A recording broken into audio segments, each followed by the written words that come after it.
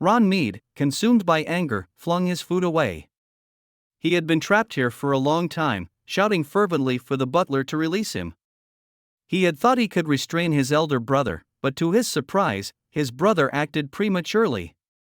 Ron needed to stop his brother quickly, otherwise, he would ruin their family. Ron asked the butler to release him, appealing to the memory of his father. Regretfully, the butler shook his head. Looking at Ron, he stated that if his father were still alive, he would have already expelled him from the family. Had Ron forgotten that it was the fourth prince, Roland Wimbledon, who killed his father? The butler said his elder brother was currently rectifying this mistake, and Ron did not deserve the title of a knight. Ron angrily responded that his brother was blinded by greed. The butler shook his head while leaving, stating that even as a younger brother, Ron should maintain the basic respect. After all, his elder brother is now the count and the head of the Mead family.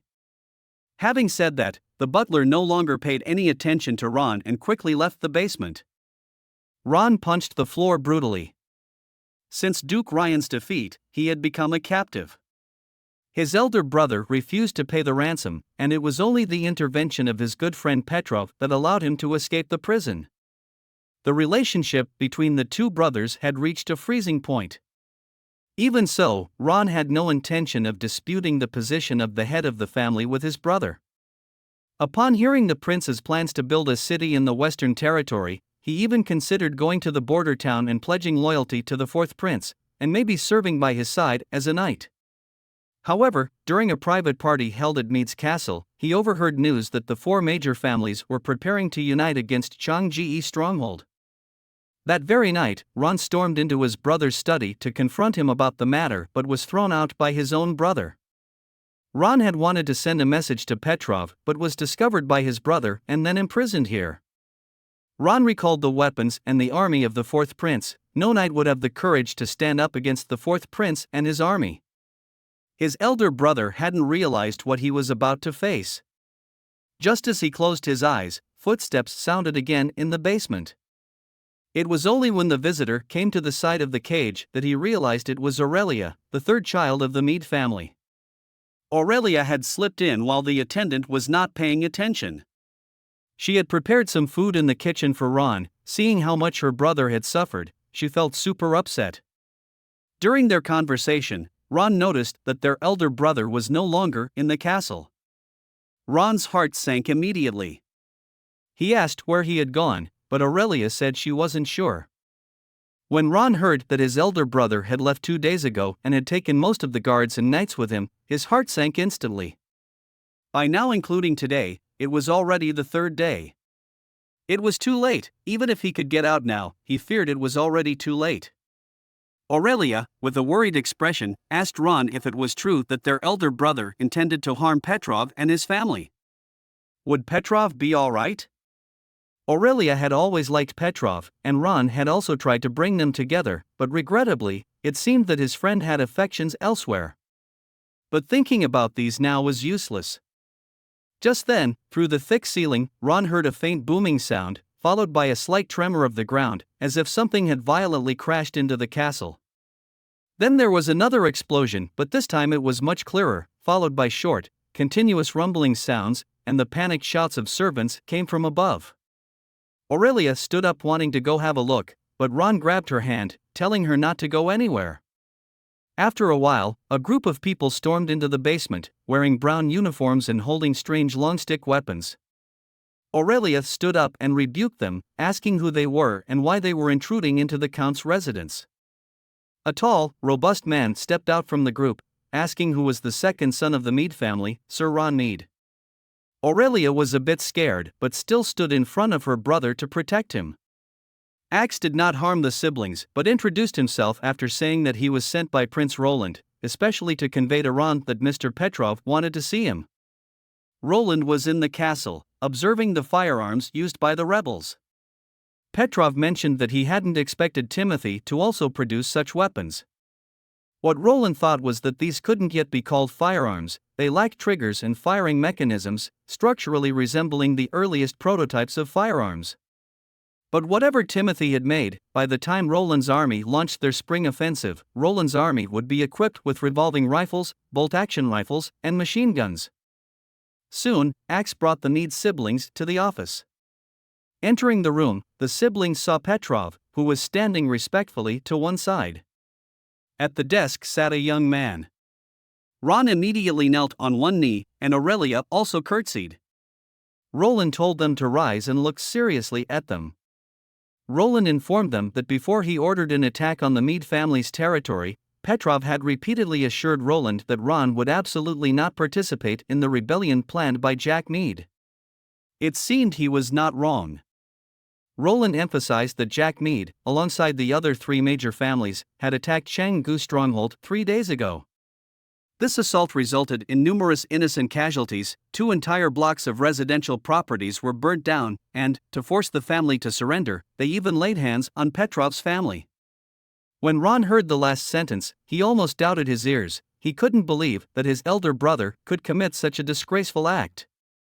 Cold sweat broke out on Ron's back, and just as he was about to explain, Roland gestured to interrupt him, stating that those involved in the attack would not escape the punishment of the law, but Roland would also not misdirect his anger at the innocent. He assured Ron to be at ease. There was no need to worry about the Meade family being wiped out. In fact, Roland had a question for Ron. With Jack Meade already deceased, would Ron be willing to inherit the title of Count and serve Roland like Petrov? There was almost no other answer to this question. Ron Meade knelt without hesitation and swore allegiance with the standard knight vow. Looking at this prince who had taken his father's life, there was no hatred in his heart. On the battlefield, anyone could have accidents, especially when the war was provoked by Duke Ryan and not the prince. After the war, this prince did not treat the nobles harshly but allowed them to ransom the captives in a noble way. Jack's actions were completely without honor. Moreover, for the sake of Aurelia and other innocents in the family, he must also accept. Without the protection of the Count title, they would probably never be able to live a stable life again. Looking at his friend who had lost much weight, he felt a mix of emotions, and after a long thought, he could only say to Petrov that he was very sorry. Petrov said it was not Ron's fault. For a moment, Ron saw something different in the eyes of this friend he had played with since childhood. It was the eyes of a leader. He felt some distance had been created between them. It was at this very moment that Ron realized that on Aurelia's birthday banquet a year ago, the two had already taken completely different paths. The rebel nobles were no match for the onslaught of the First Army. With the pace of clearing one territory a day, Axe successively captured the bases of the Meade, Wolf, and Rose families. However, when the troops advanced to the Maple territory, the momentum of the attack slowed down. They encountered unexpected troubles. Brian stared at the towering Count's mansion in front of him, surprised to find a moat there. In the last round of attack, 2 soldiers were lightly wounded, one hit by an arrow in the arm and the other in the back. But the injuries weren't serious. The soldiers were at a disadvantage shooting upwards from below. Even if the opponents only had crossbows and short bows, they didn't have the upper hand. The only passage was the arch bridge, but it was heavily guarded there. Brian said, if the artillery squad was here, it would be great to fire a few shots at the gate. Regrettably, the stronghold was too far away, and the snow was too deep, thus, the cannon couldn't be transported there. According to the intelligence they gathered, the Maple family contributed very little to this rebellion. Even the Count himself did not appear, meaning the enemy's strength was almost intact. If they all holed up in this fortress-like mansion, it was indeed hard to deal with without siege weapons. If the soldiers were ordered to charge against arrows, they could probably capture the place, but there would be substantial casualties. But Axe had to be responsible for the lives of these soldiers. After a long silence, he looked at Brian and said, "Please ask the witch for help." Axe didn't want to do this. He remembered the prince had once said that a competent army should be capable of completing tasks independently at any time. But now wasn't the time for stubbornness. To unify the western region within a week and minimize casualties, he wouldn't be obstinate about maintaining unnecessary pride. Because the prince also said, a good general is responsible for the lives of the soldiers. They sent messengers and asked for Maisie's aerial support. The next day, Maisie arrived at the camp. The soldiers on the wall saw a giant shadow flying towards them. They started shooting arrows, but they couldn't harm Maisie's skin. Maisie transformed into a giant beast, clutching a package of new explosives in her claws. She opened her claws, and with a howl, the package went straight down towards the rooftop. Soon after, a mushroom cloud rose from the top of the mansion, and in an instant, it almost felt as if the earth shook and the mountains moved. Axe couldn't help but recall the first time he witnessed Prince Roland trying out this weapon. But this time, the explosive power was far superior. After silently praying to the sand god, he shouted loudly, "All troops, attack!" Soldiers rushed towards the count's mansion. This time, no one dared to stop them. When Axe returned to the Canggu stronghold with his troops, it was the evening of the 6th day. The entire western region was finally under Roland's control. Petrov knocked on the door twice, and Roland let him in. Petrov walked into the office and placed a stack of white papers on the desk.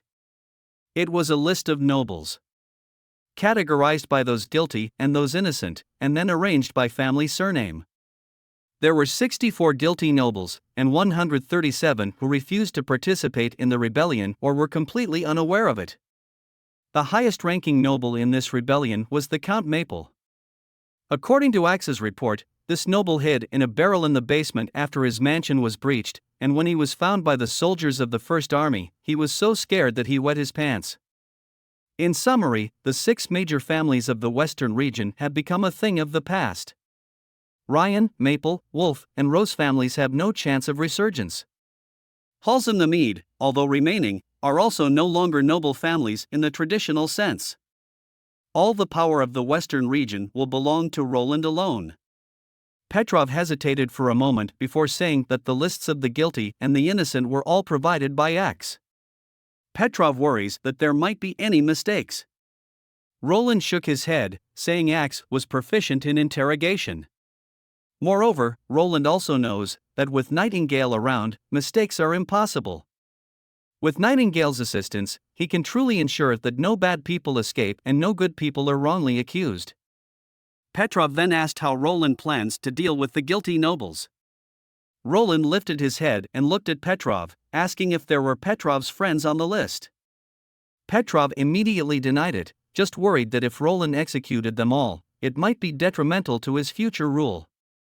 Roland finds this interesting, asking wasn't it Petrov who wanted blood for blood a week ago, why does he want to spare them now?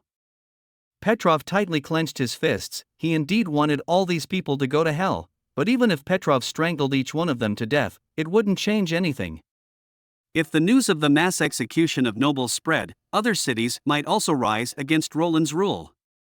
Hearing this, Roland was somewhat surprised. Such thinking is indeed the thought process of a mature politician, putting aside personal feelings and more about weighing the benefits. It seems Petrov has become more mature through this entire situation. Roland stood up, walked to the window, and told Petrov that he would inform everyone of what had happened, then publicly sentence all rebels in the center square, including nobles, guards, attendants, and mercenaries. The main culprits, that is, the direct initiators of the rebellion, and the villains with the blood of the people on their hands would all be sentenced to hanging, while the accomplices would be stripped of their titles and sent to the northern slope mines. This way, only those who have blood on their hands will be sentenced to death. And the rest would essentially exchange their titles for their lives. Once this news goes out, people shouldn't think the sentences are too harsh. After all, betraying the royal family is a serious crime in itself. Petrov nodded, then left the office. Their Highness the Prince is indeed merciful. Roland looked out the window, feeling a sense of fulfillment he had never felt before.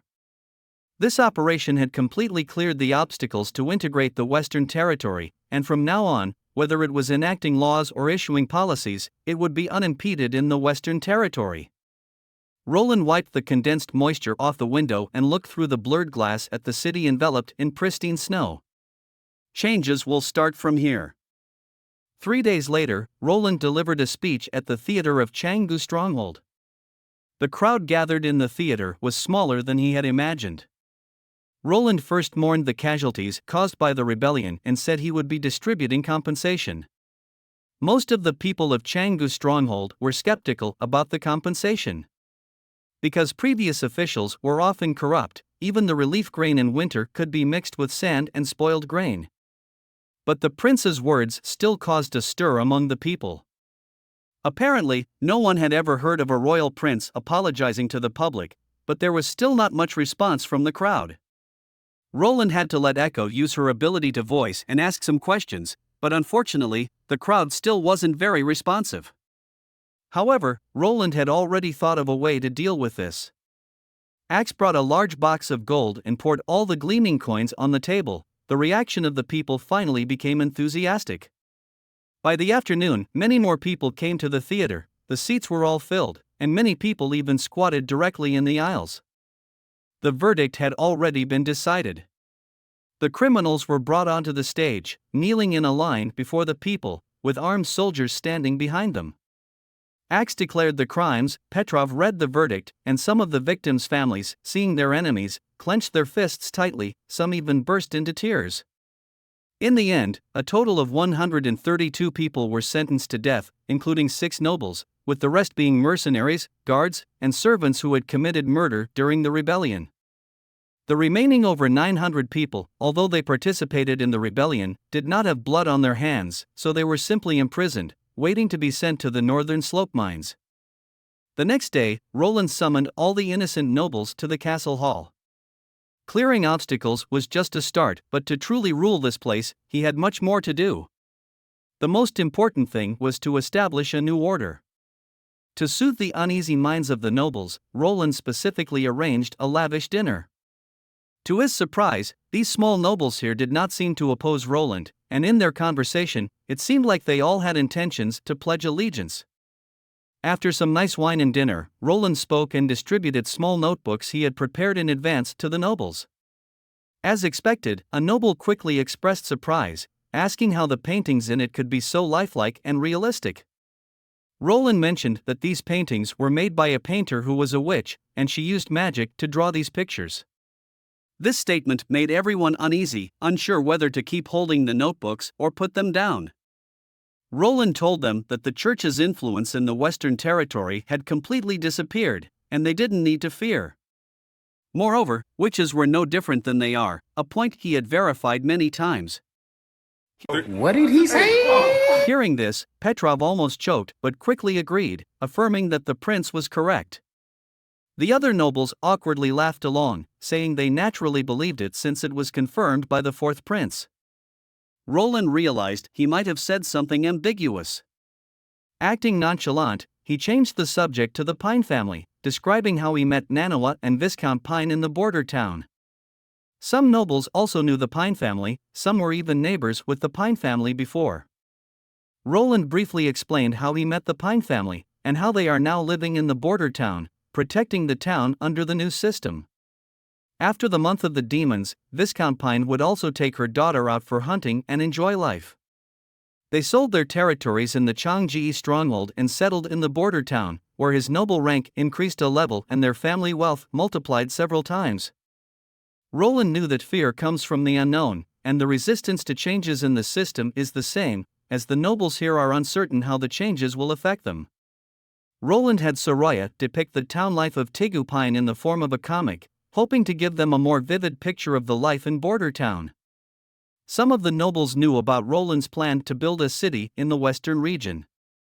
A young noble asked, "What about their territories then?" Roland replied they would still belong to them.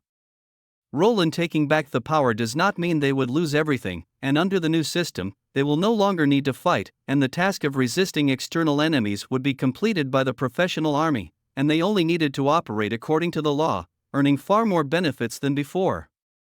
After all, compared to dividing a small cake, it's better to make the cake bigger. Seeing everyone silent, Roland said maybe they didn't know how much benefit it could bring them since they hadn't been to the border town. In fact, the town's income in the second half of the year reached as much as 30,000 gold. If not for the early arrival of the month of the demons, this number could likely have increased by another 10,000 more. The nobles all gasped in surprise. 30,000? It was clear to the nobles that their stronghold's annual income wasn't even close to this amount. Roland hoped they would become the managers of various industries in the stronghold in the future. As long as they obeyed the laws, they could naturally receive generous earnings and returns. Hearing this, a noble asked if this meant giving them the management of the stronghold. Roland gave a faint smile, saying, well, yes and no. The stronghold would become a part of the city under the jurisdiction of the central city hall. There would also be a subordinate city hall in Changji stronghold. And everyone here would be responsible for various affairs in the stronghold and city hall. There's a lot to talk about, but end of the day managing a region is a very complex task, and Roland will provide them with courses in management at a later date. Roland sipped his tea slowly, giving everyone time to absorb this information. Maintaining the daily operations of a region requires a significant number of people, and with the literacy rate still very low, Roland needs the nobles. What Roland is implementing right now is similar to mayors and governors in the 21st century. After a few minutes, Roland began to address the next issue. He turned to Ron and asked how much he knew about rats. Ron seems to be somewhat embarrassed to admit that he used to be the leader of the fiery gang, having fought over territories with several other rat gangs. Some nobles on the spot couldn't help but burst into laughter. Roland was also stunned for a moment, wondering how the second son of a major family would end up leading a gang of rats. Petrov explained that a few years ago, the underground gangs in the dock area were very rampant, with civilians and foreign merchants being harmed and threatened almost every day, and the stronghold patrol team turned a blind eye to this.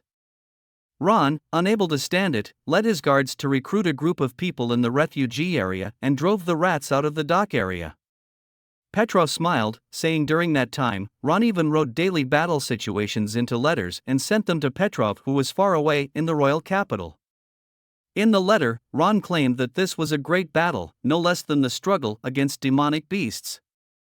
Hearing this, Ron's face turned red, and he pled Petrov to stop talking. Roland plans to eradicate these rats to allow civilians to live a stable life. However, Ron hesitated for a moment before saying that although these rats were not a match for knights, if Roland dealt with them as he did with the rebels, probably very few civilians would be left in the stronghold.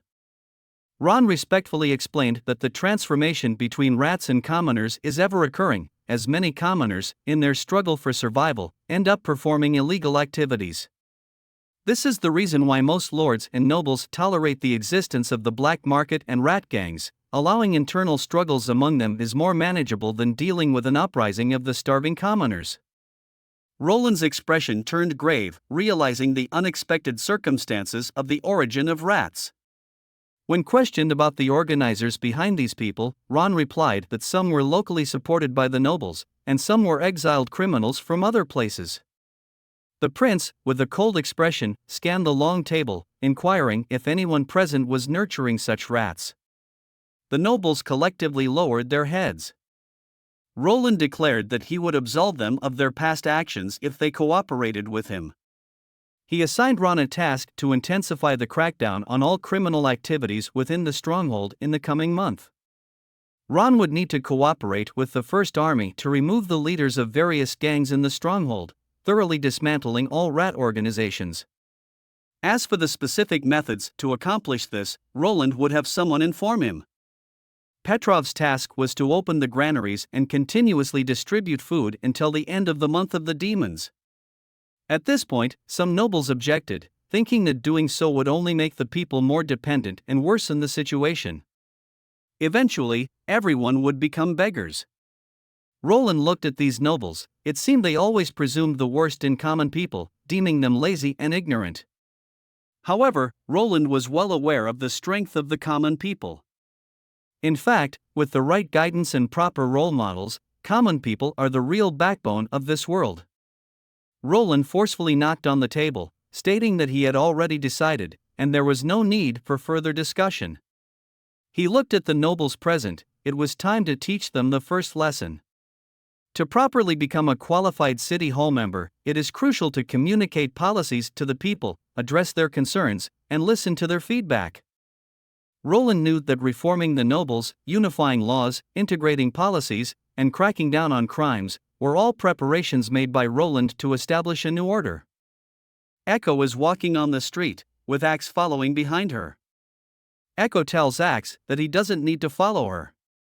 Axe, maintaining a distance of 2 steps behind her, insists, noting that this place isn't border town and isn't very safe. Furthermore, His Highness has ordered that if Echo leaves the castle without any other witches around, he should protect her safety. Echo also told Axe that there's no need for such formality towards her, but in Axe's heart, Echo will always be the chief of the Iron Sand tribe. Hearing this, Echo falls silent. Axe wants to comfort her but doesn't know what to say, so he just closes his mouth and silently follows her at a slow pace. Because of their tall stature and distinctive skin and hair color, pedestrians often stare at them. Echo apparently doesn't like being scrutinized like this and decides to head to a less crowded place. Echo remarks on how Iron Sand City never had such sceneries, and before she left the Southern Territory, she always thought the world was just sand. Back home, water was a life-essential resource that had to be fought over, but here, they don't need to fight over it.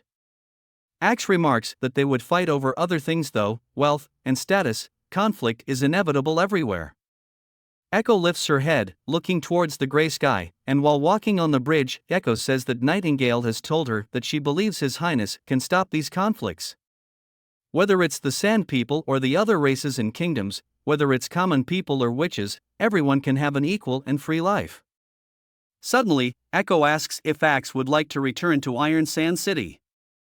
Axe snapped back to reality and without hesitation, replied, no. Axe had sworn an oath to the Sand Gods to always serve Prince Roland and to expand his territories for him. Axe knew that Prince Roland had promised to avenge them. Once Echo returns to Iron Sand City, no one would dare disrespect her again. Echo continued her stroll by the river. She didn't want to be the chief again. She loved places where trees were evergreen. She enjoyed being with Wendy, Nightingale, and the rest of her sisters. She cherished the songs Prince Roland taught her. Perhaps one day she might visit the Iron Sand City, but she didn't wish to live there and endlessly fight for water.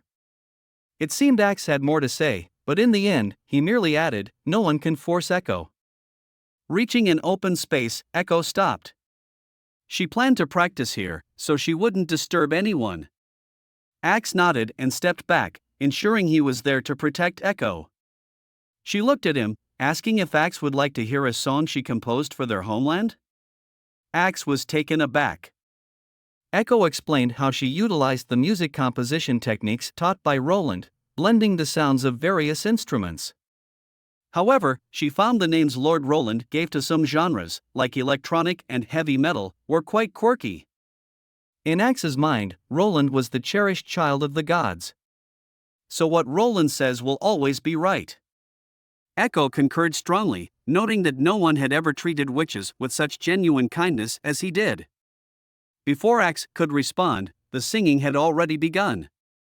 When the varied tunes flowed into his ears, he was immediately stupefied on the spot. What an unimaginable melody! It was like sand brushing over an oasis. At that moment, Axe felt he was back in the sunlit desert. Was this an illusion?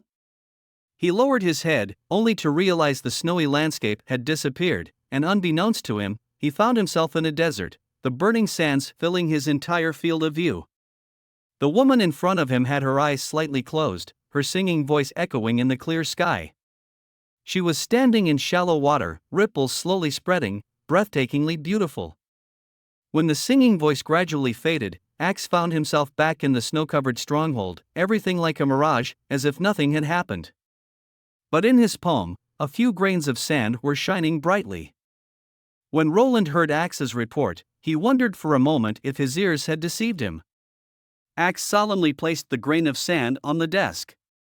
Nightingale looked at the sand, declaring it showed no traces of magical power. Turning her gaze to Echo, she mentioned that Echo's magic had consolidated, something Echo herself hadn't realized. Hearing that her abilities had evolved, she was extremely excited. Nightingale explained that Echo's magical power had solidified into a piece of blue transparent crystal, as clear as water, and the total amount of her magical power was equivalent to that of Maisie. Roland hoped Echo could sing again. Echo was somewhat embarrassed, but facing the gazes of the three, she reluctantly agreed. Echo took a deep breath, and soon, a symphony, completely out of this era, resonated, and the sweet singing voice unique to women enveloped the office. Initially, she was a bit reserved, probably having never performed indoors, but as the melody reached its climax, she became wholly immersed in the music. Roland seemed to hear the sound of warm winds brushing through green forests, and the room's temperature appeared to rise slightly. However, he did not see the boundless desert. He looked at Nightingale, who shook her head at him. Clearly, she hadn't seen those strange illusions either. Roland hoped she could sing a few more songs and invited everyone to come and listen. In no time, the office was full of witches, and all the songs received enthusiastic applause from them. After inquiring about everyone's experiences, Roland had it in his mind.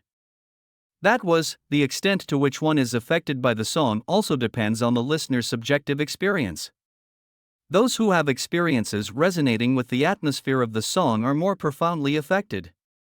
Someone like Axe, who is from the Iron Sand City, naturally resonates strongly with music filled with the charm of the southern lands.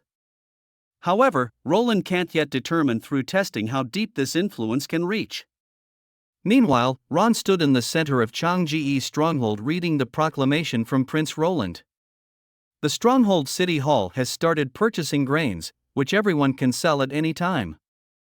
But selling grains privately will be prohibited starting next month. Upon hearing this, a commotion stirred within the crowd. They feared that the city hall would buy it at a low price and then sell it back to them at a high price. A blond boy squeezed out from the crowd, realizing that the food in the market would soon be swept away by nobles and merchants, which would lead to great chaos. He found his friends in a street corner, who had also heard the news. They were unclear as to why they were sent to gather this information. A man named Kanash controls them and forces them to come to collect intel. However, every mention of Kanash seemed to drain their spirits. One tall boy named Tiger Claw said they had no choice, as their food source was controlled by them. Since Snake Fong was also caught bringing out paper, and now that there were no witches, Kanash was targeting them. Snake Fong scorned, saying Kanash wanted to sell the paper to the church, while another girl K said that paper was not an item, she was their friend, they couldn't let the church take her. Next to them, a boy with a mushroom haircut, looking feverish and weak, wondered how paper was doing in the border town. Suddenly, everyone heard the next announcement from the speaker. In 5 days, the city hall would distribute relief food rations in the center square. Everyone could receive 2 servings of grain porridge, one at noon and one in the evening. This was declared by the prince himself. As soon as this statement was made, a stir occurred in the crowd.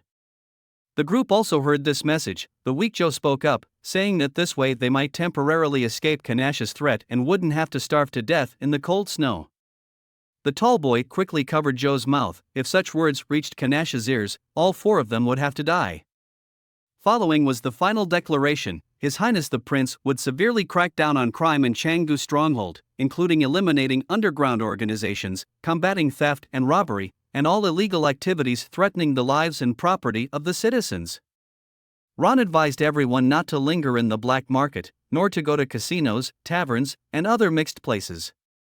The prince would also dispatch personnel to ensure everyone's safety. The 4 of them had no mood to listen any further. Hearing that they were going to be swept away, they began to fear. Returning to their camp, a man was sitting in a chair. This was Kanash, who had a fierce-looking scar across his eyes. He was muscular and tall with a woman behind him giving him a massage. He looked at Snake Fong and the other 2, scornfully saying that no matter how big and noble it is when they are on other people's turf, they have no sway. This is Changji's stronghold, not border town nor the royal capital. Without the approval of the Meade family, Roland can't do anything. Hearing that Roland wanted to be a protector of the western region made Kanash laugh. Just look at who is sitting in the royal capital. That so-called king is also nominally ruling over Grey Castle, but who cares about his orders? The woman by his side also agreed, saying it has nothing to do with them. But the second message Snake Fong brought is a bit strange. Before, when nobles distributed grain to earn a good reputation, they would inform them in advance, but why not this time? Kanash sat on the chair, planning to go and ask his leader later. Only he knows about things related to nobles. Kanash looked at the three of them and said their report was timely. But Kanash sneered, saying he knew they wanted to taste the grain porridge distributed by the city hall. He fiercely stabbed the dagger into the table, saying that on that day, everyone must stay in this building, no one is allowed to go. If anyone dares to, he guarantees they won't be able to eat anything for the rest of their lives. On the first porridge distribution day, Tiger Claw carried Joe on his back, running through the alleys with Snake Fang. Tiger Claw was somewhat scared, as Kanash had threatened them before, but Snake Fang said that Kanash hadn't been back for several days. Maybe the prince really was going to take action against them. Kay was looking out for them. The weather was very cold, and those people wouldn't notice them while huddling around the fire indoors. Moreover, Joe's condition was getting worse. A bowl of porridge might just help him hold on. Panting, they arrived at the square and saw that porridge really was being distributed. They hurriedly ran over but were stopped by the guards, who told them not to cut in line and to line up properly. Snake Fang knelt down in the snow, begging them to save his friend. His friend was sick and hadn't eaten for several days. Wade and his colleague exchanged glances. One of them reached out to lift the unconscious Joe, told them to go line up, and he would take care of Joe. Wade asked them if Joe knew the way back. If not, they could come back to find him. The two boys looked at each other. No one had expected this outcome. They thought either they would ignore them or they would let them bypass the fence to get the porridge first. Snake Fang decided to go back first. The queue was too long, and he feared accidents. They must return immediately. Reflecting on the truth of the porridge distribution, he began to wonder about the other two declarations. He faintly felt that a major change was about to come to the Black Street. The two sneaked lightly back into the house, only to see Kay, her face bruised, hanging at the doorway, with her feet on a wobbly stool, and Kanash's man stood beside her, sneering at the two. In an instant, Snake Fang's heart sank to the bottom. The guards said that Boss Kanash had already arranged for people to specifically watch them. It seems they street children needed discipline. It was time to give them a taste of consequence. Subsequently, one of the rats kicked the stool under Kay's feet. Her body immediately tightened. The rope dug into Kay's neck, her body trembled and her legs started to kick everywhere. Tiger Claw rushed up but was hit hard in the back of the head with a stick, and he fell stiffly to the ground. Snake Fang kneeled and pleaded with them to let Kay go, as Kay had not left the room.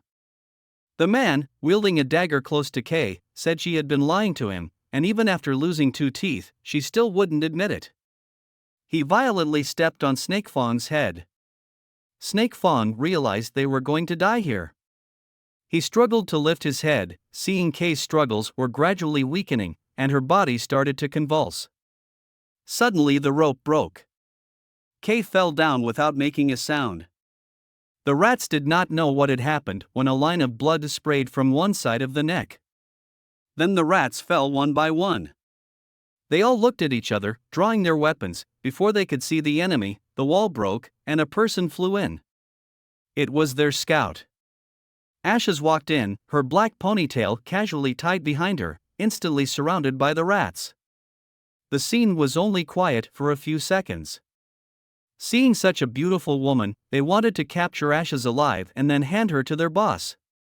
Ashes raised her great sword, and the nearby rats were knocked down with a single blow. Snake Fang suddenly heard a voice telling him to protect his people. At this time, Nightingale appeared behind him. Snake Fang clumsily crawled to Kay's side and gently placed his hand on her nose. There was a faint breath. It seemed that she was still alive. Tiger Claw also got up. Although he had a headache, it was no major issue. Suddenly, more men in uniforms rushed into the room, and the battle was soon over. Wade looked at Snake Fang, telling him it was all over, and they were safe. Snake Fang felt a twinge in his nose. The feeling of surviving a calamity made him unable to suppress his emotions. Everything declared was true. These people were sent by the prince to eradicate gang and rats organizations. They could all survive. Kay then slowly opening her eyes. Wade then brought out all the rats, their hands tied, one by one. All the surviving rats were ordered to stand in a line, including the three, Snake Fawn, Tiger Claw, and Kay, walking out of the building one by one.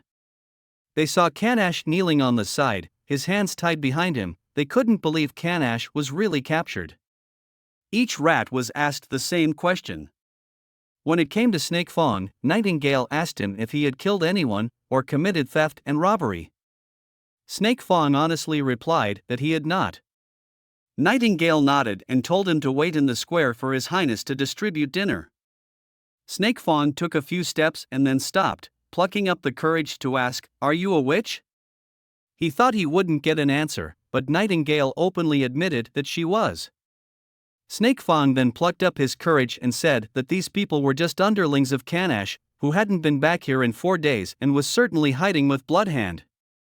Bloodhand was the real boss here, and they mustn't let him get away. Nightingale smiled confidently, saying no one would escape. The three were then released. They happily said it was really the witch who saved them, and His Highness's territory really accepted witches. Tiger Claw happily said then Paper must be doing very well. Kay, smiling, asked, "Does Tiger Claw want to see Paper?" But Paper's status is definitely very high now, going there would only embarrass her. The three shook their heads. End of the day, they were still just rats.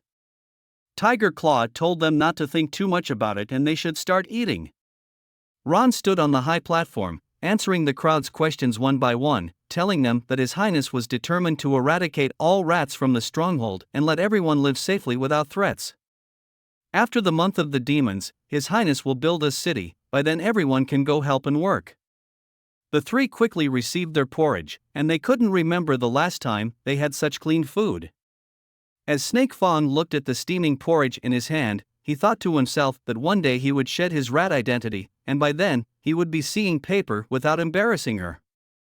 Wendy and Scroll were savoring premium black tea. Blowing the heat away from the rim of her cup, they took a gentle sip. Once they dealt with her daily tasks, having another cup of tea was a pleasant respite for them both. Across the table, Paper was still grappling with the divine seal imprint. She had now mastered the technique of infusing the seal with magic and could control the output of magical power with relative precision, but no matter what she did, she could only light up the first magic stone on the seal. The two would watch Paper and remember the days at the Witch Association, sighing with sentiment.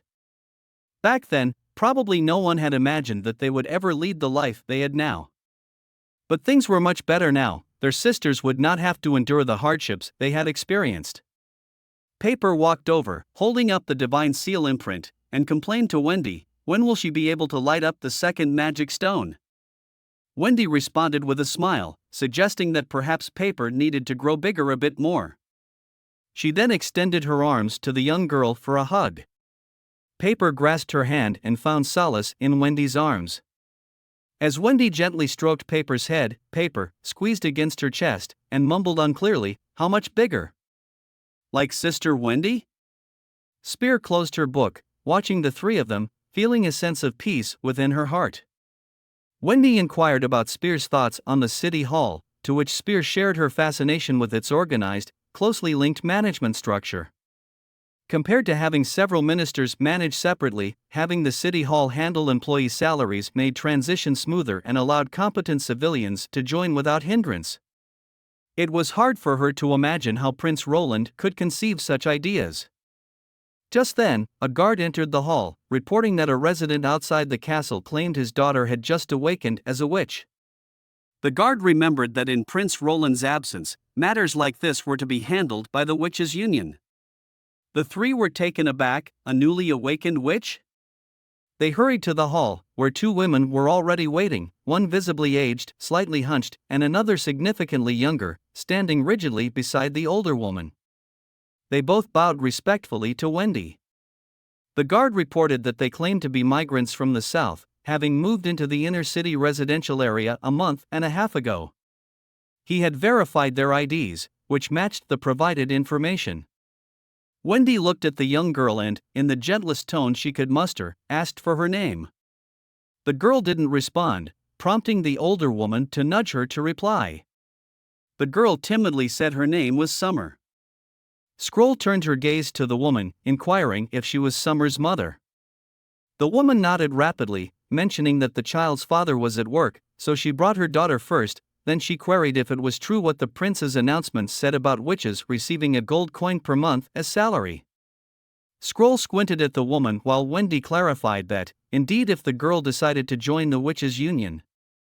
Summer opened her mouth and was about to speak, but the woman interrupted, pushing her forward, asserting that Summer would join, and her daughter would certainly be willing to dedicate everything to the prince, and then inquired when they could receive the money. Wendy couldn't help but furrow her brows at the woman's words. It wasn't hard to discern from her tone that the woman seemingly viewed her daughter as merchandise and the witches' union as a place to entertain the prince. Suppressing her displeasure, she responded calmly, telling the woman His Highness is currently attending to official affairs at the Chengdu stronghold. It's uncertain when he will return. Furthermore, joining the witches' union requires some evaluation and testing. The woman can let the girl stay in the castle first until His Highness returns to decide. The woman, pleased, patted her daughter's head and told her to behave well. Summer called out to her mother, wanting to say something more, but her mother had already turned and was walking away. Wendy stepped forward to hold her hand, gently reassuring her not to worry. The witches' union wasn't as her family thought, and she didn't have to stay in the castle if she didn't want to. The girl asked weakly if it was true, to which Wendy earnestly nodded. She then led Summer inside to warm up. The girl obediently followed her into the castle, lowering her head. At this point, Agatha also arrived. With Nightingale and Sylvie absent, it fell to Agatha to discern the girl's abilities. Summer, gazing at the strangers, felt tense. She held the green magic stone Agatha gave her and answered some questions about her age and when she awakened. Interestingly, her awakening day and her coming-of-age day were the same, a situation Wendy had never encountered before. Summer closed her eyes and let the magical power within her circulate. As she spoke, the magic-filled stone radiated a soft green light, enveloping Summer in its glow. After observing for a while, Agatha confirmed that the girl wasn't lying. Indeed, her characteristics were consistent with those whose awakening and coming of age occurred on the same day. It appears that Summer possessed a summoning-type ability, but her magic level was extremely low. Wendy, slightly taken aback, asked if such occurrences had happened in Takira before, and why was Summer's magic level so low?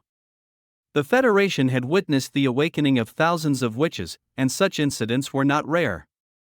Witches who awakened just at the cusp of adulthood essentially lost the coming-of-age day and abilities that other witches have, leading to weaker magic. Agatha pondered for a moment, concluding that contemplating these factors was pointless. It was the ability itself that determined a witch's worth. Hearing this, Wendy was somewhat displeased, stating that every witch should be viewed as a sister, not measured by their capabilities, as they are not tools. However, Agatha stands by her view.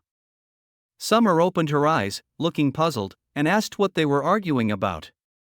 Wendy managed a smile for her and gently encouraged her to display her ability. The little girl held her breath and slowly extended her hands. Soon, the four of them witnessed a transformation. By the side of the hall's tea table, the figures of Wendy, Scroll, and Spear appeared again. Wendy and Scroll seemed to be in conversation, but no sound could be heard. Paper, who had left the hall long ago, appeared beside Wendy and slowly crawled into her lap, showing a sweet smile. Instinctively, Wendy reached out towards her other self, but her hand passed through the figure as if there was nothing there. After the illusion disappeared, an unusual silence enveloped the hall. Summer was drained of her magic power, and Wendy held her from behind to prevent her from falling. Agatha slowly mentioned that the ability to create group illusions was quite rare. She knew during her time in the Federation that at least 2 people had similar abilities, one of whom was a high-ranking witch. Wendy had Summer sit down and then asked her how many times she could use such ability in a day, to which Summer softly replied 2 or 3 times. Summer didn't understand many terms that were being asked, and Scroll patiently explained them to her. Summer gently nodded. Wendy smiled at Summer, telling her they would teach her slowly in the future. Wendy then had her use her illusion ability once more with all her strength, this time, the scene displayed was from a day and a half ago. The lamps in the hall were lit, and the sisters of the Witch Union were enjoying dinner at the long table. Wendy and Scroll recorded these and planned to let His Highness make a judgment. However, Scroll, who is always cautious, suggests that Summer can't stay in the castle before Nightingale returns to detect lies. Scroll knew that the possibility was extremely slim, but don't forget, His Highness Roland was the person they could least afford to lose, and his safety was more important than anything to the Witches' Union. Wendy also understood where Scroll was coming from. The two left the castle with Summer. After leaving the castle, the girl suddenly became much livelier and began to hold Wendy's hand, asking more about witches and the Lord. Wendy satisfied her curiosity by answering each question one by one. Summer then shyly lowered her head and said she had heard that the Lord, or His Highness the Prince, was a very scary person who tormented the women around him every day. Upon hearing this, Wendy and Scroll were both shocked. No wonder Summer was so afraid of the prince. Wendy said those were just rumors and not true, and the prince was a very nice person. Not long after they arrived at the small area where Summer's family lived, and the one who opened the door was Summer's mother. Seeing Summer, her mother looked somewhat flustered, thinking her daughter must have done something wrong, so the castle did not want her. Scroll said they could sign the contract once His Highness the Prince returned. The woman still seemed somewhat disbelieving, insisting urgently that Summer was a bit dull but was very well behaved and willing to do anything for the prince. Wendy felt a surge of anger rises in her heart, but she was stopped by Scroll before she could say anything. It wasn't until Scroll pulled out a piece of gold coin and waved it in front of the woman, seriously telling her that her daughter was indeed a witch and could sign a contract once His Highness returned. This was the salary for the first month, and she instructed the woman that she was now taking care of Summer on behalf of His Highness. The woman quickly nodded and said she would take good care of Summer. Leaving the neighborhood, Wendy could no longer hold back the annoyance in her heart and questioned why Scroll had given the money to such a person. It should belong to Summer herself. Scroll's answer was straightforward, asking Wendy if she thinks that Summer could keep that gold coin safe. If not, sooner or later it would fall into the hands of her family. If she could, it might be worse, as they might then completely see her as an outsider. Conversely, by giving it directly to her mother, Summer wouldn't have any burden, and perhaps they might even treat her a bit better because of it. There are still many days to come. If one gold coin could be exchanged for a more comfortable living environment for Summer, it might not be a bad deal. Wendy thought about it, and realized that Scroll was right. She had thought too simplistically. Wendy was disheartened by the series of setbacks, thinking sadly that perhaps she wasn't the right person to lead the Witches' Union at all. His Highness had revealed to Wendy his plans to make the Witches' Union an independent organization, with Wendy in charge. However, Wendy didn't have the knowledge His Highness had, and she couldn't be as thoughtful as he was. When it came to dealing with risks and incidents, she wasn't as rational and decisive as Scroll. Wendy didn't see herself as a suitable leader. It was as if Scroll had seen through her thoughts, stating that no one cared about them more than Wendy did. Scroll looked at Wendy seriously and smiled, saying, after experiencing the witch associations led by Hakura, she realized that a leader who truly cares about the witches, regardless of their abilities, and is willing to put herself in the shoes of many sisters, is the most trustworthy leader. And that is something irreplaceable in Wendy. Outside the castle, Wendy and Scroll heard the distant voices of Lightning and Maisie and smiled, knowing that His Highness had returned. When they returned to the castle, the witches who had heard the news had already gathered in the hall. Roland barely stepped through the door, not yet having had the chance to enjoy the long-missed warmth when a warm body already threw itself into his arms. Smelling the familiar scent from the strands of hair, he smiled, patting her head, and told Anna he was back. Soon Maisie and Lightning also rushed over and jumped on Roland. Soon, everyone came to greet him, and the hall was filled with a joyful atmosphere. Although the Stronghold Castle was much larger than this place, only these warm smiles and this small place could make Roland feel comfortable. After the lavish dinner, Roland returned to his office. Just as he was about to organize the books brought from the Stronghold, Anna walked in. Roland was about to show Anna the new books he had found, but before he could finish speaking, he felt a pair of soft lips pressed against his. Looking into her rippling eyes, it seems these books can wait for a little while longer. The day after, Roland, humming a little tune, walked into the office to find Wendy already waiting in the room. She, with a warm smile, shared everything that had happened over the past few days. When Roland heard about the new witch, he was overjoyed, as summer was the first to awaken in his territory. He instructed Wendy to bring her in the afternoon to sign the contract. Wendy agreed, but her expression suggested she had more to say. Roland asked her what was wrong. After a moment of silence, Wendy asked, with a degree of hesitation, she wondered if Roland was upset. She was referring to the perceptions and rumors refugees from the South had of him and the Witch Union. She also confessed that she didn't feel capable of managing the Witch Union and that Scroll, being more mature, should be the one in charge. Roland smiled and responded, saying that Wendy must have spoken to Scroll about this, but Scroll still believed that Wendy was the most suitable choice, right? Wendy was shocked. Roland put down his teacup and looked at Wendy, explaining that managerial skills and techniques can be acquired through practice and learning, but one's character and personality are hard to change. Among the witches, aside from Maisie, Wendy is the one most loved by everyone. Besides, Scroll is primarily responsible for the work of the education department and will be busier in the future, lacking time to interact and communicate with the new witches. This is where Wendy has an advantage, so she should have more confidence in herself. Roland assured her that he was quite accurate in judging people. Before Wendy could respond, the prince continued, as for the misguided views and rumors the refugees have about the Witch Union, it seems Roland had been neglectful. He also didn't expect his reputation to have spread throughout the kingdom. He pondered for a moment. To change this perception quickly, besides increasing publicity and debunking these rumors, he thinks it's better to let the organization operate independently as soon as possible. Roland hoped that the Witch Union could establish a system to operate independently and address employment arrangements for witches, while he would guide the usage and development of their abilities. Roland had considered this issue before. Right now, the Witches' Union only has about a dozen witches, a number he could still manage. But if the union expanded to hundreds, or even resembled the holy city Takira, having thousands of witches, it would not be possible for him to arrange tasks individually anymore. Wendy could consult Spear about structural issues and could also start recruiting town folks for paperwork. Wendy took a deep breath. If Roland decided to entrust this task to her, she would try her best to do it. After Wendy left, Roland continued to tidy up the books that he hadn't finished organizing the day before. Seeing the pages scattered on the ground, he couldn't help but think of the hot and breathless kiss from yesterday. Perhaps in his memory, the first time he met Anna, she was still a frail and helpless girl. But now she had grown into a graceful and charming young lady. The changes that occurred in her in just a short year were immense.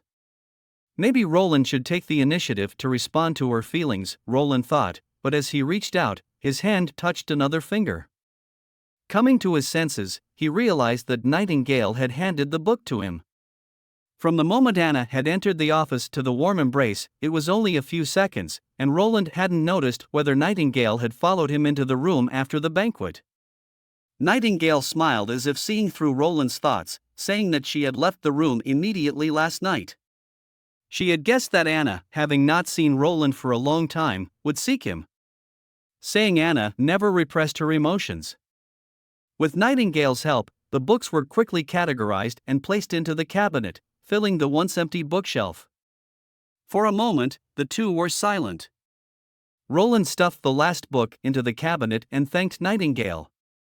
As Nightingale is about to leave, she questions how much longer will Roland drag it out? Don't keep Anna waiting. There was a hint of sadness in Nightingale's eyes, which Roland didn't see. When he turned around, he found that Nightingale had disappeared, but her half-spoken words still echoed in his ears. Though her voice was very low, he was sure he heard right. Nightingale had said, "Don't make me wait too long either." Roland was no longer the engineer dog who dealt with mechanical drawings all day long, and this was not the world he once knew. He was gradually becoming a lord governing a region, and he might even become the ruler of the kingdom in the future. He told himself to just act according to his heart. There was no benefit in forcing each other for some rules that were unsubstantial. It would only hurt Anna and Nightingale. Thinking this, Roland felt much relieved. Soon, Wendy brought Summer over. Roland walked slowly towards Summer and gently told her that she could choose to live in the castle or go home as long as she came to practice her abilities and attend classes every day. At the same time, Roland welcomed Summer to become a member of the Witches' Union. Regarding her unique ability, Wendy had already recorded it very clearly, so Roland did not conduct any more tests and directly placed the contract in front of her. Summer picked up the pen and stiffened for a while before shyly admitting that she could not write. Roland smiled and told her it was okay, a handprint would also do. Afterward, anything Summer didn't understand, she could ask the members of the Witches' Union. Summer then lowered her head and asked if her ability was of any use. Roland told Summer that her ability is very useful. Her ability will make her becoming a famous detective. Summer looked confused. What is a famous detective? Roland smiled and said that Summer would know soon enough, and then he called Nightingale out of the mist, telling Summer that from today onwards, this witch would be her superior. May looked carefully at the items in the box, wondering what else she needed to bring. Eileen thought about it and said it would be best to bring a set of pillows, quilts, and sheets. Hearing this, the other two simultaneously showed strange smiles. May said those things were not necessary. Carter said he would buy a new set in the market, reportedly a treasure from one of the 4 major families, found in the basement of the mansion. Eileen envied them, saying they must be made of the best silk. May pretended not to care. He seems to have said that a set needs 5 gold coins. After the jokes, May said she heard that Sir Eltec had come to the border town. How was he now? Eileen responded that Furlan's father saw in the town square that Prince Roland had quelled the rebellion and the 3 major families were annihilated. Only the barely surviving Meade family was left, and the Eltec family was almost implicated. As for Miso, he was captured by the prince's soldiers. Since he did not commit any murder and surrendered actively, he was only sentenced to 10 years of hard labor. But since Miso decided to rebel, he was kicked out of the family by the Sir. Therefore, Sir Eltec still hoped that Furlan could inherit the family's title. Sir Eltec believed that only Furlan could revive the family. Eileen said she would support whatever choice Furlan made. Whether keeps his work as a teacher or goes back to the family. The door was suddenly pushed open. Carter had arrived. Everyone greeted Carter. May asked Carter why he came today. It wasn't a holiday, was it? Carter scratched the back of his head and said he had received special permission from Prince Roland. Then Carter brought out a gift. The 3 of them had their eyes light up at the same time. The other 2 suddenly thought of something, found an excuse to leave, and also dragged Eileen out. Eileen protested, saying she wanted to see what May's gift was. Left alone in the room, Carter asked May to try on the clothes to see if they fit, mentioning that he had specifically requested Prince Roland to design them. When Carter reported their wedding date to the prince, he mentioned that there was a type of dress particularly suitable for weddings, but it was very troublesome to make. Carter pleaded with the prince for a long time and even bribed Miss Soroya with an ice cream sandwich to make it. As the layers of fabric unfolded, a touch of pure white filled May's vision. Not long after, May had changed into the dress, and a rare blush surfaced on her face. She could guess her appearance at the moment. The stunned chief knight was the best proof. May went to Carter to thank him for the gift. The knight, regaining his senses, didn't respond but instead opened his arms to hug her. Carter told May that the prince had said that, after the month of the demon ends, they would hold a new-style wedding in front of everyone. May commented that since coming to the town, she has encountered new things almost every day. Carter nodded, and they both looked out the window. Indeed, under the prince's rule, this place would also become a new city. Roland held the first expanded city council meeting in the castle's reception room, holding a copy of the kingdom's law and constitution. He stated that it was the general regulation to be implemented after the establishment of the new city, and everyone was free to refer to it. Barav began to explain the structure and system of the new territory. 1. All power within the territories under Roland Wimbledon belongs to Roland Wimbledon. 2. The city hall is the highest authority in the territory. 3. The influx of people within the territory can be promoted to official citizens through various ways, and the city hall should maintain at least 3 promotion channels. 4. After becoming an official citizen, there is no longer a distinction between their previous title, whether it's knights, freemen, serfs, servants, slaves, men, or women. Citizens are protected by law, enjoying all the safeguards and benefits of the territory, and have the obligation to pay taxes, serve, and defend. 5. Nobles are also members of official citizens. Titles no longer have corresponding power but can be inherited as honorary titles by law. 6. The personal safety and legal property of citizens are protected by Roland Wimbledon and cannot be violated. 7. Citizens have the right to freedom of speech, the right to education, the right to choose their work freely, and the right to free marriage. 8. The territory encourages legal commercial activities and free trade. These were just a few of the laws and constitution. It was a long time before Barav finished explaining each point. The meeting continued from morning to afternoon, with attendants serving meals directly on the table so everyone could eat while they listened. Barav's cup was refilled several times. Despite feeling his throat sore, he still enjoyed it. Finally, the meeting moved on to the last topic, which was also the only provision in the meeting that allowed everyone to discuss and decide, determining the flag and the name of the new city. After several rounds of voting and elimination, the flag and the name of the new city were finally selected. The flag is based on the emblem of the Grey Castle royal family, the base pattern still being a tower and a long spear, with a new pentagonal star added above the tower and 3 smaller stars below it.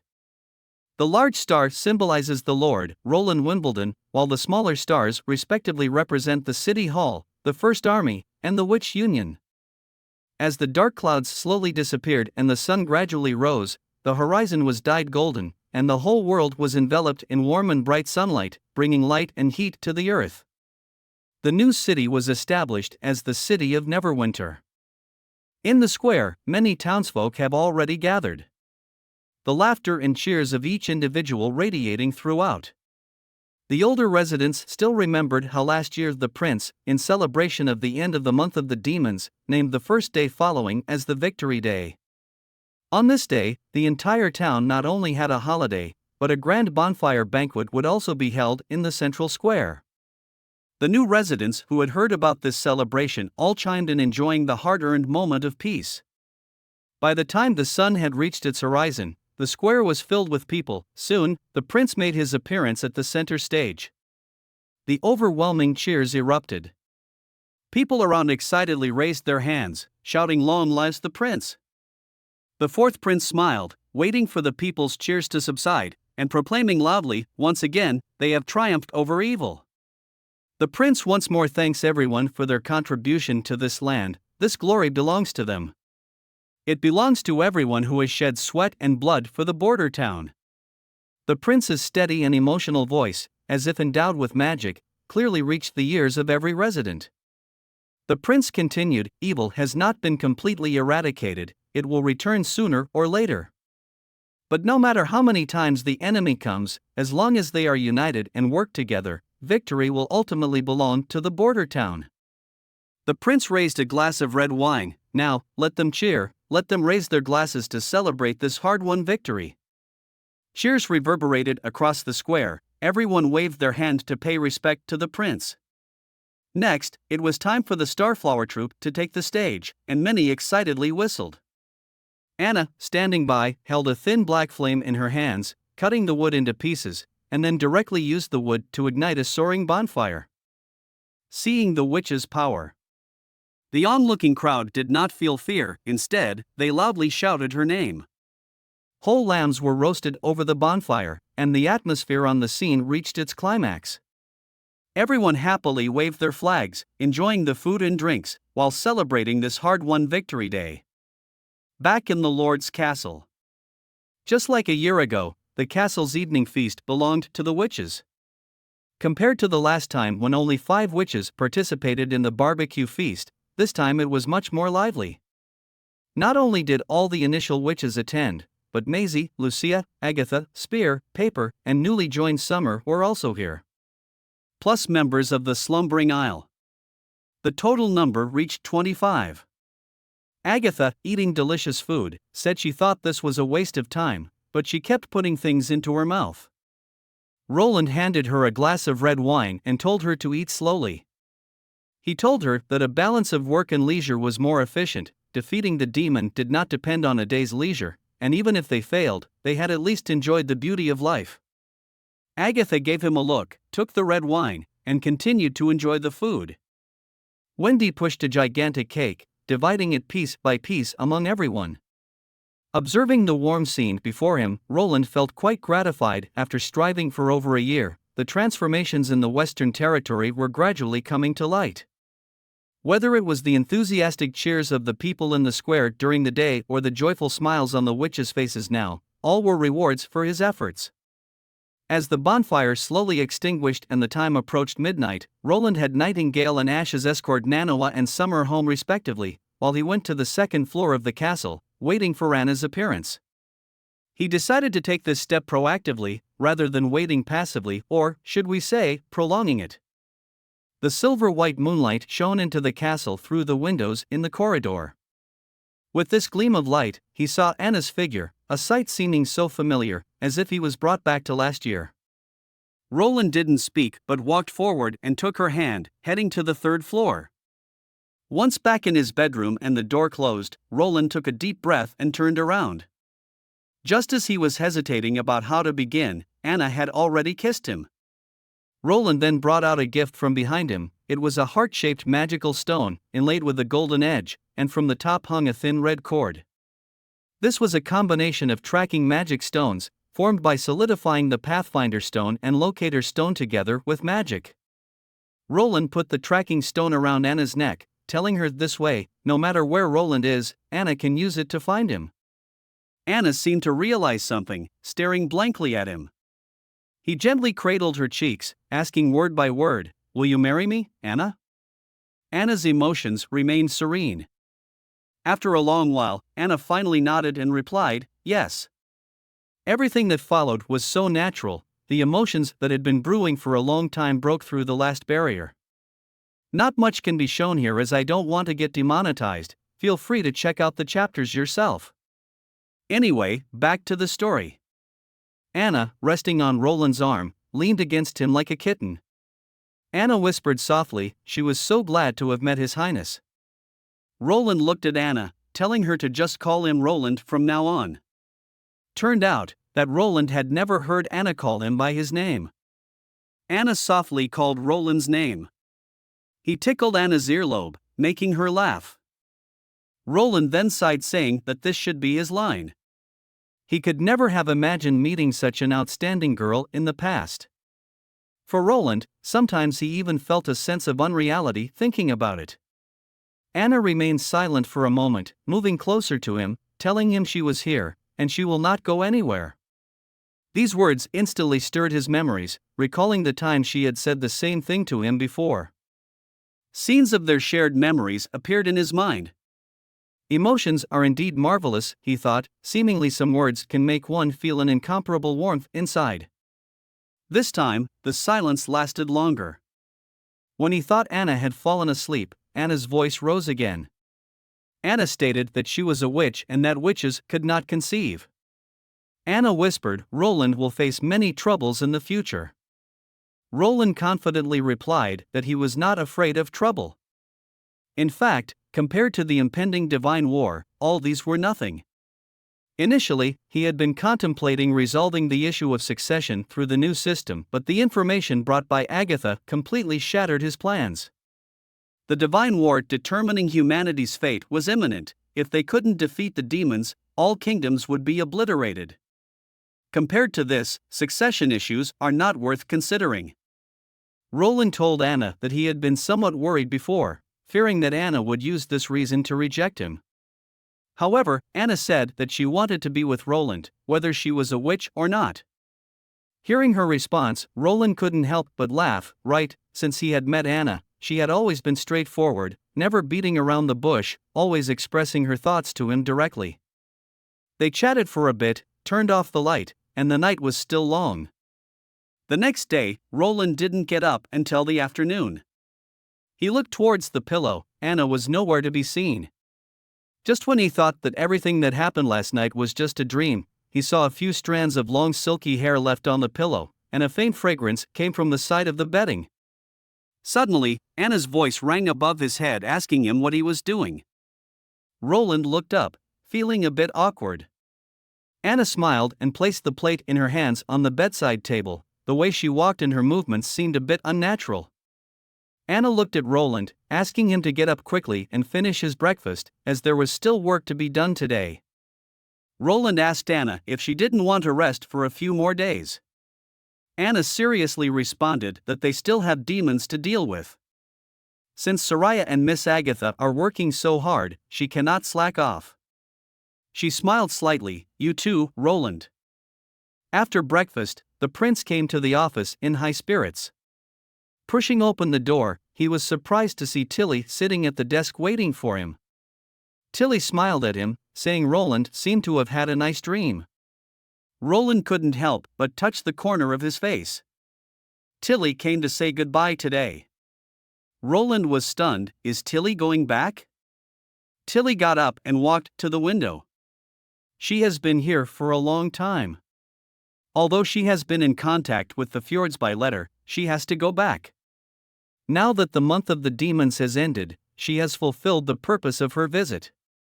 Roland, in a last-ditch effort to persuade her to stay, asks Tilly if she could move to the Western Territory. The south bank of the Crimson Water River has a vast expanse of vacant land, enough to accommodate all the witches. Tilly sighed, saying that they had already discussed this issue. It's not a problem of lands. It seems that she had made up her mind, Roland thought helplessly. This was not good news for him, but he hoped that Tilly could wait another week before leaving so he could prepare some things for the witches of the fjords. Tilly curiously asked what they were. Roland said, textbooks, teaching materials, and some practice questions. This could save Tilly the trouble of making their own copy, and this way it provides a better learning effect. Additionally, he will give her some revolvers, in case they encounter enemies carrying the Stone of God's punishment. It could serve as self-defense. Also, they need to bring a couple of steam engines, which are very convenient for their daily tasks. Tilly was silent for a moment and said thank you.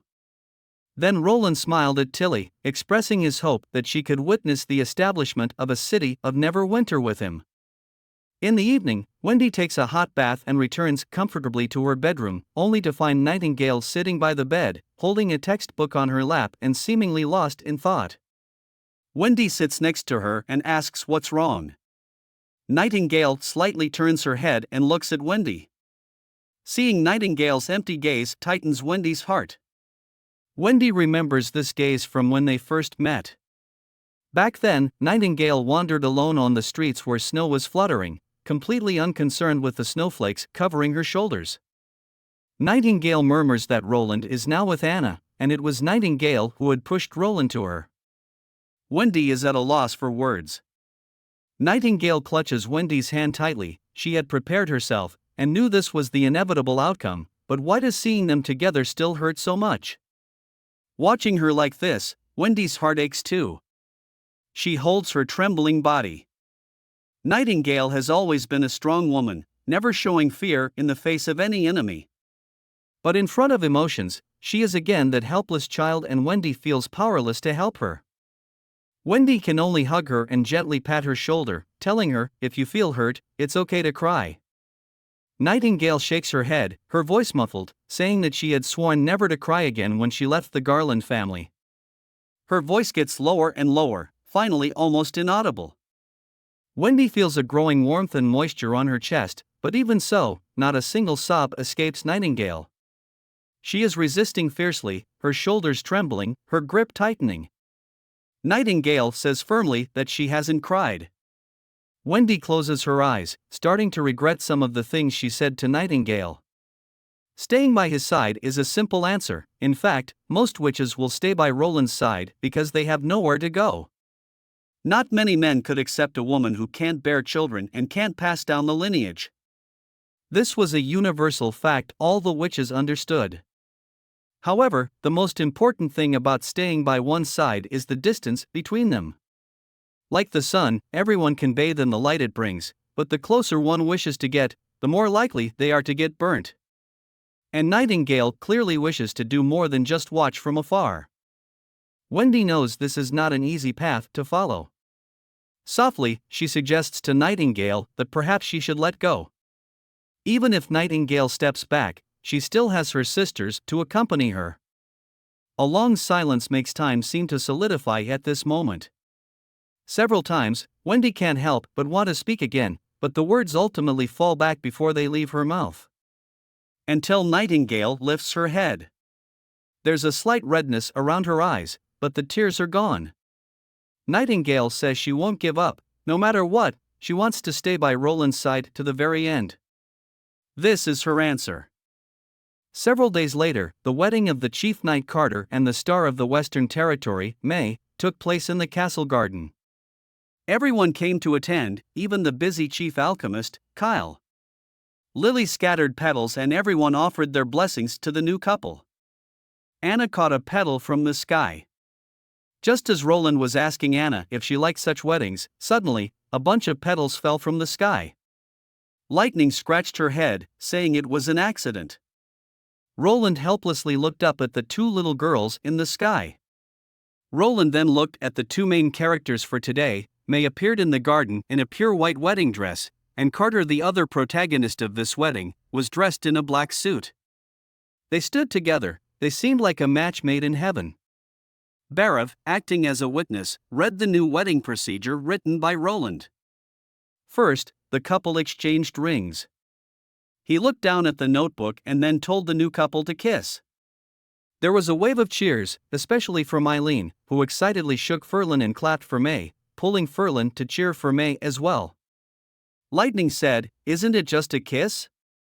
Every time her father came back from an adventure, he had to be kissed by Maid several times. Scroll blushed a bit, asking Roland if it was really okay to set this procedure. Roland said this was a special case, not every newlywed couple had to do so. After all, it was for publicity, the more eye-catching, the better. Saying this, he looked at Soraya, telling her to make sure to capture this moment in detail. Soraya's magic pen shone brightly, showing great interest in capturing this special moment. For the kissing, Carter seemed a bit nervous, and after a moment of stillness, it was eventually May who took the initiative, tiptoed, and kissed him. The garden immediately burst into a round of warm applause. Roland stepped out of the crowd, came to the two of them, and congratulated the newly married couple. Roland patted Carter's shoulder and gave him 2 days off. Then, the wedding ended with the lively sound of simulated fireworks. Anna watched the two happily, and Roland came over, held Anna's hand, and told her that their day would come sooner or later. In the afternoon, Barav came to report to work. Roland also had to plan to announce the newly established city in Chengdu Stronghold at the same time. The messenger had been sent out and should reach Chengdu Stronghold soon. The sun had risen halfway, and Roland walked to the city wall. Seeing the prince appear, the noisy conversations below quickly turned into uniform cheers, and the townspeople raised their hands. Waves seemed to surge through the crowd. Both sides of the city wall were filled with a dense crowd, the total number of people estimated to be over 20,000, meaning most of the town's residents had gathered here at this moment. Roland's voice clearly reached every resident's ears. Everyone who came here knew today was an important day because this town was about to become a real city. The original inhabitants of the border town consider the month of the demons to be a horrifying experience. However, they have now firmly settled here, defeated Duke Ryan, who threatened the peace of the Western Territory, expelled the church, and successfully resisted Timothy's attacks. Timothy has launched wars throughout the country, turning the South and the Eastern Territories into battlefields and chaos. Hearing this resonates with those who fled their homes to come to Border Town. Remembering their home and cities were being plundered, where the acts of knights were no different from bandits, even more excessive, and children being abducted and forced into the royal army at the young age of 10. Roland promised that such tragedies would not occur again, and the new city was built for this purpose. Only by uniting more people can they keep malicious enemies out and make them pay for their arbitrary acts. Roland pauses and promises that he won't abandon his people and will stay here even when Grey Castle is unified. Barav looked at Roland with surprise. Roland continues, declaring this place will become the new capital of Grey Castle, where the kingdom will be reborn. He believes that even if boundless winter arrives, this city will still be warm as spring. After a brief pause, he raises his right hand. From today, Border Town and Changgu Stronghold will merge into one, and the new city will be named the City of Neverwinter. The citizens watched the new flag being raised and everyone started cheering, shouting out loud, "Long live Neverwinter!" Tilly watches the cheering residents, feeling a surge of emotion. The seeds of Roland's revolution have been sown, and one day, Roland will witness this spark turn into a raging fire that will sweep across the entire continent. Meanwhile, in the higher level of the Holy Hall, Zero sits on a sofa, slowly reading the latest news. After becoming the Pope, Zero has felt more at ease. She's not tense about the increasingly approaching divine war, instead, there's a hint of anticipation. Few people can catch Zero's attention, and Roland Wimbledon just happens to be the only mortal who interests her now. She recalls from Garcia's memories that a mate of the fourth prince had once poisoned him with a fatal poison, but for some reason, it had no effect. Did the maid deceive Garcia, or is the present Roland Wimbledon no longer the fourth prince of the past? The transformation of the fourth prince is too dramatic, so Zero believes that something must have happened with the new fourth prince. Nevertheless, Roland Wimbledon must fall under the church's control, or rather, become a part of her. Zero can't help but lick her lips. She can't wait to have Roland. Isabella soon walks over, massaging her neck. Every day she is frustrated dealing with those meetings and bickering with those old men. Zero says that although witches are the essence of the church, without those men, they wouldn't be able to easily amass such resources to achieve their ultimate goal. Zero comforts Isabella, pouring her a cup of tea, and inquires about the progress of pill manufacturing. Yawning, Isabella mentions they have approximately 400,000 pills produced. She then asks if Zero really intends to engage all the civilians in a battle against the demons. Millions of people could deplete Hermes' resources in a short time. Besides, Isabella paused. But Zero urges her to go on. Isabella followed up saying, besides, victory isn't guaranteed. After consuming the first pill, the consumption of pills can't be stopped. What if the demons decided to not attack them? Consuming fewer pills would be ineffective, and consuming more would be a waste. Zero shakes her head, saying Isabella doesn't understand her intentions. She never planned to let the civilian army defend Hermes. She believes the final battle should be at the ruins of Takira. Isabella looks at Zero incredulously as she realizes that Zero plans to take the offensive. Zero calmly states that what they lack most is time. According to the Holy Book, the gates of hell would only open when the red moon descends.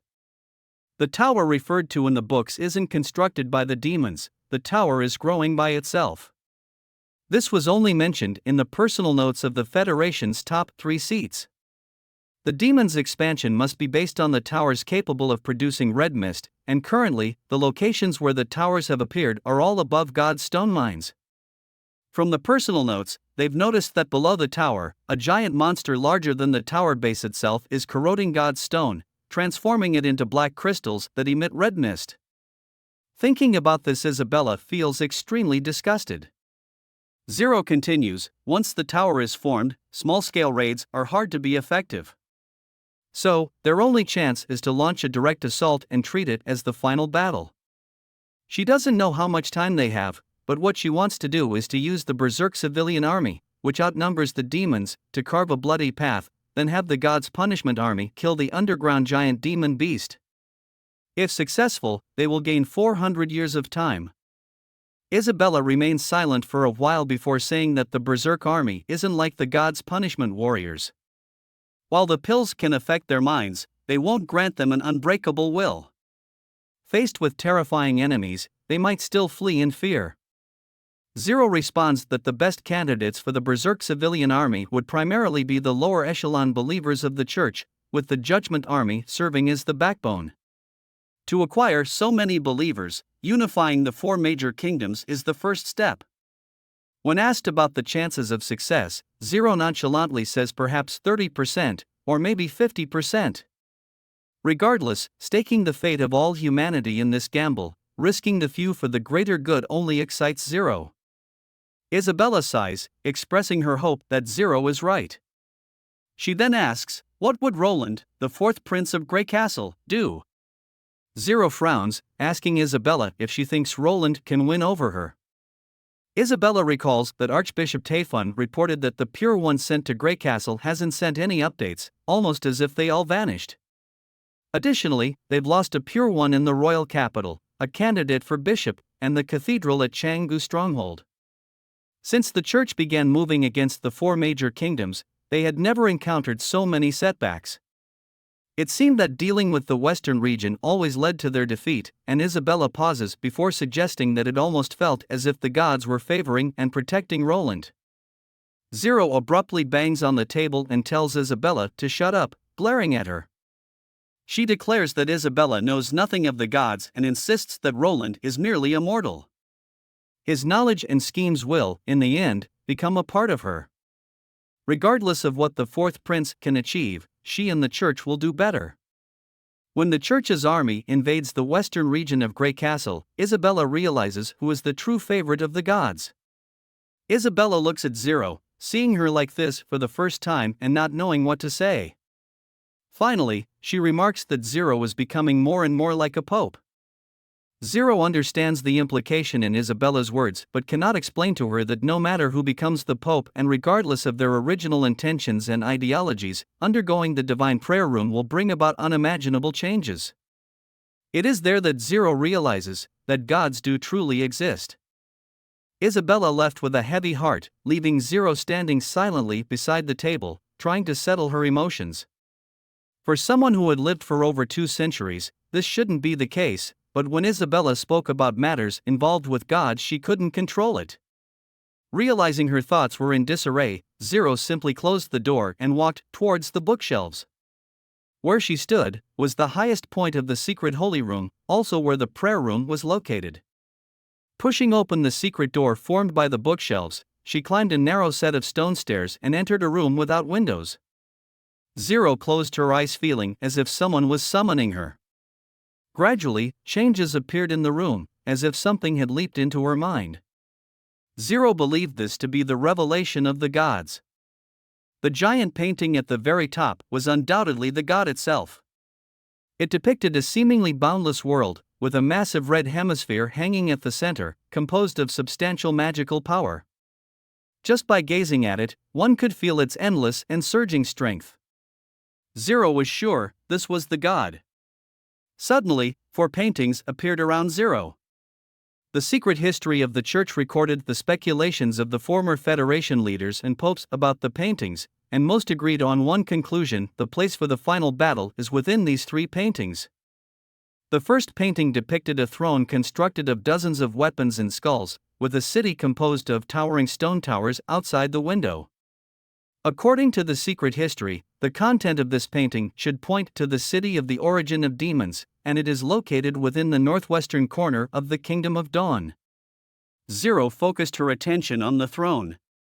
Today, she did not see the owner on the throne. The visions in her mind were not always the same. Sometimes she could see a knight in armor sitting on the throne, but such scenes were rare. Most of the time, the seat was empty. The second painting was much more strange. Every time she looked, she saw something different. This time, she saw water. Pale blue water surged in enormous skeletal remains, and gradually, Zero felt the water level rise. Didn't take long to submerge the sky. Zero felt she was drowning. She struggled and soon broke free from the scene. The third painting, as mentioned in the secret history, was recorded during the early days of the First Divine War, but the record was too ancient, even the pages were tattered, no way for Zero to find out what was written. But one thing was certain: after the 100 years after the First Divine War, this painting turned black and never showed any content again. The last one was the fourth painting, a painting with absolutely no record in the secret history. Almost as if someone was trying to hide something. Zero didn't understand why even the Pope, the sole inheritor of secrets, was not permitted to know. Comprehending the revelations of the gods was extremely draining, and even she couldn't sustain it for too long. Zero knelt down on both knees and started praying. Her 2 centuries of memories made her believe that there was nothing in this world worth caring for, but after becoming the Pope, she discovered she understood too little of the world. Only eternal life could allow her to continue pursuing these secrets. Zero faintly felt in her heart that she was the chosen child of the gods. If she could approach the gods, not to mention 400 years, even 1,000 years, would be worth her anticipation. By the shore, a boat appeared. This was the boat to take the witches back to the slumbering isle. With a hint of regret in her voice, Andrea said it was time to return.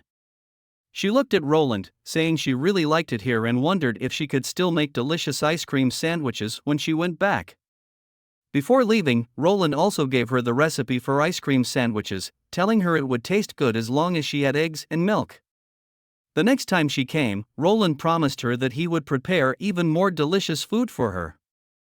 Andrea, with a smile, agreed, and Ashes, standing beside her, said if Andrea was reluctant to leave, Princess Tilly wouldn't mind having one less fat ass around. Andrea glared at her and told Ashes she wouldn't share any of her ice cream with her anymore. As Tilly was about to board the boat, Roland called out to her. She turned around, her eyes filled with a mixture of emotions. Roland wasn't good at farewells. He called her name subconsciously, then took a deep breath, opened his arms, and told Tilly that she could reach out to him with any problems and he would help her. Moreover, the city of Neverwinter would always welcome her. Tilly, looking into Roland's sincere eyes, smiled and thanked him. Andrea and Savvy waved goodbye to everyone. Ashes didn't speak but also waved. After bidding farewell to all the witches, Roland and the witches from Border Town headed towards the hot air balloon, with Nightingale's voice coming from behind. She asked if Roland was reluctant to see them leave. Roland felt a bit regretful and mentioned how nice it would be if all the 300 witches from the Slumbering Isle could come to the western region. Nightingale gave him a weird look, mentioning that would make his sins even greater. Roland and Anna were puzzled, wondering why there would be any sin. Wasn't life here better than on the Slumbering Isle? Nightingale, looking at them, was at a loss for words and could only angrily walk away while pulling Wendy towards the hot air balloon, leaving the 2 puzzled individuals behind. Watching Nightingale's back, Roland breathed a sigh of relief. After being missing for 2 days, Nightingale seemed to have returned to her previous state, which finally put him at ease. Roland and Anna looked at each other and smiled, holding each other's hands. They headed towards the hot air balloon together. Returning to his office, Roland started his day's work. Nightingale and Roland, seeing the latest message sent from the Changga district, discovered that the troublemakers and rats were active again. Since Nightingale had returned to the border town with him, the effort to combat crime in Canggu had immediately become a tough task. The public's reports were varied, making it hard to distinguish which were real and which were rumors fabricated for the sake of bounties. Petrov wrote at the end of the letter, hoping that His Royal Highness could provide manpower and technical assistance. Although he didn't specify any names, Roland knew he was hoping that Nightingale and Wade could go and give Ron some assistance. Nightingale sighed, expressing her reluctance to go as she needed to be responsible for Roland's safety. Roland said that, as the head of the security bureau, Nightingale naturally had to travel between the 2 places often, inspecting various tasks within the territory. Nightingale shook her head, mentioning that now Timothy and the church both had their eyes on Roland. If they sent witches in an attempt to assassinate Roland, only Nightingale could stop them. Roland wanted to continue speaking, but Nightingale interrupted him, telling Roland that no matter what Roland was about to say, she would not agree to it. Nightingale then said Wendy and Scroll would definitely stand by her side regarding this. It was only after Nightingale finished speaking that Roland told her he would also go with her. Nightingale was momentarily stunned, then somewhat flusteredly turned her head away, avoiding eye contact, saying if that's the case then she had no choice but to take action since Changga district had requested help. Roland smiled and said to also bring Summer along. It was time for her to learn and practice. Additionally, they needed to bring Sylvie and Soraya. In the evening, they set sail for Changga district. Petrov was waiting for Roland at the dock, and then he took Roland to the castle. After dinner, the four of them returned to the office. Petrov reported that recently, in addition to some thefts and robberies, based on the reports they received, they also encountered a big problem. He paused and then said that some people were openly resisting Roland's policies. Roland asked him to elaborate. Ron explained, according to Police Chief Wade, that this case should be referred to as the Outer Town North Street serial killings. Roland became immediately interested. This style of naming was what he had taught Wade. Roland asked Ron to continue. Ron gravely said, starting 3 days ago, every night a resident would be killed at home, and they all have things in common, all male, living alone, with no family members, and most importantly, they all had declared to work with the city hall. In each victim's room, a painting was left behind, a crown with a red cross, painted with the blood of the victims. It was because of this mark that Ron then verified with the city hall and found out that several of them were on the list of people who were about to go to the Crimson Water River to build houses. This matter has already been publicized in North Street, saying that as long as one declares work with the city hall, they will be targeted by the killer. Petrov said that initially, the recruiting process was already very slow, and once this news spread, it might have a negative impact on Roland's construction plan. When Roland asked if there were any clues to the murderer, both shook their heads. No one had seen the crime scene, and sending people to search seemed impossible without any leads. When asked how such incidents were resolved in the past, Ron said that it was usually dealt with by the patrol team, but they didn't have any standardized procedures. If the impact was significant, the victims' families might appeal to the Lord, who would then pressure the gangs and rats to hand over the culprits. Whether the handed over individuals were the actual culprits or just scapegoats, nobody cared. If the killed were outsiders or someone who lived alone, the authorities would often turn a blind eye. This was outright lawlessness, Roland thought. This way, the judiciary was virtually handed over to the rats. However, no matter what, Roland would never allow scapegoating in his territory. Roland sat down and told the two that, starting tomorrow, the Security Bureau would take over this case. They only needed to cooperate. Nightingale asked Roland what he planned to do, but Roland had no intention of dealing with this matter himself. He intended to delegate this issue to Nightingale. His priority for the next day was to arrange for the nobles to establish a new secondary municipal hall. He hopes to set up this organizational structure soon, and the task of combating crime is handed over to Nightingale. Nightingale, baffled, sat cross-legged on the table, looking at Roland. Roland explained that she, as the head of the Security Bureau, should decide how to solve the case. All the police forces in the city of Neverwinter, including Wade and Ron, are under her command. Nightingale didn't understand, as Roland often spoke of separating departmental powers and maintaining equality in administrative status. She wondered if this put the Security Bureau above the municipal hall. Roland appreciated the question Nightingale asked. He put his hand on her hands and gently told her that the safety of the territory is paramount, which is also why Nightingale reports directly to him. While Roland hoped that the various departments would indeed separate and not interfere with each other, they also needed a network to bind them together to prevent abuse of power and corruption from within and to avert the collapse of the new system internally. Roland looked seriously into Nightingale's eyes, gently telling her that she is the shield to prevent all these from happening, whether it's his own safety or the safety of the territory, all are entrusted to her. Back in the room, Nightingale grabbed Summer's shoulders and declared loudly that they would capture all the criminals, ensuring they would never dare to show their faces in the city of Neverwinter again. Summer softly agreed, but mentioned it was nearly time for bed. Nightingale, her eyes sparkling, said it was still early and they should properly consider their strategy for the next day. She also told Summer not to call her my lady, as they were all sisters in the witch union. Summer nodded and softly called Sister Nightingale. Summer observed that Nightingale seemed very excited, repeatedly expressing her desire to catch the criminals. The two discussed for a long time that Summer's ability could only tide them over for 2 days due to her insufficient magical power and her inability to control the duration of her abilities. If that's the case, some luck will be needed, Nightingale thought. Soon, they lay down to sleep. Summer climbed into the large bed and immediately felt surrounded by soft bedding.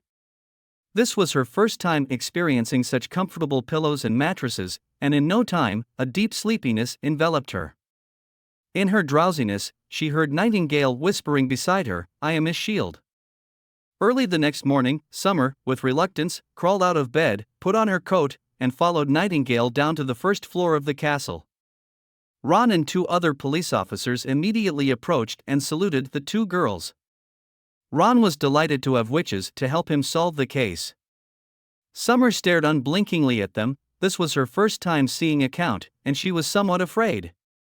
However, looking at Nightingale next to her, this was the first time she had seen such a majestic and superior aura from her. Carefully, Summer voiced the concern to Nightingale. Nightingale smiled and said, "The prince has said, in his territory, nobility is just a title. Moreover, the security bureau has a higher status than the city hall, and Nightingale is Ron's superior." Hearing this, Summer looked at Nightingale, her eyes sparkling. This was truly her idol. The group left the castle and headed to the crime scene. Just last night, another victim had died at home, making this the 4th incident. They walked into a muddy alley, and after a short while, the leading police officer stopped in front of a dilapidated wooden house. Summer followed Nightingale into the house, her heart skipping a beat. Inside, she saw a man lying on his back on the floor. There was a deep cut in his throat, and on the wall facing the door, there was a dark red mark of a crossed crown. The intense smell of blood assailed her senses. She hastily covered her mouth, almost vomiting. Ron, with concern, approached Summer suggesting she step outside for some fresh air, but Summer saw Nightingale had already crouched beside the body, calmly examining the wounds. She didn't want to embarrass Nightingale, she had to endure. Nightingale asked Ron when the body was discovered. Ron, consulting his notebook, replied that it was found at dawn today when local residents went out to fetch water. The door was left open, the murderer intended for everyone to see. The victim's name was Shovel, a free citizen who used to be a rat, but he didn't have any valuables. Also, no one nearby heard any noises. Nightingale pondered that to kill such an adult man some noise would have to be made. Even if his throat was slit, he wouldn't die instantly. Struggling or pounding on the floor should have created quite a commotion. Nightingale instructed Ron to bring over everyone from the surroundings. She wanted to question them personally. She also asked Summer to call Soraya over. When they returned to the alley, besides Soraya, 2 more individuals were with Summer. Lightning and Maisie flew into the house, loudly protesting about being left out of such matters, mentioning that they had specifically worn the detective attire recently designed by Roland to help with solving the crimes. Nightingale glared at the 2 angrily. While she was away, how could Lightning and Maisie leave the prince's side? Lightning weakly responded that Sylvie was there, and no one could easily approach him, and what danger could he meet in the castle hall during a noble meeting? Both wanted to help solve the case at the crime scene, but Nightingale, in her anger, told them they must go back to protect the prince before the meeting ends. Nightingale closed the room door and conveyed the capture plan to everyone. Summer will use her ability to rewind time to see what had happened, and Soraya will draw the criminal's appearance. Magical power surged from Summer's fingertips, and 2 police watched the scene curiously. One of them commented that these illusions were too realistic, saying it's like the power of demons.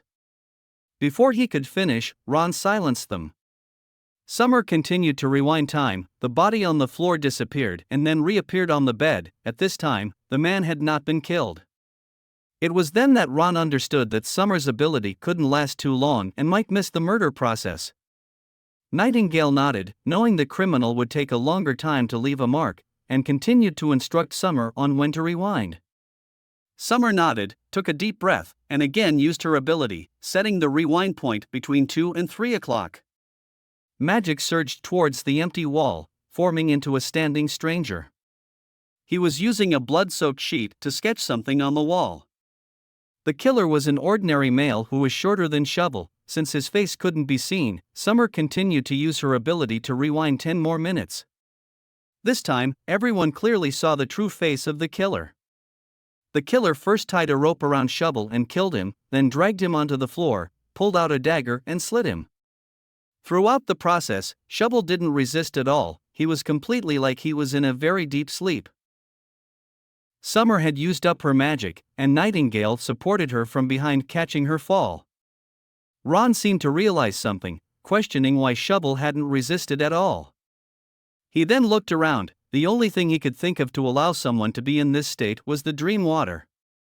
The killer must have didn't want to splatter blood on himself, so he killed Shovel using a rope first. It was then a police spoke up, claiming to recognize the man, drawing the attention of everyone.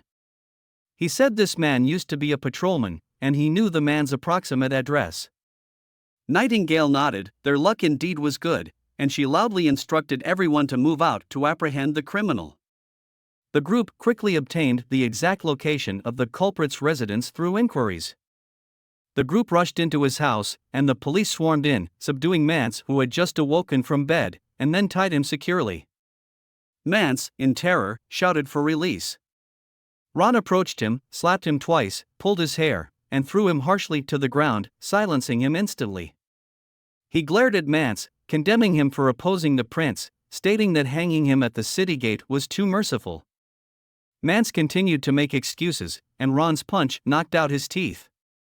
Mance opened his mouth in pain, and the look in his eyes was a mix of disbelief and intense fear when Ron mentioned that they had witnessed the act of murder the previous night. Nightingale retrieved the dream water from Mance's coat and questioned who had instructed him to do these deeds.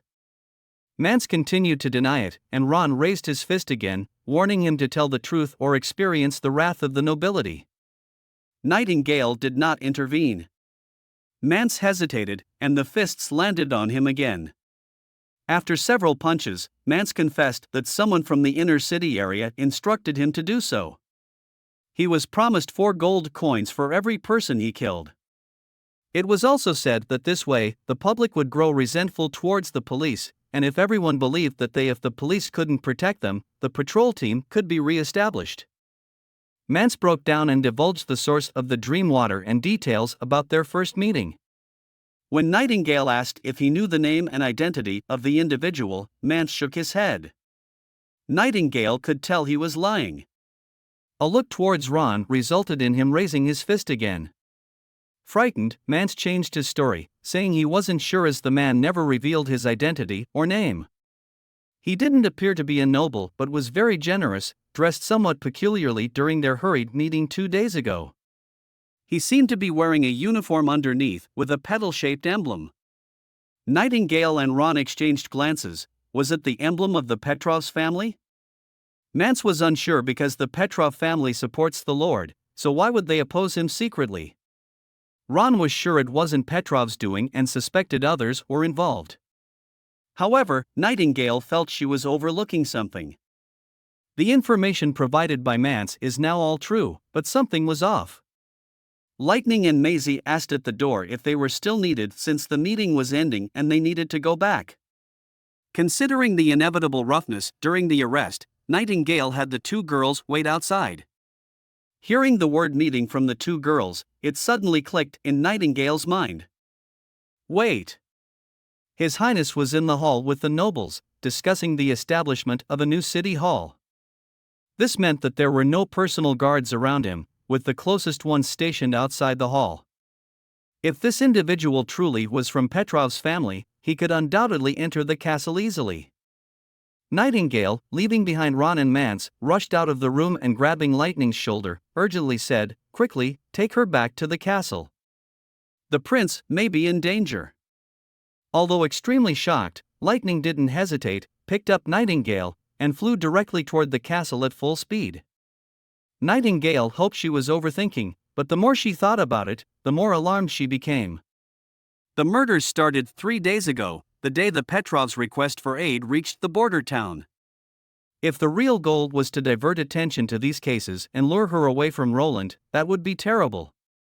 In the meeting hall, a man pulled out a dagger and was thrust towards Roland. Sylvie shouted a warning, but the dagger ruthlessly stabbed into Roland's abdomen. Nightingale sprinted into the castle. She dissolved into the mist, swiftly running into the meeting hall, her heart sinking instantly. The meeting hall was in utter chaos, with the nobles seemingly greatly shocked, all congregated against the walls, whispering amongst themselves. The guards were sealing off the scene. The high table, which should have been occupied by Prince Roland, was empty. A man lay on the floor.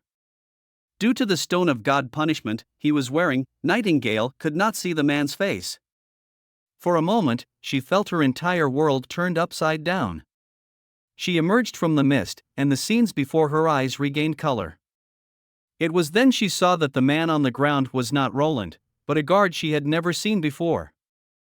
He was wearing the formal attire of the Petrov family, with a dark red patch on his chest that looked like a gunshot wound. A familiar voice sounded beside her, calling her name. She turned her head, and the speaker was Roland, who was encircled by several guards in a corner of the hall. Nightingale opened her mouth, yet no words escaped her, her body weakened as if she had survived a catastrophe.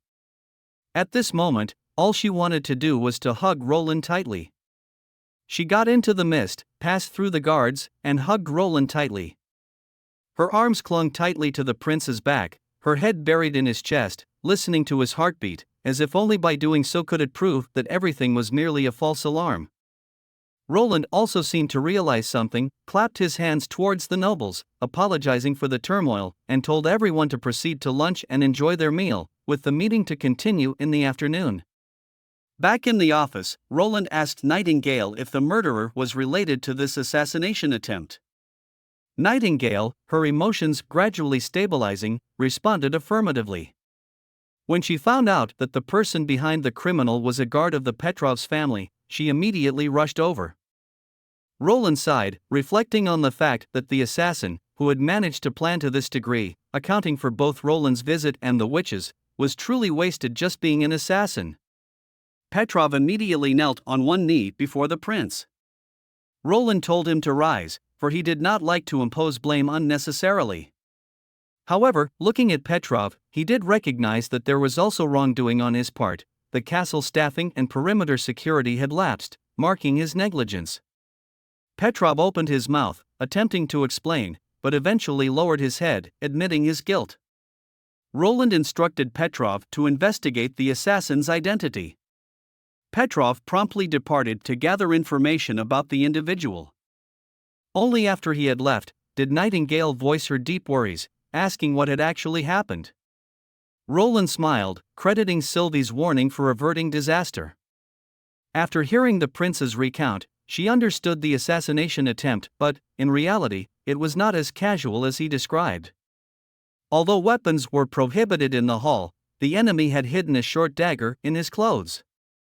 Plus, being a genuine castle guard, no one performed a search on him, allowing him direct entry into the hall. The only mistake was that he was wearing the stone of God punishment. While it was normal for the perimeter guards to wear the stone, it became unusually conspicuous inside the hall. To avoid disturbing Sylvie's observations, all attending nobles were required to remove their god stone accessories. The sudden appearance of a black void immediately caught Sylvie's attention, and she issued a warning as the assassin approached the prince.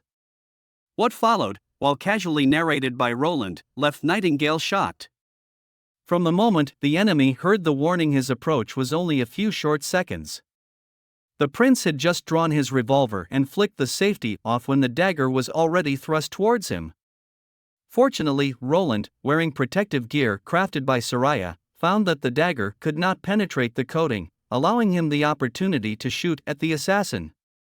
2 bullets took the assassin's life instantly. Nightingale was vividly aware of how perilous the process was and considered what might have happened if, in panic, Roland hadn't switched off the safety or if the gun hadn't fired successfully. She turned her head, her gaze sharply sweeping over Lightning, whose head sagged guiltily in a genuine expression of a terrible mistake. The little girl was terrified and continuously apologized, vowing never to leave Roland's side again. Nightingale insisted Roland must punish them when Nightingale was not around. Lightning and Maisie should stay by Roland's side to protect him from enemies. For instance, in today's situation, if Lightning had flown Roland up, the assassin would have had no chance to harm him. Roland smiled and did not blame Lightning and wanted to plead on her behalf. With tear-streaked cheeks, Lightning listened to Nightingale insisting that they must be punished this time. If Scroll and Wendy were here, they'd agree with her thoughts. If they did not genuinely feel their mistakes, what would they do if a real incident occurred next time? The prince stroked his chin in thought, then looked to Nightingale, proposing a punishment of confining them to their room, not allowing them to leave until they finished 3 sets of comprehensive exercises in mathematics and science. Upon hearing this, Lightning seemed petrified. Nightingale couldn't help but inhale sharply, feeling that the punishment of 3 sets of comprehensive exercises in mathematics and science was truly horrifying. Nonetheless, realizing it was her initial proposal, she couldn't retract it now and sternly nodded her head. Sylvie, supporting a petrified and despondent little girl, left the office. After everyone had left, Nightingale spoke, expressing that she hadn't protected Roland properly. Roland shook his head, telling her that she did well. Why did the assassin choose to act in the meeting hall? Because he understood that Roland had a witch protecting him, and this witch was extremely powerful. Without drawing her away, there was no chance whatsoever. The more arrangements made, the more flaws could be exposed, so in the end, he could only launch an attack with a small dagger. Nightingale replied that he had almost succeeded, nonetheless. Roland smiled, stating that it wasn't a success unless he killed him. He looked at Nightingale and asked her, without her, what would he have done? Patiently wait for an opportunity sufficient to launch a fatal attack. So long as someone was lurking in the castle, such an opportunity would always exist. Therefore, Nightingale had protected him very well. Roland did not console Nightingale, this was his genuine thought, which made her feel a warm surge from within, dispelling most of her originally uneasy self-blame. Petrov returned to the office in the evening, revealing that the assassin was named Theo, a former guard of Duke Ryan. According to Nightingale and Petrov's speculations, this assassination didn't seem to be executed in revenge for the Duke.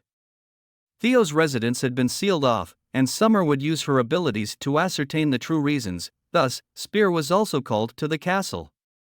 Sitting on Maisie's back, Spear felt a bit uncomfortable, continuously saying, "Slow, slow." Maisie, hearing the word slow, Spear thought it was too slow and so accelerated. Only upon reaching the stronghold did Spear finally take a breath, clarifying that she meant to say a bit slower. In the evening, Roland arrived at Theo's residence, where the room was empty. Clearly, all evidence had been destroyed before the assassin acted. Summer then began to recreate the events of these past few nights. Spear subsequently linked Summer's and Maisie's magic power, and Summer, temporarily possessing ample magical power, began to backtrack through the detailed events of each night. Theo was sometimes seen sitting by the fireplace in deep thought, sometimes writing something, all of which was recorded in a drawing by Soraya. According to the passage of time, this time, a ring appeared on the table. Roland's voice sounded somewhat astonished as he urged Soraya to draw the ring. The ring was quickly drawn by the magic pen. It was about thumb-sized, the main body around gemstone-shaped, engraved on both sides with the tower and spear emblem, a typical Grey Castle royal crest. Nightingale questioned, was he one of Timothy's men? Roland pondered for a while before shaking his head after a long pause, stating it was a token of Wimbledon III, that is, Roland's father. Everyone was taken aback, because they had heard that Wimbledon III had been killed by Gerald, the first prince of Grey Castle. Roland recalled his father showing him the ring when he was a child. His father told him that each gemstone represented a warrior loyal to the royal family, and the more gemstones, the more stable the throne of the Wimbledon line. Roland sighed. It seemed Theo was a hidden piece placed by Wimbledon III beside Duke Ryan to monitor the entire Western Territory's movements. Ron asked why Theo would attack Roland. Roland thought it was probably because Timothy found the list and passed down the assassination order. For them, the emblem meant everything. They would carry out any order, no matter what it was. Nightingale watched the scene. Theo stared at the ring for a long time, eventually throwing the ring into the fireplace with a somewhat disappointed yet slightly relieved expression. Perhaps in Theo's eyes, finishing this order also meant freedom. However, Roland, who had figured out the reason, did not show a relaxed expression but gazed seriously at the fireplace, and Theo did not take his eyes off it for a long time. During midnight, Nightingale quietly snuck into Roland's room.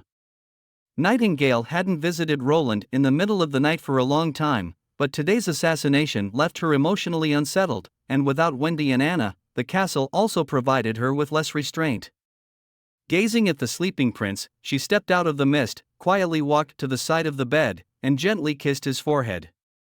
Then, she lay down beside Roland. When Roland got up from bed, it was already broad daylight. He thought he must have been exhausted from yesterday as his arm was still a bit sore. He saw a fried egg and 2 pancakes, along with a cup of tea, beside the table. Just like back in the border town, it was clearly prepared by Nightingale.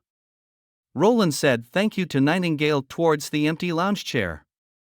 Nightingale's figure gradually emerged.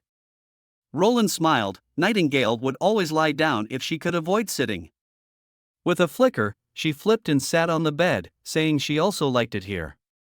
He smiled at Nightingale, saw that she was in a good mood, and asked if she had a good dream.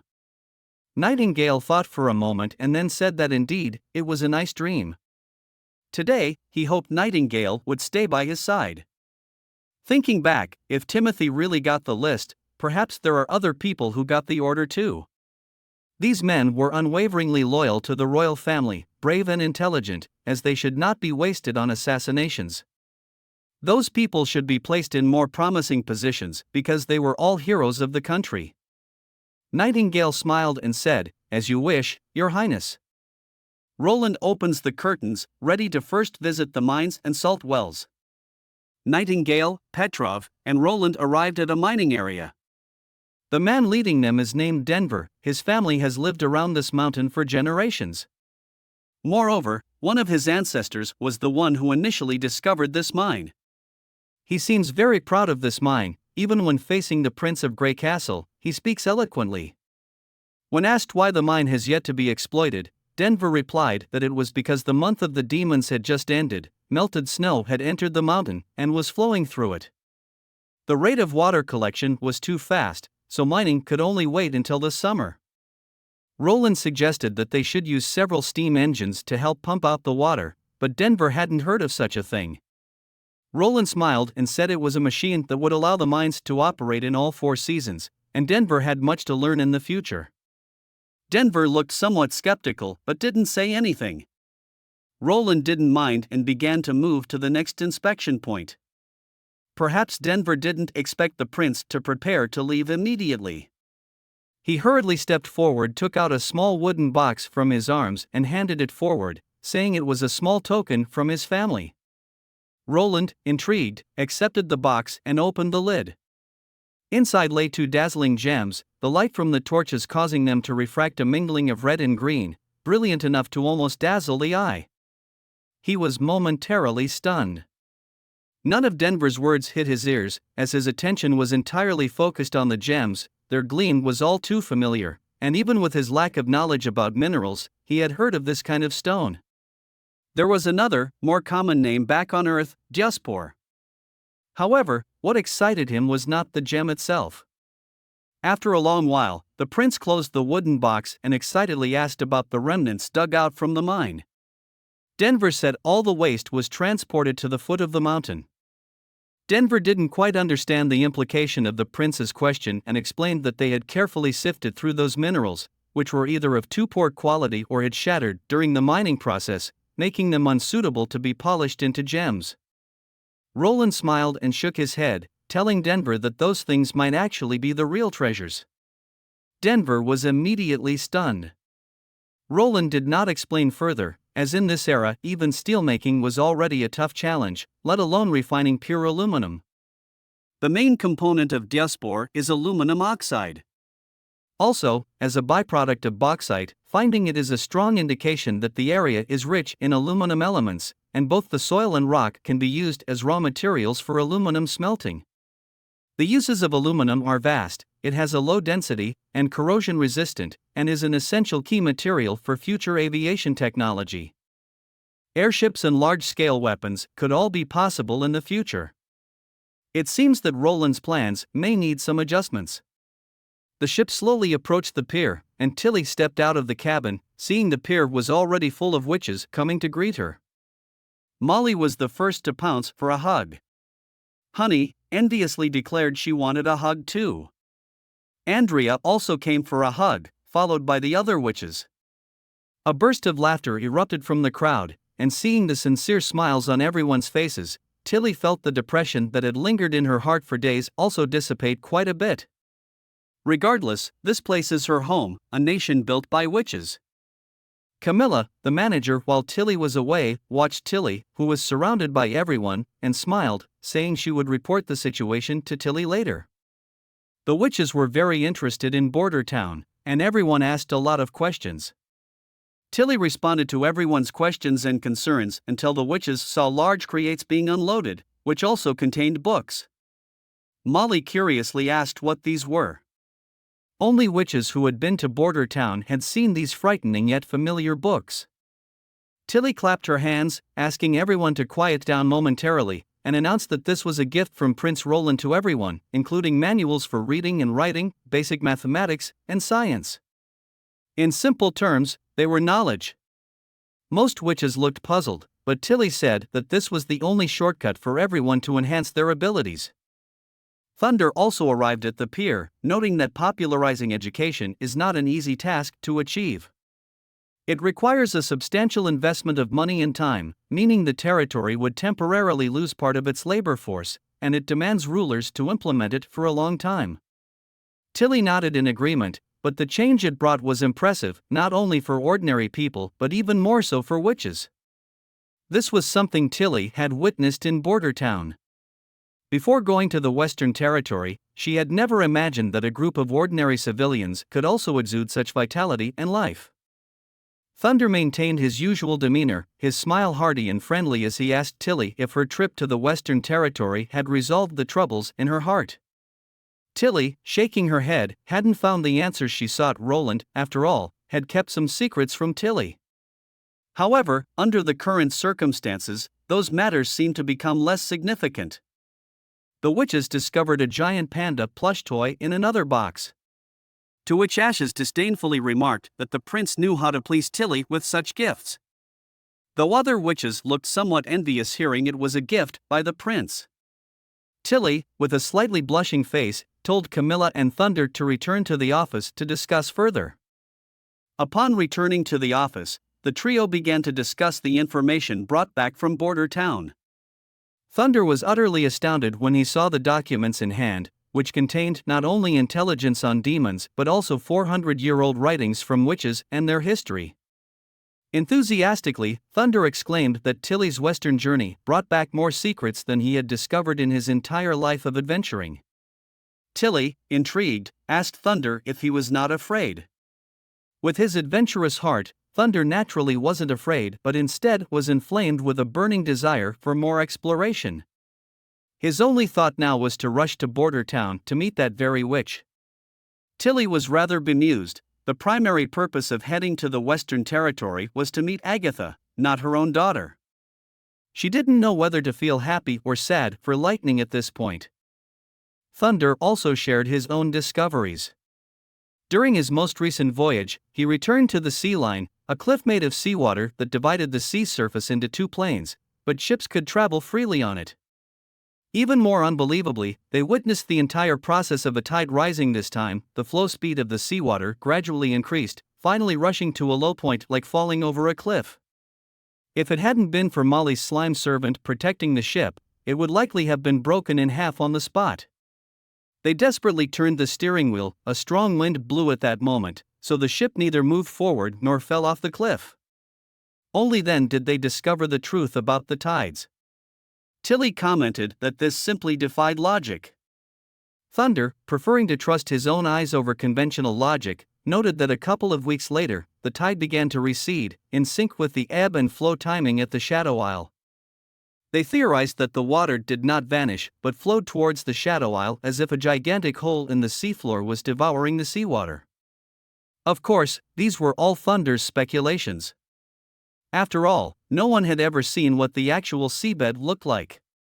But there was one thing he cared about deeply: why was the ocean they were in called the Vortex Sea? Tilly was taken aback when she heard this, and Thunder mysteriously smiled. This name had existed for hundreds of years. Even though ordinary people couldn't see any vortex, it didn't mean witches couldn't. Only when Tilly mentioned the history in witches from 400 years ago did Thunder realize that this name might have been passed down from that era. Tilly nodded, thinking that Thunder made a good point, but they didn't have the ability to investigate further, and neither did the witches of the Slumbering Isle. However, Thunder mentioned he knew one witch who might. This witch was in the fjords and hadn't interacted with humans for a long time. She used to be a good friend of Thunder's adventure crew but bid farewell to the land after awakening as a witch. Her melodious singing could only be heard when fog arose. Tilly should have heard stories about her. Tilly immediately remembered this was the mermaid who guides and helps travelers. Though Thunder was uncertain whether he could get her assistance, perhaps he needed to ask for a favor from his old friend, Margaret. Thunder also asked Tilly to inquire about purchasing ships from Border Town. Those ships didn't require sails, which would be very useful to him. However, he hoped that Lightning wouldn't find out about this matter. Tilly nodded, understanding that Thunder didn't want Lightning to insist on adventuring together. In the city of Neverwinter, at the Changga District dock, 2 concrete ships have moored, and many people are queuing to board. Kay, looking at her 2 friends, asked why they were not staying. Why would they go to a foreign place? Tiger Claw says working in the border town pays more than here. He patted Snake Fong, saying that when they save enough money, they could even buy a bicycle. Snake Fong nodded in agreement, while Kay's gaze fixed on him. Snake Fong agreed with Tiger Claw to earn more in the border town, but his true intent was that it was closer to paper. Roland then gave some instructions to Petrov. Patting Petrov on the shoulder, Roland told him that after he left, the place would be handed over to him, advising him to do well because being the executive officer of the Changga district would not be his end. Petrov bowed, promising not to let His Highness down. Roland boarded the ship, giving the order to set sail. With the ship's horn echoing, it slowly left the shore, heading towards the border town. On the ship, Roland looked at the Changga district.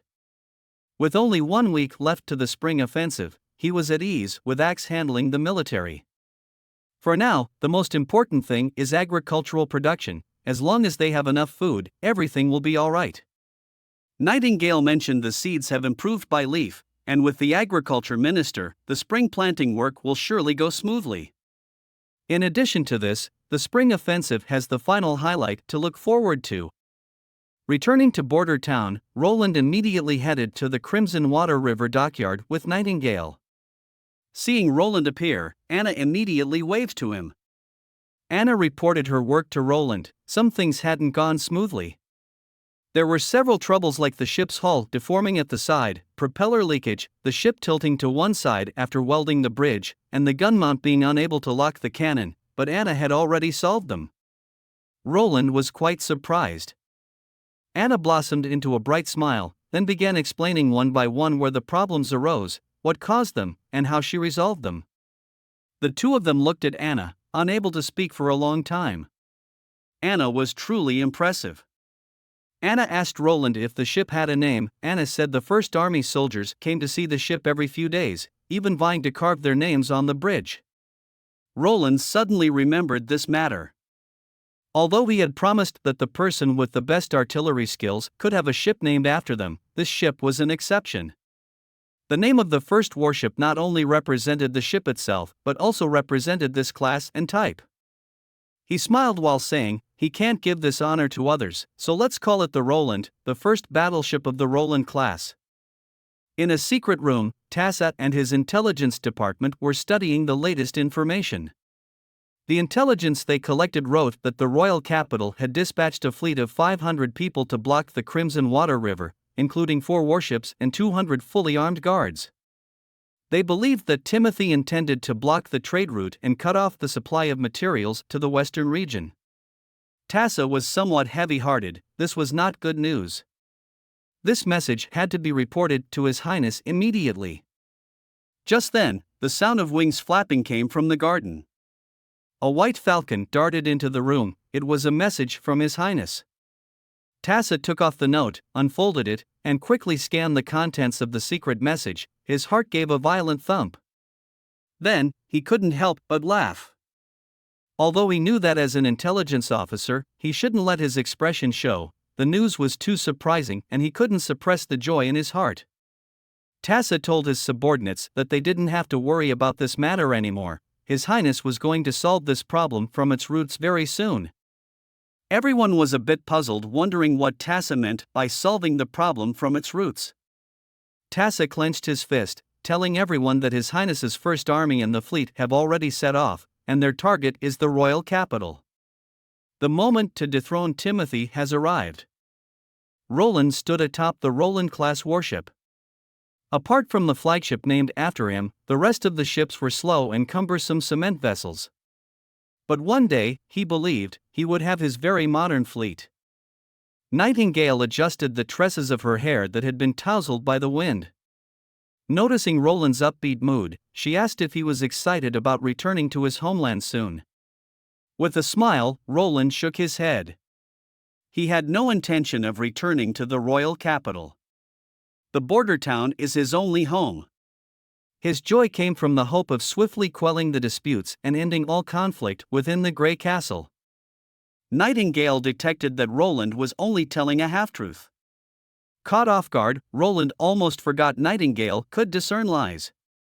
Coughing a few times, he admitted that he was immensely proud of having constructed so many ships in such a short period, precisely just within the month of the demons. Nightingale nodded. Although this time it was a heartfelt confession, it did sound a tad boastful. Roland blushed, explaining that was why he hesitated to tell the truth initially. Nightingale chuckled lightly, stepping closer to assure him. She wasn't upset with Roland. Unless it concerned her directly, she didn't mind him telling some small lies now and then. Turning her gaze forward, Nightingale softly thanked him. Confused, Roland looked at Nightingale. Slowly, she explained her gratitude. Under his leadership, whether common folks or witches, all would be able to live happily. Although Nightingale always believed Roland would achieve this, she hadn't expected the day to come so soon. Roland took a deep breath, telling her they are not quite there yet. He was aware that even if Timothy was overthrown, most of the nobles would resist and struggle desperately. Fully unifying Greycastle might still take several years, perhaps way longer than what Nightingale had previously anticipated. With a soft voice, she admitted she was actually worried if she'd live to witness the day. Roland playfully flicked Nightingale's forehead, admonishing her to not speak such nonsense. Roland would never let Nightingale put herself in danger. Rubbing her forehead, she argued that as a combat witch, she was naturally on the front lines. Changes come with a price, she added, revealing that from the moment she pledged herself to Roland, she was prepared for what might come. Placing a hand on Nightingale's shoulder, Roland gently shook his head. He said he was sorry to disappoint Nightingale, while there would be a cost. But most of it will be paid by their enemies. Besides, he continued with a touch of gratitude, he owes a great debt to all of them. Nightingale looked puzzled. With sincere emotion, Roland confessed, had he not met the witches, he might not have been so quick to take this step. Maybe, deep down, if this world lacked its wondrous magic, he'd still be in some barren border town, living a primitive life, constantly on edge. Looking up at him, Nightingale realized that every word Roland spoke was the unvarnished truth. Suddenly, lightning and Maisie descended from the sky, landing beside Roland and Nightingale. Lightning reported, 20 kilometers away, for single-masted ships are approaching. They have oars on both sides and look a lot like the hawk-headed ships mentioned in the intelligence reports. Lightning piped up, saying but she didn't see any hawk-shaped statues. Patting her head, Roland explained, the hawk-head probably refers to the ramming prow underwater. Telling Lightning continue to monitor them and stay safe. The young girl gazed up at the prince with teary eyes. And asked, can she do one less set of exercises as punishment? Roland chuckled, saying, if she promises not to dash around recklessly in the future, she can just do one set. Lightning's eyes immediately brightened. Without wasting a moment, she leaped up and soared back into the sky. Nightingale commented, Roland shouldn't have done that. Roland waved while saying rewards and punishments make lessons memorable. The two returned to the command room. The Rifle Battalion's commander, Brian, the 1st Army's commander, Axe, the Artillery Battalion's commander, Vainer, and Captain Kakusin stood by a table, awaiting Roland's strategy for their upcoming naval battle. Vainer was the first to voice his opinion. It's hard to hit a moving target with their cannons. He suggests that they get closer before firing. He promises if they are within 50 meters, every cannon from the battalion can capsize an enemy ship. Brian shook his head. Cannonballs consume a lot of gunpowder, and currently, only Miss Anna can produce it. He suggests that they wait for the enemy to approach and then use the side-mounted machine guns to turn them into sieves. Roland turned to Captain Kakusim, questioning what was the captain's take. After hesitating for a moment, Kakusim bluntly stated they should just ram into them. Both Brian and Vainer stared incredulously at Kakusim. Kakusim slowly says, the Roland is both larger and faster, and it's made of steel. A wooden ship might just fall apart upon impact. Even if it doesn't break apart, the flooding from the damage would incapacitate them. Upon hearing this tactic, an image involuntarily formed in Roland's mind. Both their ideas seemed aligned. He finally decided, let's do it. Roland gave the order. The flagship, the Roland, hoisted the flag of the city of Neverwinter and sounded its steam whistle. Full speed ahead. Eden was a newly appointed knight from the royal capital, leading one of the ships meant to blockade the Western Territory's trade routes. If successful, he'd not only amass a great fortune but also earn a promotion.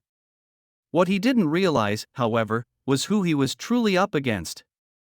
A lookout sailor yelled, activity up ahead. Eden moved to the bow of the ship, squinting into the distance. Far away, plumes of black smoke rose, as if something was burning in the water. He could faintly discern a gray silhouette approaching. Undoubtedly, it was a ship, but what struck him odd was the absence of any noticeable sails. The crew observed that the oncoming ship moved at an incredible speed. Eden noticed it too. Even if it was downstream, its speed was astonishingly fast. The other two hawk-headed ships had also spotted the incoming vessel. One of them began rapidly moving its side oars, seemingly eager to be the first to board this peculiar merchant ship. A sailor chuckled, those guys love hogging the glory. Wasn't the merchant ship they nabbed this morning enough for them? The sailor then turned to Eden, asking if they should charge forward too. After pondering for a moment, Eden replied, no rush. They should observe for now. As the approaching ship became clearer, Eden's eyes widened in disbelief. Not just him, gasps of astonishment echoed across the deck. A sailor atop the mast shouted, my God, Captain, what is that thing? A deep horn sounded, echoing past everyone. The approaching ship not only maintained its speed but also slightly altered its course, heading directly for the foremost hawk-headed ship. With no time to maneuver, the Roland rammed headlong into the unsuspecting belly of the hawk-headed ship. The sound of splintering wood echoed crisply in everyone's ears. The slender wooden warship, as if struck by a massive hammer, lurched heavily to one side. In mere moments, the ship began to fall apart and sink. Upon seeing the colossal gray ship shatter the hawk-headed ship without losing any momentum, Eden was stupefied. Even though he didn't recognize the flag, in his mind, only the rumored prince of the Western Territory, said to have fallen with the demons, could produce such a thing. Men on the deck sprang into action, some readying crossbows while others loaded their newest weapons. Escape was out of the question. Grinding his teeth, Eden ordered, "Hasten towards the shore." Realizing their speed was insufficient, he figured hugging the riverbank would be their only defense against the oncoming ram. With the surge of the waters and the sudden maneuver of the gray iron ship, the bent hawk-headed ship finally detached.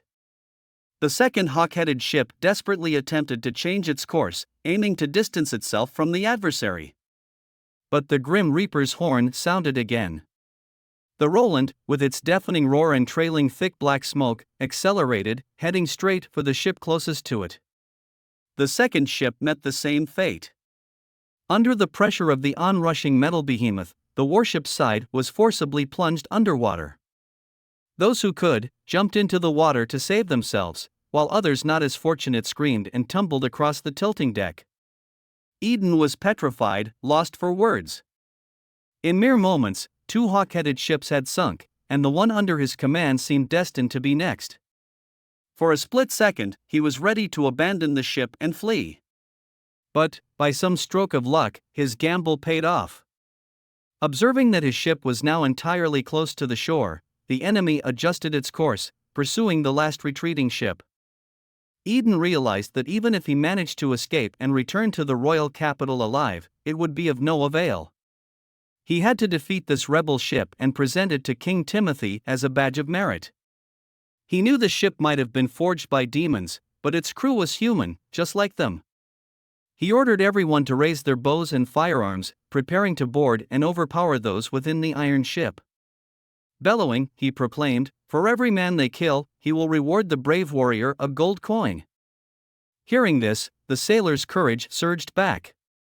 Confident they wouldn't be rammed, the hawk-headed ship left the safety of the riverbank, progressing alongside the Roland. Soon, they were about to overtake the Roland, and the distance between the two vessels narrowed to a mere few meters. The sailors brandished an assortment of weapons, readying for an initial onslaught. Aboard, men aimed at Roland with a variety of weapons, including bows and arrows and the latest firearms bestowed by Timothy. However, they inflicted no damage. As they were about to climb up to the Roland, the deck of the Roland appeared deserted, but Eden spotted a long barrel surrounded by metal, with small holes exposed at the center. Before the crew could even make any move, flames burst forth from the barrels. Sailors dropped like harvested wheat. Those who reacted sought cover, but no hiding spot could shield them from this terrifying weapons assault. Bodies littered the ship, bullets penetrating their bodies. Even the mast, under the relentless assault of this fearsome weaponry, could not withstand, and with a creaking noise, it broke in two. The glory Eden hoped for never happened. He realized they faced a type of firearm, with an extraordinarily rapid rate of fire. He couldn't fathom how, in the hands of the rebel prince, a weapon known for slow reloading and imprecise aim became so devastatingly effective. Why were the weapons Timothy gave them so inferior and useless? Unfortunately, he didn't get any answers. Soon, a rain of bullets enveloped him. The last ship lay paralyzed in the center of the river, signaling the end of the battle. The air was filled with the enemy's moans and cries of pain. Those who survived had lost all will to fight, swimming towards the riverbank.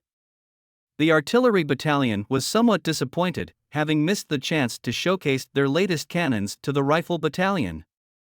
As everyone placed the cannonballs back into their boxes, someone remarked that compared to the ammunition consumed by the machine guns just now, a single cannonball wasn't much more expensive or troublesome. Vayner frowned. These were handcrafted by Miss Anna herself. How can he compare them to the machine gun bullets they can produce by the hundreds daily? He instructed his men to aim carefully during the later siege, telling them to not ruin the reputation of the artillery battalion. Someone boasted, he promised to blast open the royal capital's city gates in 3 shots or less. All eyes turned to Rodney, expecting him to chip in. Cleaning his gun, Rodney mused, he wishes he had a ship like this as well. His eyes sparkled as he repeated, he wishes he had a ship named the Rodney. Hearing this, Rodney's older brother stepped forward. Shouldn't that honor be his first? As Rodney's elder brother? Rodney chuckled. He won't give this opportunity away to anyone. Vayner joined in. The second ship could only be named the Vayner. Catclaw then asked, "What about the Catclaw?" Staring at Catclaw. In unison, everyone responded, "No way." Amid the light-hearted banter, the fleet set sail once more, heading towards the royal capital. 2 days later, they arrived at the royal capital, with its walls now visible in the distance. Lightning, responsible for scouting, reported, "A troop is stationed at the dock ahead, roughly 100 men, not heavily armed." Roland was slightly taken aback. It wasn't surprising that Timothy had defenses set up at the suburban docks. Surely, Timothy must have received news of their fleet through the carrier pigeons. However, the fact that only 100 men were positioned at the dock was unexpected. Roland had assumed that Timothy would have archers and firearms positioned along both riverbanks and might even have set up trebuchets to intercept their landing. It seemed Timothy had given up on the advantage of attacking them mid-crossing. Could Timothy possibly know the range and power of his 152mm naval cannon? Shaking his head, Roland thought it unlikely. He then turned to Sylvie, asking if she could spot the militia carrying the church's pills. Sylvie used her magic eyes for observation. She didn't see any pills. Most don't even have weapons. However, there's something strange underground. They've buried some things, clay pots and wooden barrels filled with a black-gray powder. Nightingale instantly thought of gunpowder. Roland then realized Timothy's strategy. The group of around 100 men was merely bait sent by Timothy to divert their attention. Their real intention was to wait for Roland to approach the deck and disembark, then set off the gunpowder. The dock was the essential path, and Timothy clearly recognized this fact. However, instead of mounting a direct defense, he opted for a hidden ambush, trying to catch them off guard. If not for Sylvie, they might have fallen straight into the trap. Now that they've discovered it in advance, the solution seemed relatively simple. Without wireless detonation capabilities, Timothy would undoubtedly have stationed personnel nearby to ignite the gunpowder. All they needed to do was neutralize them beforehand. Either way, they had to secure the dock, or it would be challenging to get the artillery and ammunition onto land. Roland asked Sylvie to help him identify the ignition points. He then instructed Nightingale to infiltrate, locate, and eliminate the individuals set to light the gunpowder and secure the area, preventing any potential backups from igniting the explosives. Leaning against the battlement of the western wall of the royal capital, a knight peered through his binoculars, monitoring the canal's activity. He had spotted Roland's fleet. He hadn't expected Roland to truly dare launch an attack on the royal capital.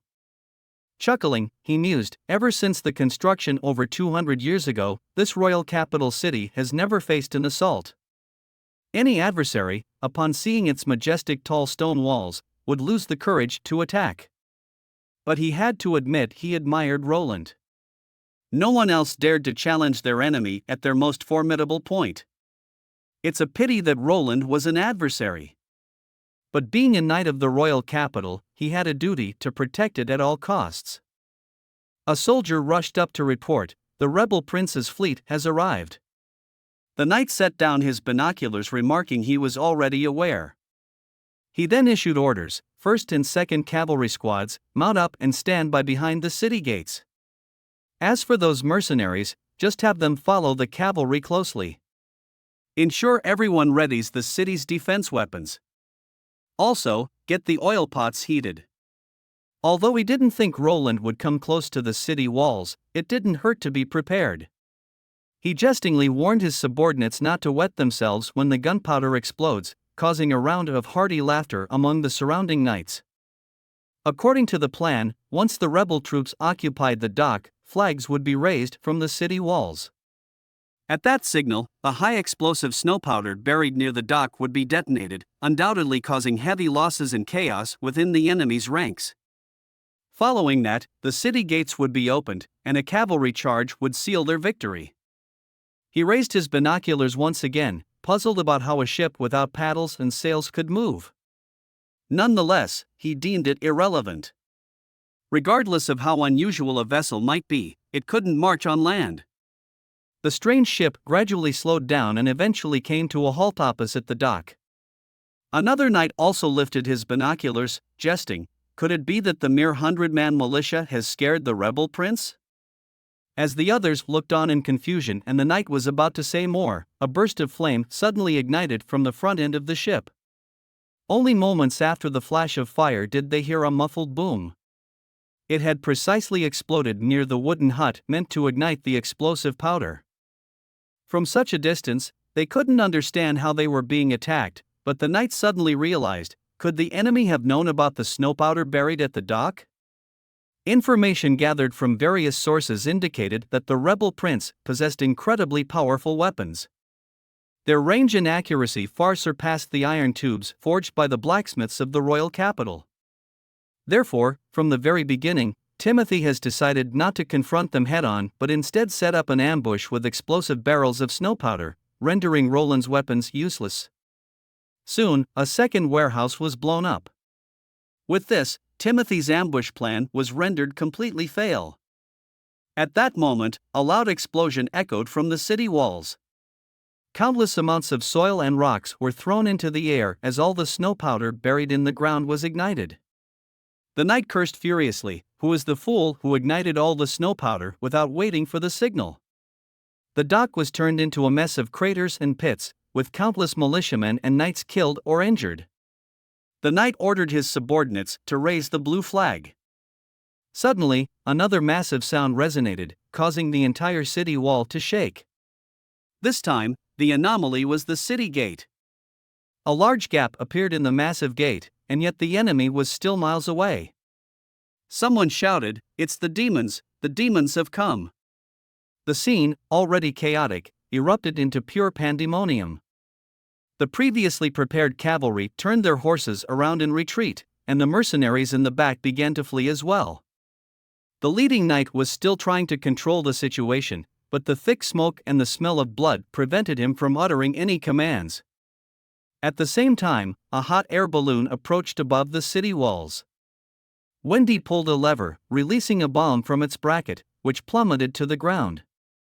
Lightning effortlessly caught up with the bomb, guiding it straight to the city wall. As it descended, the young girl saw the horrified expressions of the knights on the wall. The bomb struck the wall with a massive explosion, creating a huge gap. Those nearby were instantly consumed by the ensuing flames. The previously prepared hot oil splattered everywhere, falling onto the soldiers guarding the city walls. Moments before, the knights who had been preparing for battle were now scattered and fleeing in panic. Many lost their way in the thick smoke and fell off the wall, others writhed and rolled on the ground, trying to put out the flames engulfing them. Looking at the smoking city wall of the royal capital, Sylvie's face showed a hint of reluctance. She slowly said, "Their defense has collapsed." Nightingale, expressionless, said, "They got what they deserved. If they had won, they would only become more ruthless." Roland took a deep breath, saying, "Either way, someone has to pay the price for this conflict. If not the enemy, then it will be them." He didn't want to lament the cruelty of war at this moment or cherish the value of peace. It was a struggle for power, a battle for survival, and a clash of ideologies. Soon, the horn for the final assault echoed over the dock area. The First Army, fully armed, led by axe, prepared for the last push. Amidst the smoky city walls, the First Army quickly broke through the main gate. Their target was to seize the royal palace gates. Once inside the inner city, the pace of their advance abruptly slowed.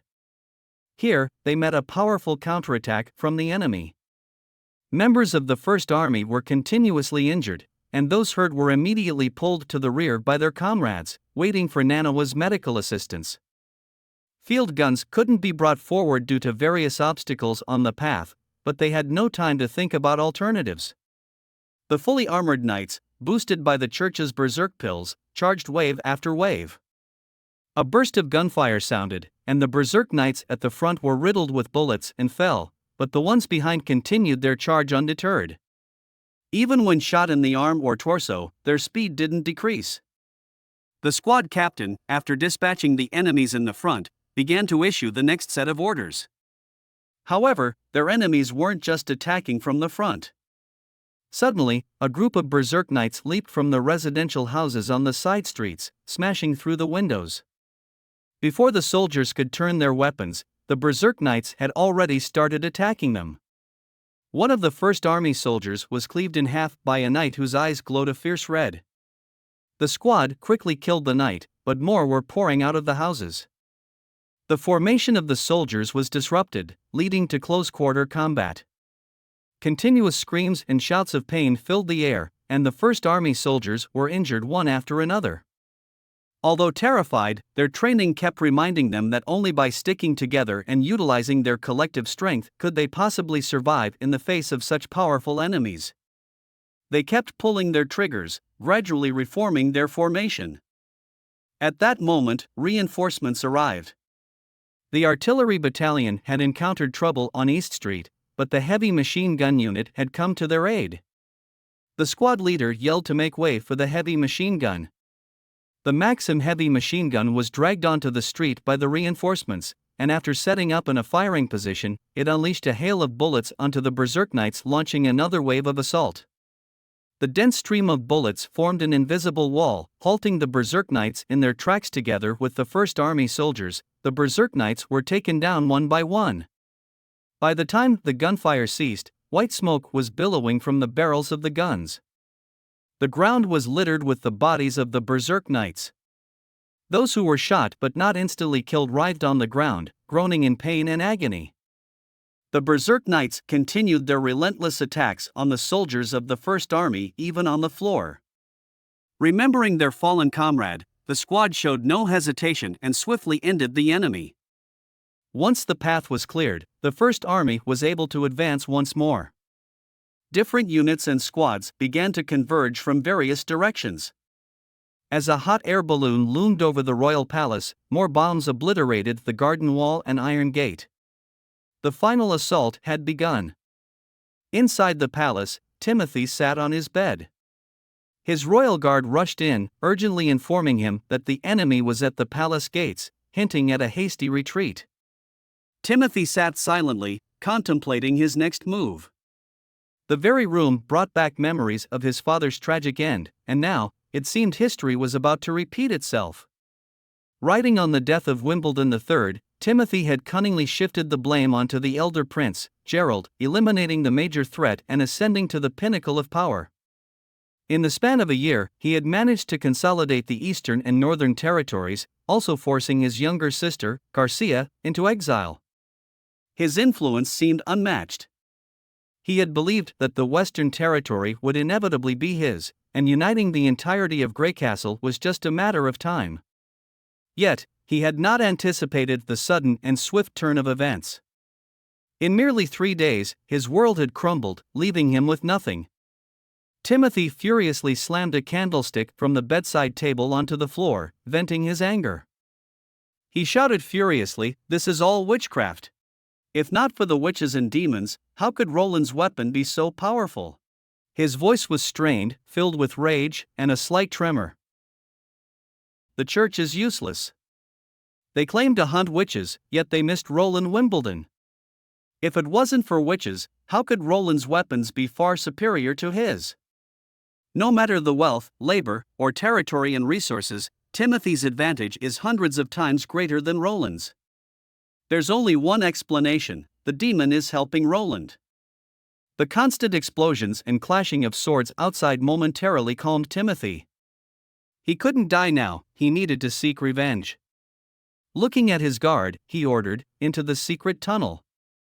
The knight escorted Timothy into the hidden passage, which was known to have a dead gate. Once the dead gate was activated, the entrance would be sealed forever, blocking any potential pursuit. The passage was filled with traps and stones of God punishment. Timothy was sure Roland would be clueless about this place. In the secret tunnel, Timothy pondered his next step. He needed the support of the loyal nobles and dukes. Although uncertain of their loyalty after Greycastle's fall, he knew he needed to give it a try. Or perhaps, he should seek refuge with the church? If the church could help him in avenging his loss, so what if he handed the Grey Castle over? The thought consumed him, rapidly growing stronger and more intense with each passing moment. If he could personally send Roland to the guillotine and torment every one of Roland's witches, everything would be worth it. In the dim light of the torches, Timothy made up his mind. He and his guards chose the longest tunnel and made their way out of the royal capital. However, as they emerged from the secret tunnel, they found themselves surrounded, rifles pointed directly at them. For a moment, despair washed over Timothy. The soldiers of the First Army stood at the city gates, welcoming their king Roland. The battle had raged on from yesterday and only ended early morning. After breaching the gates, the First Army took control of the inner city's royal palace and the Grand Cathedral in the eastern district. What followed was mopping up the remnants of the enemy, utterly extinguishing the resistance forces of Timothy. Brian, with palpable excitement, reported, "Your Majesty, the path to the palace has been cleared. The city is now yours." Roland glanced around and saw the same fervor mirrored on everyone's faces. Whether it was the soldiers of the First Army or the witches, their high spirits seemed almost overwhelming. However, contrary to expectations, Roland felt surprisingly calm. The magnificent capital representing the heart of Grey Castle did not resonate with him, nor did he feel like he had returned home. To Roland, this was just another city. All around the inner city were the sites of damaged buildings. Undoubtedly, this was the process of seizing the palace, although brief, was the most intense battle the First Army had ever encountered. Looking at the ruins lining the streets, a pang of distress hit Roland. The exact casualties had yet to be tallied, but the bodies of over 20 soldiers from the First Army had already been sent to the rear.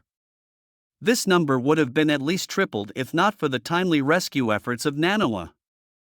As they entered the palace grounds, the stationed soldiers went down on one knee, a rare sight in the First Army, where military salutes were more common. Roland did not voice any objections. From their uplifted expressions, it was clear that they weren't welcoming him as leader of the army but were paying respects as citizens of Grey Castle to their new king. The soldiers raised their weapons in unison, shouting, "Long life King Roland!" Amidst the cheers of the First Army, Roland advanced towards the palace. Stepping into the grand twin-towered palace. This place symbolized the supreme authority of the Grey Castle royal family. Within the grand hall, apart from the soldiers holding their weapons at the ready, there was a group of visibly anxious nobles and ministers. Upon seeing Roland, they all knelt in unison, collectively welcoming his arrival. Among these nobles, he recognized several familiar faces: the Minister of Finance, the Minister of Foreign Affairs, the Minister of Justice, the Chief of Intelligence Officer, and the Prime Minister, among others. These individuals had once served King Wimbledon III. Some of their lineages could even be traced back to the very inception of the Wimbledon dynasty. When Timothy ascended the throne, they had all pledged their loyalty to the new king. Now, they seemed ready to do the same for Roland, in keeping with tradition. Unfortunately, Roland didn't need any of them. This wasn't a court discussion, it was a trial. Roland took his place on the throne, looking down upon them all. He motioned for them to rise. He then announced that Timothy was under arrest for the suspected assassination of Prince Gerald, for treason, and for colluding with the church. His crimes would be announced throughout the city and the entire kingdom. He then asked the ministers if they had anything to say. One of the nobles was the first to respond, stating that such crimes were unforgivable. He claimed to have once tried to dissuade Timothy but to no avail. The other nobles nodded in agreement.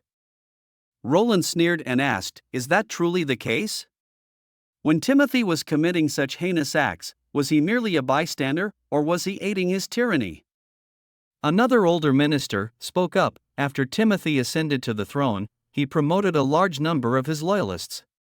Whether it was deploying the knights or conscripting troops, it was beyond their control from the old ministers like them. Several other nobles and ministers chimed in, adding that when Gerald was sent to the guillotine, it bypassed the judicial court, and the executioners were the knights; they were powerless to stop them. Roland's opinion of these ministers dipped even further. Perhaps during the founding of Grey Castle, these noble ministers were indeed the king's valuable aides. However, over the centuries, they had become utterly rigid and corrupt. Standing up, Roland declared, if they claim that all the events of the past year had nothing to do with them, then they should play a game. The gathered nobles exchanged puzzled glances, not understanding Roland's intentions. Roland swept his gaze over the gathered nobility, introducing a game called Question and Answer, also known as the trial game. The rule was simple: tell a lie, and they're out. Roland told everyone that each person only gets one chance. The crowd swallowed nervously. Before anyone could utter another word, Roland casually mentioned that those who were out could face punishment such as the gallows, labor in the mines, confiscation of their assets, or exile. The ministers started to panic, with some even accusing Roland of treating this as some childish game. A few even thought of leaving. But Roland wasn't seeking their opinions. He approached Duke Wick and asked if he had participated when Timothy had forced the refugees to attack the Western territories. The Duke Wick, after a brief moment of silence and lowering his head, admitted he had followed Timothy's orders to recruit refugees from the eastern and southern regions. However, he claimed unaware of the latter half of Roland's statement. Roland felt a slight pinch on his right shoulder, a sign of lying. He coldly gazed at the Duke Wick. Stated that he was lying. Even as Duke Wick tried to correct himself, 2 soldiers from the First Army had already dragged him away. The hall fell silent, with no one daring to speak. Roland hoped for honesty, for he could discern lies. Hearing this, the ministers and nobles fell to their knees, confessing their sins and begging for Roland's mercy. As Roland had anticipated, this was a trial. He posed many questions, and by the end, the ministers and nobles had confessed their crimes and sins from the past year. One noble even confessed that his steward had slept with his wife while he was away hunting, and in retaliation, he had the steward castrated without a formal trial. Roland was momentarily taken aback, thinking, what kind of confessions are these? In the end, some were imprisoned, and others were let go. Roland stood and instructed everyone to leave for now. He would begin the process of restructuring the family order and would notify them later. But he warned them, this game would not be a one-time event. After spending an entire day addressing those issues, it was time to meet Timothy. Axe and Nightingale accompanied Roland as they headed to the basement dungeon where Timothy was confined. As they approached Timothy's cell, it was evident that he was not in the best mental state. However, the moment he saw Roland, he asked, "Who are you really?" His parched voice echoed throughout the dungeon, revealing a mixture of clear, discernible emotions. Roland wasn't surprised by the question. Compared to Tilly, with whom he had limited interactions, Timothy was more familiar with the Fourth Prince. After all, the Fourth Prince's erratic and volatile personality was, to a significant extent, a direct result of Timothy's own actions. Roland looked at Timothy and calmly replied, "He is Roland Wimbledon." "Don't Timothy recognize him?" Timothy responded shakily, "This is not Roland." Roland could never look straight in the eye at him. Roland would never dare to confront him directly. Roland shook his head, recounting an incident from their childhood when he was 12. Timothy, along with Gerald and Garcia, had invited Roland to explore the palace basement. They then stole a key from a guard and locked Roland in one of these cells. The plan was to come back the next morning to laugh at his misfortune, leaving afterward in a fit of laughter. In that pitch-black room, the young Fourth Prince was so terrified that he shivered uncontrollably, not even daring to shout out loud. In the end, he curled up in a corner, burying his head in his knees, sobbing softly. By the time the trio came to mock him the next morning, his face was smeared with tears and snot. Back then, he didn't even have the courage to face Timothy head-on. The two of them stared at each other in silence for a long time until Timothy, unable to bear it any longer, finally spoke, breaking the silence. "Roland is a demon who has taken Roland's body to steal his kingdom." Roland didn't bother to explain himself. Instead, he retorted, "Are the deeds Timothy committed any less demonic than those of a demon? Killing their own father, pinning the conspiracy on their brother, and then executing him. To hold on to the throne Timothy seized, Timothy not only allied with the church, which their father despised, but also forcibly conscripted innocent civilians to attack the Garcia's territory. Even the most weakest and inept fourth prince wasn't spared by Timothy. Within just a year, the kingdom is in shambles, with numerous cities ruined by war and refugees scattered everywhere. Perhaps even a demon couldn't have achieved such chaos. Timothy, in a state of panic, tried to defend himself, yelling that he didn't kill their father, saying their father committed suicide. Just like Roland, their father was possessed by a demon. Upon hearing this, Roland furrowed his brow. Timothy, gripping the iron bars tightly, insisted he was not lying. Their father was lying in bed as he usually did, and then he just smiled before stabbing himself with a dagger. At that very moment, their father was also wearing the stone of God punishment. Everything unfolded so suddenly that Timothy was powerless to stop it. Roland glanced back at Nightingale, who gave a subtle nod in affirmation. Timothy was telling the truth. This made Roland consider the possibility of an enchanted type of witch. Once their power is fully activated, they remain unaffected by the stone of God punishment. Could this have been the work of the pure ones? Or perhaps the church had orchestrated everything from the very start. The fight for the thrones, which appeared solely designed to incite conflict within the kingdom, now seemed plausible. Yet, Roland lacked concrete proof. For answers, only the high priest of the royal cathedral would need to be questioned. Roland spoke gravely, "This is not a reason for Timothy to betray Gerald and spread the flames of war throughout the kingdom. Colluding with the church and using the church's pill to sow death and make innocent people lose their lives." Timothy retorted, "Even if he didn't use them, what about Garcia? If everyone had recognized him as king from the beginning, none of this would have happened." Timothy crawled to the railing, gripping the iron bars tightly. What does this have to do with demons? What is Roland planning to do? Roland coldly met his gaze. What awaited Timothy was the declaration of his crimes, a judgment, and then the execution. Just like Gerald. However, the difference was that Timothy's guilt was undeniable. Fear gripped Timothy, making his legs weak. He clutched the bars tightly and shouted, "Roland can't kill him. A demon cannot stand in front of everyone, the power of the gods will destroy him. If Roland wants the kingdom, he needs Timothy's help." The church's power is far more powerful than Roland had ever imagined. Timothy only learned of this from their father's personal diary. Roland simply responded, "He knows far more than Timothy." Roland also knows what the path ahead will look like. It's a perilous journey, and Timothy is not fit to lead the people. Roland spoke slowly, to prepare for the imminent challenges. Timothy's fate must end here. But worry not, his journey to hell won't be a lonely one. Many will accompany him. Having nothing more to say to Timothy, Roland handed him over to Hill before leaving. He stood up, ignoring Timothy's shouts and curses, and headed out of the dungeon. Upon seeing Timothy, Hill felt his heart tremble, not out of fear, but sheer excitement. It was an excitement he couldn't contain.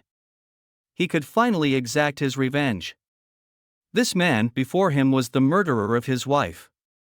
Hill introduced himself calmly, describing how he'd blended in among the rats and taverns, gathering information on Timothy's moves, then organizing and analyzing the intel to present to King Roland. Timothy, squinting with anger, shouted back, "Why is Hill telling him all this? He doesn't care about a traitor who betrayed his own king." He continued to yell, "Roland is a demon. And Hill is serving a demon just for the sake of a woman?" Hill's lips curled into a slight smile. When Hill pleaded to the gods and received no responses, he had made a vow: if he could achieve his revenge, he would willingly follow even a demon into the depths of hell. Nightingale perched at the window, looking out at the city under the cloak of night. Wendy's voice interrupted her thoughts as she walked up to Nightingale, rubbing her shoulder. Wendy yawned. She has no idea where those two little girls get their energy from. After everything today, they're still clamoring for a bedtime story. Nightingale chuckled. If they weren't punished with 3 sets of exercises last time, she bet they'd be out on an adventure tonight, not asking for stories. The two looked back at the girls. Maisie was sprawled on Lightning. Nightingale smiled, saying those two really do get along well, Wendy noted with a soft smile. She remembered Tilly mentioning how Maisie used to transform into a pigeon, perching on the beams to sleep, always alert to any noise, ready to escape danger in her transformed state. Now, she can finally sleep soundly, like a regular girl. Wendy paused, her voice tinted with emotion, looking at Nightingale, saying they had made the right choice. Nightingale didn't respond, but every witch from the border town would likely feel the same way. After a prolonged silence, Wendy asked, "Do Nightingale want to go back and take a look?" Nightingale was momentarily taken aback. Wendy pointed out the window in a specific direction, Silver City, Nightingale's home. With Maisie's speed, it wouldn't take very long and her brother is still there. Nightingale didn't expect Wendy to bring this up. She hesitated briefly before shaking her head. Right now is a crucial time to stabilize the city's order. There are potential enemies everywhere. Nightingale won't leave His Majesty's side. But after Grey Castle is pacified, there will be plenty of opportunities to visit Silver City. There's no rush.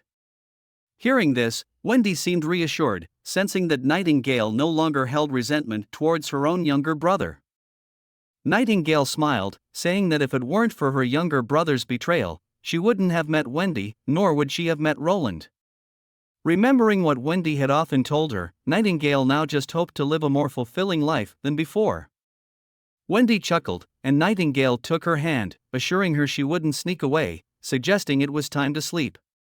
After a while, once Nightingale confirmed Wendy had fallen asleep, she gently climbed out of bed, disappearing into the mist, and heading towards Roland's room. And only during the night, Roland belonged to her alone. The next day, Roland met with his old friend, Margaret. Happily, he mentioned that meeting the nobles and ministers over the past few days didn't bring him as much joy as seeing Margaret. He reassured her that the place was very safe and there were no outsiders, asking if she had anything confidential to discuss with him. Margaret said she was entrusted by someone to relay a message to King Roland alone. Lord Thunder wishes to meet with Roland. Upon hearing this, Roland was greatly surprised. Hadn't Lord Thunder, the most magnificent explorer of the fjord, already passed in a shipwreck? Margaret shook her head. Thunder didn't want to reveal his whereabouts, especially to Lightning, which is why she had to secretly inform Roland. Thunder mentioned that he had discovered an incredible site to the west of the Shadow Isles, possibly related to the ancient ruins from hundreds of years ago. Roland would definitely be interested in it. Only then did Roland realize that Thunder was already in the capital. He looked at Margaret, and she didn't seem the least bit surprised by Thunder's return from the supposed dead. Had Margaret known about this all along? She nodded, saying the magical stone lightning war was used by Thunder to track her location. Margaret's first trip to Border Town was also to ensure Lightning's safety. Once Thunder realized that Lightning had settled in Roland's territory, he decided to keep his whereabouts a secret to deter his daughter from the path of an adventurer. Roland was a bit speechless. He had thought that his technology had attracted foreign investors. Margaret chuckled, mentioning her gratitude to Border Town for opening up new trade routes for her. Realizing the whole story, Roland assured her that he couldn't leave the palace right now. If Thunder wished to see him, Margaret could bring him to the palace any time, promising he wouldn't reveal anything to Lightning. Margaret expressed her gratitude and bowed, promising a swift reply. As she left, Roland's guards reported that a noble, claiming to be an old friend of King Roland, was causing a commotion outside, insisting on entering the palace. This news took Roland by surprise. He inquired about the name of the visitor, and the guards replied, "His name is Sir York." Roland almost choked on his tea. Soon, a slightly chubby man with his signature upward curled blonde hair and fair skin entered. Roland had almost forgotten about this person, but upon hearing his name, memories flooded back. Sir York walked into the office, still exuding the air of a spoiled noble. Even knowing Roland had become the king, York greeted him with the same old enthusiastic hug. York mentioned he wasn't like the other cowards who were afraid of Timothy. Roland nodded helplessly, looking at his old friend, the man with the title Magic Hand, who was once as close to him as a brother.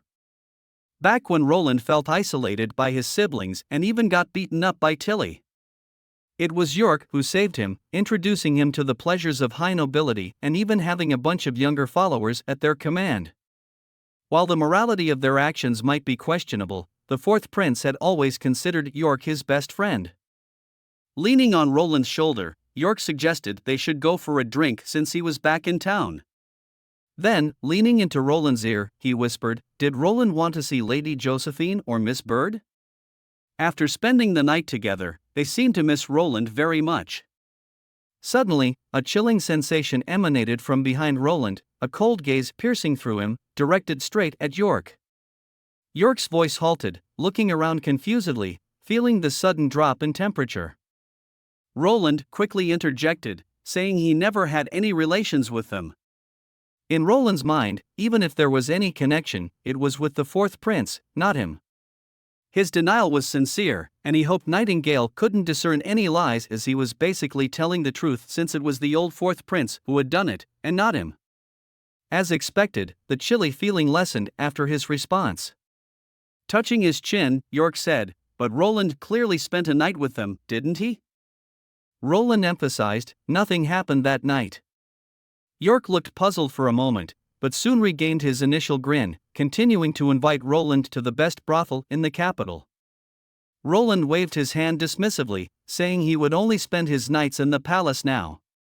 He won't be going to those places anymore. Joining his hands together as if in prayer, he piously declared that he no longer had such worldly desires.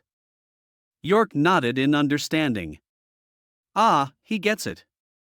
With all the beautiful palace maids around, Roland must want to enjoy them first. He decided to share some of his unique skills with Roland to ensure that all the ladies would never forget him. Recalling the old times when Roland would always pester him to learn, he thought that now, as king, Roland would likely have even more lovers than he ever did. These skills would certainly come in handy. Roland quickly silenced York, almost reaching out to cover his mouth. He couldn't let York continue spilling their shared past, especially not with Nightingale potentially overhearing. It was like a complete expose of all his dark secrets. Roland emphasized, "He is not the same person he used to be." York nodded, "Of course, Roland is the king now." Interrupting him, Roland grabbed York by the shoulder, questioning if he had a request for him. York grinned cheekily. Could Roland perhaps give him a minister title? Nothing high-ranking, just overseeing a patrol team would do. He promises to whip those rats and gangs into kittens.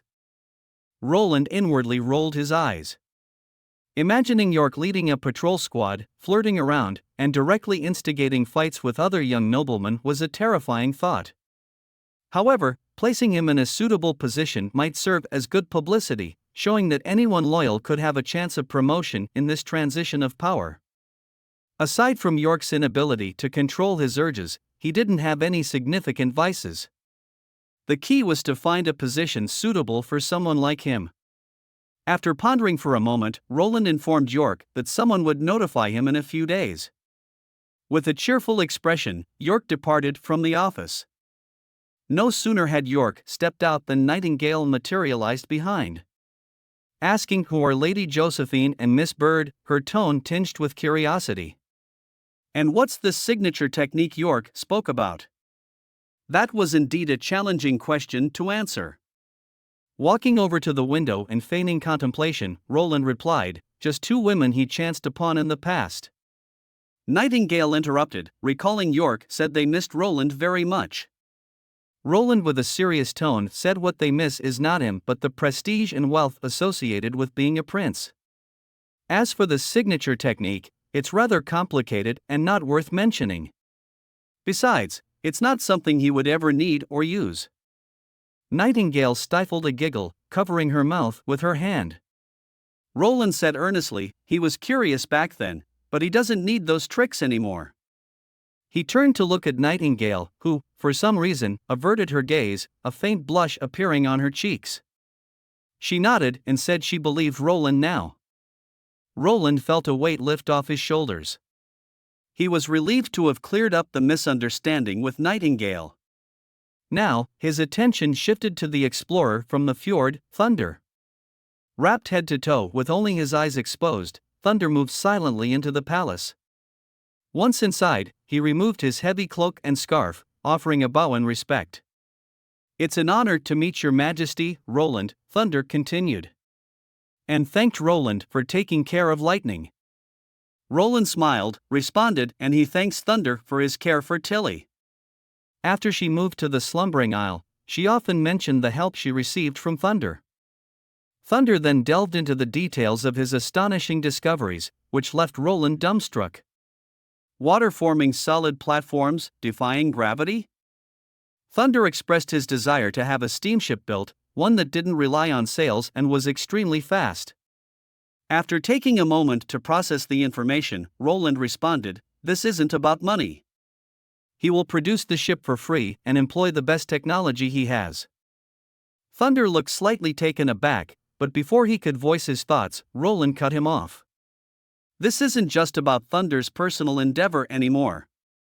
To explore the unknown, to uncover the world's mysteries, holds as much significance as altering the destiny of mankind. Roland fully supports Thunder's explorations, and all Roland asks in return is that Thunder shares any new discoveries with him immediately. They further discussed logistics and plans. After the lengthy conversation, Thunder, once again enveloped in his cloak, took his leave.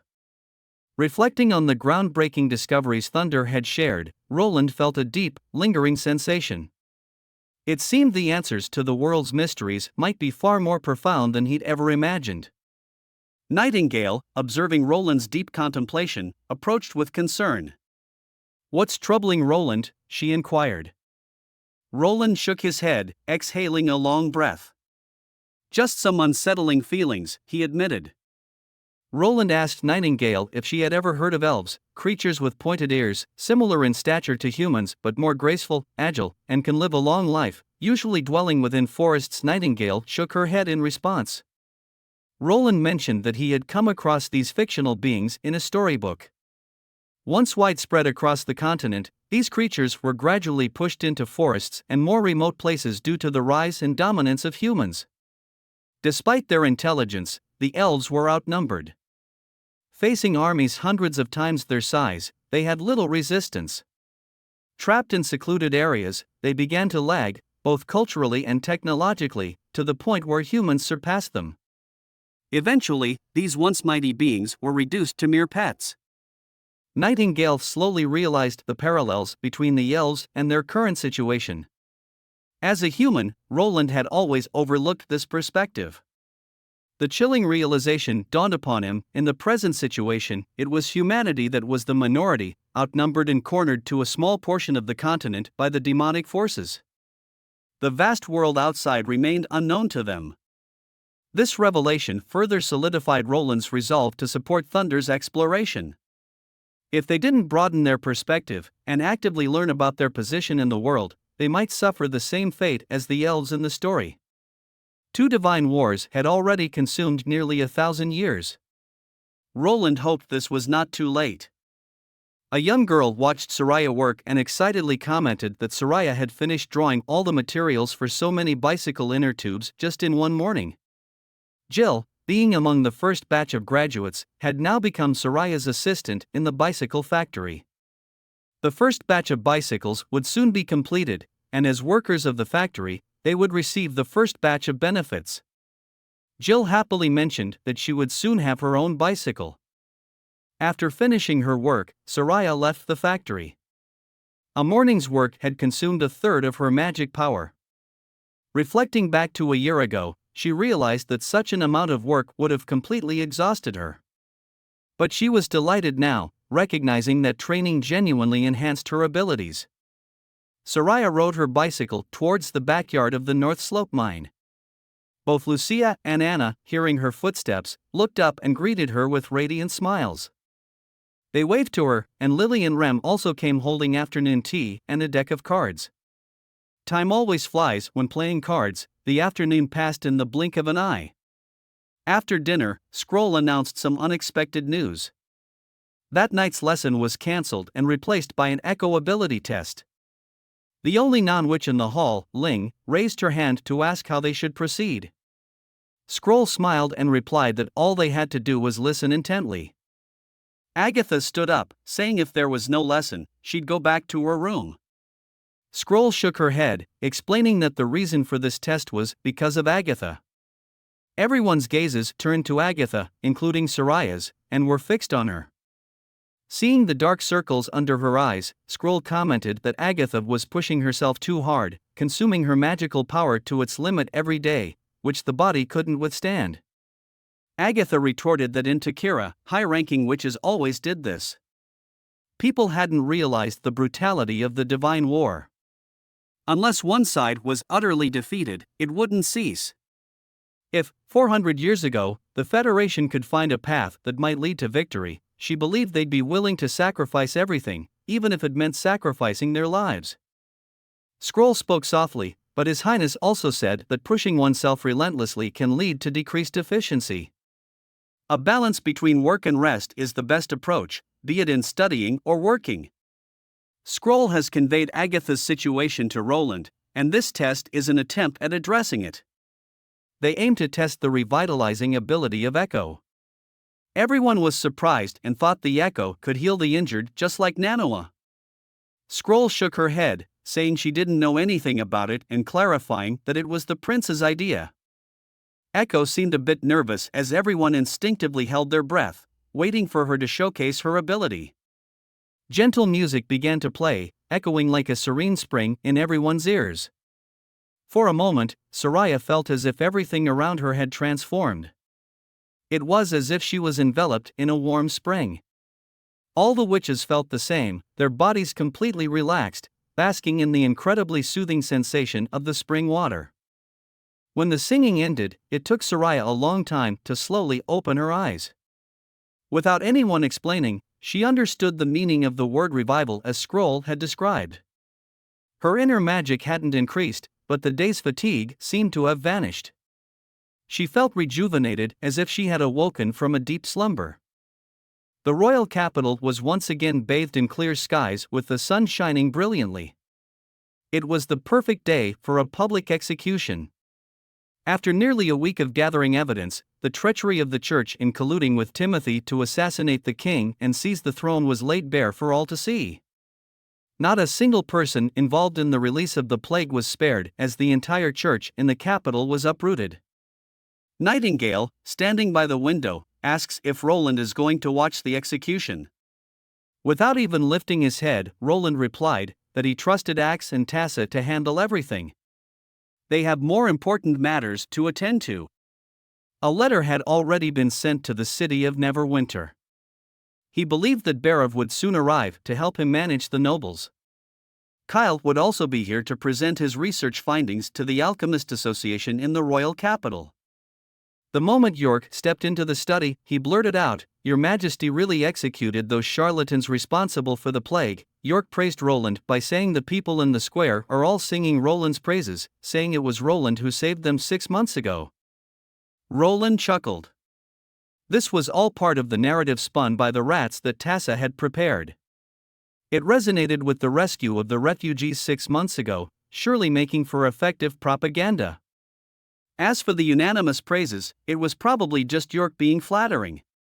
Without pointing it out, Roland handed over an elegantly crafted parchment letter to him. Unfolding the letter, York's eyes widened after just a glance.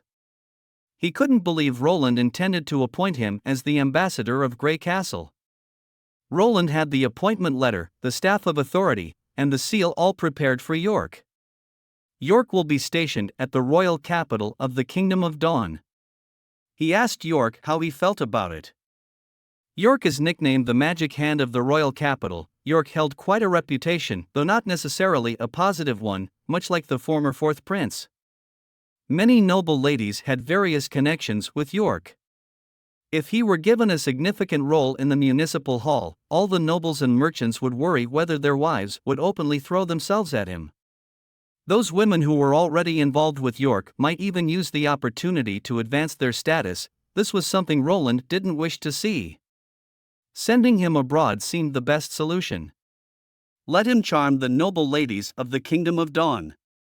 The noble women had a unique allure and were particularly stunning. Perhaps York might even carve out a new destiny for himself there. York immediately understood what was happening. He knelt, fervently replying, he was more than willing. Before York leaves, Roland will have a protocol officer properly train York. Watching York leave in high spirits, Roland chuckled and shook his head. Having settled this matter, he turned to ask Nightingale about Wendy's whereabouts. He intended to call upon Wendy, Sylvie, Lightning, and Maisie to meet with the astrologers, and they would be going there by air. The Astrologers' Association was located on a high ground in the northern part of the outer city. The hot air balloon gradually descended onto the top of a tower. Brian and the guards approached to greet Roland. Brian reported that the area was secured and all of the stones of God punishment from the astrologers had been confiscated. Roland nodded approvingly and then turned his gaze to a row of individuals in gray robes standing behind. At the forefront stood an elderly man, the chief astrologer of the royal capital, a scholar of the scattered stars. The scholar bowed deeply. Scattered stars wasn't his real name. Taking a celestial name was a tradition every astrologer yearned for, but only those who discovered a completely new constellation earned this honor. This elder had identified 3 new dark stars, forming the constellation of the scattered stars. He also introduced the 8 master astrologers behind him, informing Roland that everyone here is the top astrologer in the association. Roland shook his head, clarifying that he hadn't come to seek their fortune-telling services. The elderly man looked puzzled. Roland's purpose was to have them take out all of the recorded star maps. Soon, piles of scrolls and parchments quickly accumulated on the long table. Some of the sheepskin papers had turned yellow, clearly showing their age. As Roland examined each map, he had a question in his mind. Was this truly a parallel universe? Roland inquired the scholar of the scattered stars about several of the most famous star maps. Turned out, all of the names were unfamiliar to him. There were mentions of the sun and the moon, which didn't surprise him. The sun was just an ordinary star. The Milky Way alone housed billions of such stars, and there were billions of galaxies like the Milky Way in the universe. Hence, encountering a stable star satellite system was not unusual. Given the vastness of the universe, anything could happen. However, he wasn't sure about the similarities in species. The evolution of life was filled with coincidences. Even under the same conditions, different life forms could emerge. Moreover, neither the demonic beasts nor the demons seemed like life forms naturally bred in nature. Unfortunately, familiar constellations like the Big Dipper or the well-known zodiac signs were absent here. This revelation left Roland somewhat disheartened. He sighed and glanced around the hall, questioning how many members the Astrologers' Association has. The scholar of the scattered stars responded, there are 9 astrologers, 156 apprentices, and 67 laborers and craftsmen. After listening, Roland announced his intention to shut down the observatory and instructed everyone to pack up and accompany him back to the city of Neverwinter. This statement caused everyone to be shocked. Standing up, Roland doesn't believe in fortune-telling, only in his own choices. As the king of Grey Castle, he has the authority to close this place. In the Western Territory, they will learn the true knowledge of the stars, rather than perceiving them as nebulous tracks of fate. The chief astrologer rose slowly and said, respected His Majesty, telling Roland that he cannot do this. At all times, they must observe the stars, undisturbed by other matters. This very command comes from Roland's ancestors. Roland was taken aback and noticed the surprised expressions of the crowd. Roland questioned who can say for certain if what the chief astrologer claiming is true. The chief astrologer lowered his head, asserting that the matter was undeniable and that he had proof, but he could only reveal it to Roland alone. Hearing this, the other astrologers left the room. After pondering for a moment, Roland nodded to the witches and his personal guards, signaling them to leave, only leaving Nightingale in the mist to follow him. The chief astrologer guided Roland into a small room next to the main hall. He presented an iron box which he respectfully placed in front of Roland. This is a decree left by Roland's ancestors, foreseeing this very situation. It was then that Roland realized, was it about the closing of the observatory? The chief astrologer sighed, revealing that this was not the first time such an event had happened. Even though astrology, together with alchemy, was considered the study of sages, they weren't held in equal regard. Alchemical products brought substantial revenue to the kingdom, whereas the astrologers had to spend vast sums of gold on high-quality crystals and craftsmen annually, producing little to none in return. To prevent future heirs from dissolving the Astrologers' Association to save costs, Roland's ancestor inscribed his wishes, mandating that no one should oppose it. Upon opening the box, Roland found stacks of gold sheets. It seemed the Wimbledon family spared no expense in preserving this decree, opting for the stable properties of gold as the material. The first sheet held the exact words spoken by the chief astrologer: "No one shall interfere with the observatory, and shall not interfere with the astrologer observing upon the stars, for therein lie secrets foretelling the world's fate." Roland inquired about the meaning behind these words. The chief astrologer responded, "They bear a mission spanning centuries. This message isn't something they can disclose to the royal family, but only to the king's heir. And only when the heir reaches the age of 30 or older." Roland's ancestors believed that revealing this knowledge prematurely might plunge them into panic and confusion, leading to the kingdom's decline. The elderly chief astrologer's demeanor grew grave as he disclosed, "They are in search of the star of annihilation." Roland puzzled and asked, "What is that?" The chief astrologer spoke slowly, "A crimson-red star, or perhaps better termed as a red moon. When it descends, the world will plunge into an irreversible calamity." A shiver ran through Roland. The arrival of the red moon, whether it be the ancient text from the ruins or the information from the Agatha of the Federation, and now a secular organization was concerned about it. Could there be intricate ties between the Astrologers' Association and the Federation? He pressed the chief astrologer to go on. The chief astrologer said with a serious tone, "Everything he knows was passed down orally from the previous chief astrologer. Legend speaks of a red celestial body floating in the sky. When it appears in the night, akin to a crescent moon, the world will face annihilation. Their duty is to locate it before it transforms into a full moon. By discerning its trajectory, they can foresee the apocalypse, and that's the true purpose of the Astrology Association." Roland pondered the phrase "transforms into a full moon." The chief astrologer explained, "Celestial bodies are always in motion. Take the sun and moon, for instance, they appear before them in a fixed cycle. Their alternating presence doesn't mean they vanish, they merely move to a position out of their sight. This path of movement is termed a trajectory. In fact, most celestial bodies have their own unique trajectories. Thus, the star of annihilation should be no different." Roland was genuinely taken aback. While these theories were common knowledge in the modern day and age back on Earth, for astrologers without sophisticated observational tools to discern that celestial bodies moved in fixed orbits was quite remarkable. Yet after all this time, they still hadn't located this so-called star of annihilation. The mission passed down from centuries ago didn't specify its arrival time, suggesting the star might still be lurking in a corner of the sky. They've been maintaining this search generation after generation. Turning his gaze to the elderly chief astrologer, Roland inquired how long has he been searching for the star. The old man's voice revealed traces of weariness. He became an apprentice to the Astrologers' Association 40 years ago. Throughout these years, he's never ceased looking up. When Roland asked if he ever regretted his choice, the chief astrologer shook his head. Perhaps 10 years ago, he might have felt some regret.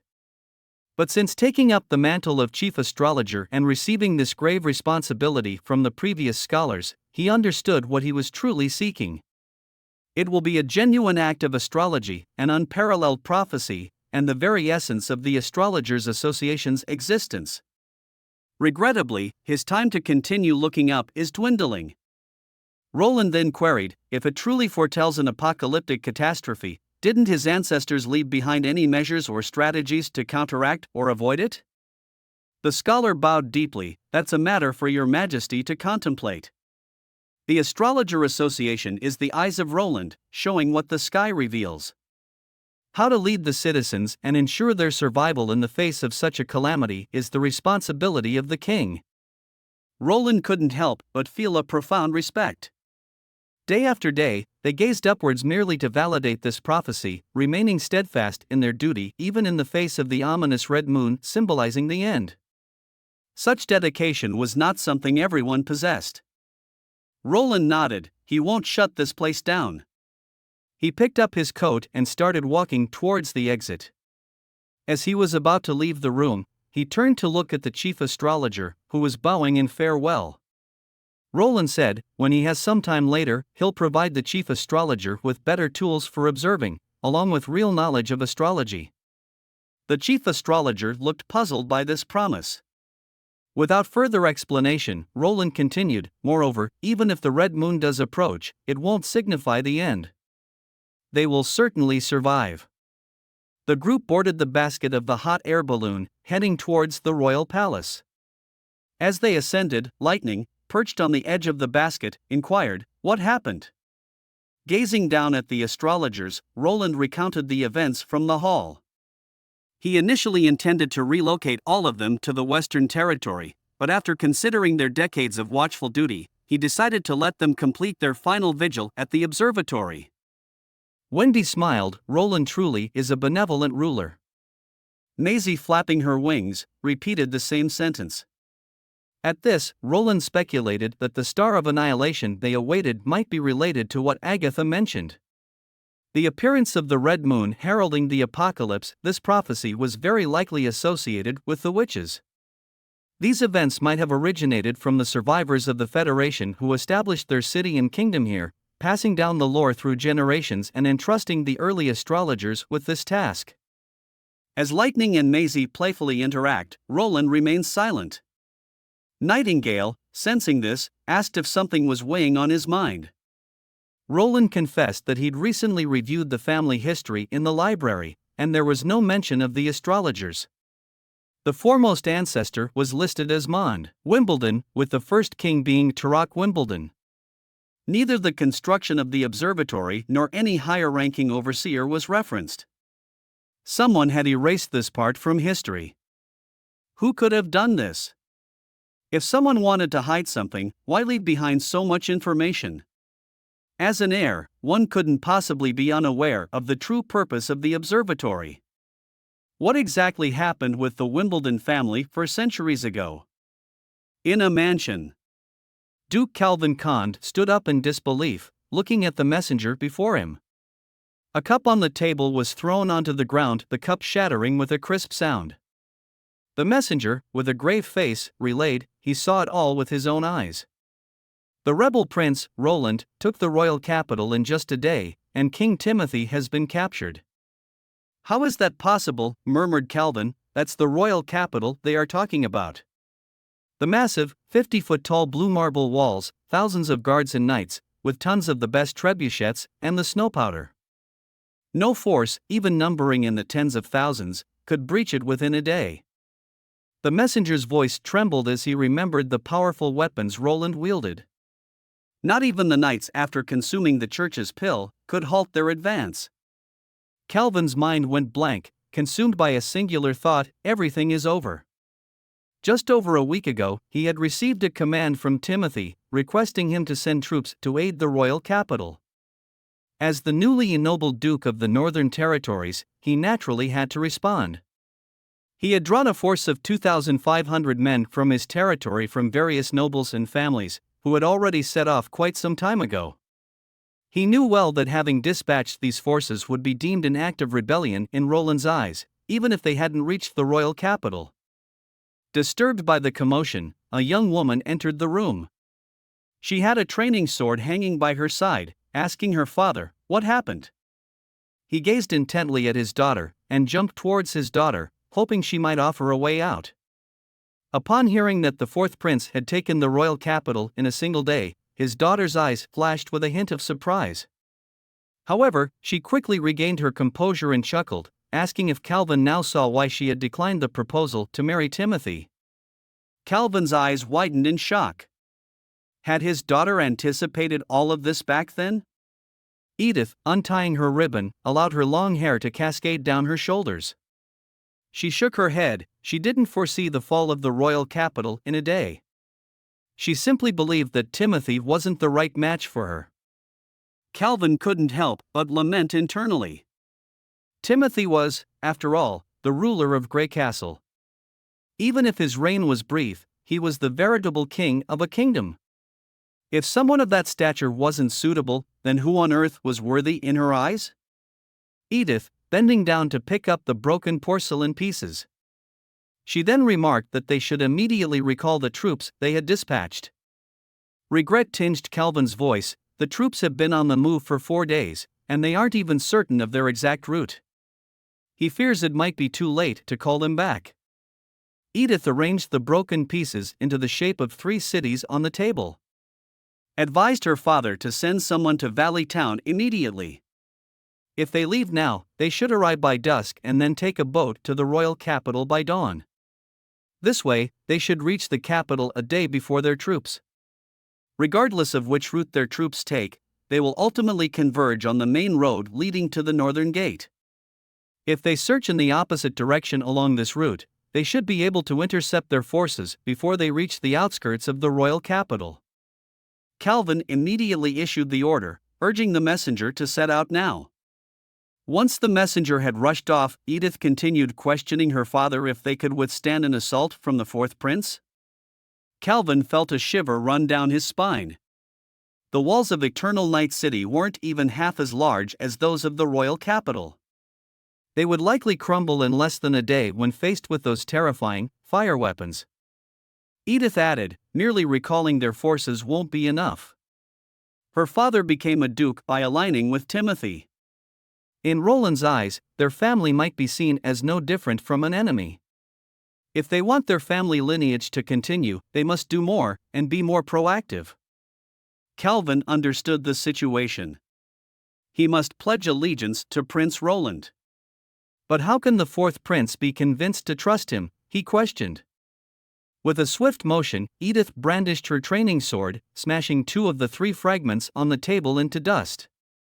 She declared, with sincerity. In the evening, Calvin summoned the northern nobles to the castle. The news that Timothy had failed to hold out even for a day was shocking, and for a moment, no one dared to speak in the great hall. After a long silence, someone finally suggested, why don't they send an envoy to feel out the intentions of the fourth prince? This was immediately agreed upon by another noble. If Roland does not interfere with the northern territory, then let him be king. Count Lister sneered, if they show any trace of weakness from the start, the ropes could be tightened around their necks at any time. In Roland's eyes, they are already traitors. An older nobleman clutches his fist while saying Roland killed his brother, he must pay the price. Another noble agreed, saying that the northern territory is treacherous and that while Roland's army might be invincible in plains and rivers, they might not necessarily win here. The hall gradually became noisy with similar comments. Because of the stances of the Lister and Hose families, people starting to shift on their side. Calvin remained silent but was becoming increasingly anxious. The attention then turned to him, questioning if Calvin had pledged his loyalty to the fourth prince. Just as Calvin was about to speak, Count Lister stood up and interrupted, there's nothing more to discuss then. Before leaving, he added with a smirk, if Calvin wants the fourth prince to spare his life, Calvin can offer up Edith with her hands bound and send her to the royal palace. Calvin's 2 sons, outraged at the insult to their sister, reached for their weapons, but Calvin gestured them to sit down. With unabashed audacity, Count Lister, standing at the door, commented on the fourth prince's fondness for beautiful women. Roland will surely spare Calvin's life seeing Edith naked on his bed. The laughter of the crowd abruptly halted as they saw a sword protruding from behind Count Lister, its bloody tip reflecting the dim glow. Edith, smiling, looked at the count and asked if he was referring to her. Count Lister's body helplessly slid to one side. Count Hose's eyes widened in horror as he called for the guards, but all the guards at the door had been taken down. Edith, holding her sword, addressed Count Hose. Perhaps Count Hose has forgotten who truly holds the Northern Territory. The vassals of the Lister and Hose family drew their swords, while the small nobles were paralyzed with fear. Calvin, no longer interested in verbal disputes, shouted to everyone to drop their weapons. Those who surrender will be spared. Those who resist will be shown no mercy. The two families ignored Calvin's words and clashed with the other side. Edith and her eyes are on Aiden Hose. He is the strongest knight in the Hose family. She first hurled a bottle of wine at him, then leaped onto a long wooden table, attacking him from above with her sword. At the critical moment, Aiden displayed a well-trained knight's reflexes, deflecting Edith's every move. Edith's face showed no fear, her gaze fixed intently on him. Aiden noticed her determination and realized that, in front of him, was a woman who was every bit as skilled as a professional knight. Confident in his superior strength, he swung mightily at Edith. Her sword was knocked from her grasp, and she lost her balance, tumbling off the table. Calvin yelled for his guards to aid Edith, but events were unfolding too rapidly for anyone to intervene. As Edith hit the floor, she made a swift move, slicing off a leg of the table. Unaware of this, Aiden, in his attempt to deliver a finishing blow, jumped onto the now unstable table. To his surprise, the table collapsed under Aiden's weight. Aiden crashed to the floor, hitting his head hard. Edith jumped onto Aiden's back, drew a dagger from her belt, and finished him off. Calvin looked at his daughter with a mixture of awe and relief. He stood up from his seat and surveyed the room. The smaller nobles all lowered their heads, not daring to meet his gaze. He declared loudly, "Lister and Hose family have been executed for their conspiracy against King Wimbledon.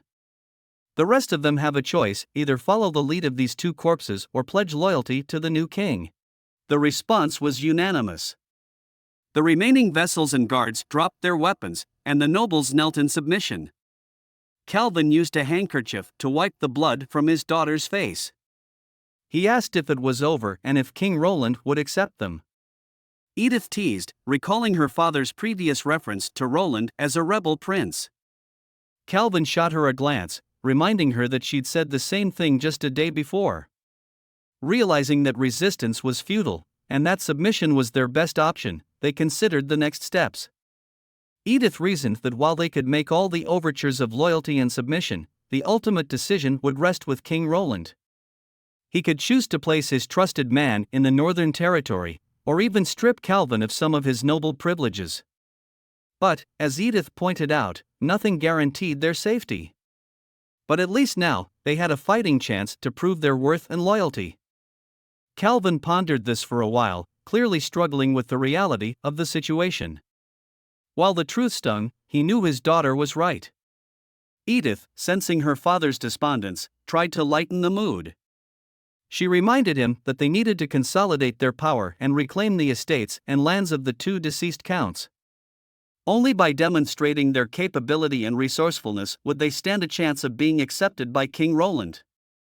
Calvin gazed at his daughter, seeming to realize what she intended to do next. Edith spoke earnestly. "She will personally escort these two heads to the royal capital and present them to King Roland as a testament to their loyalty.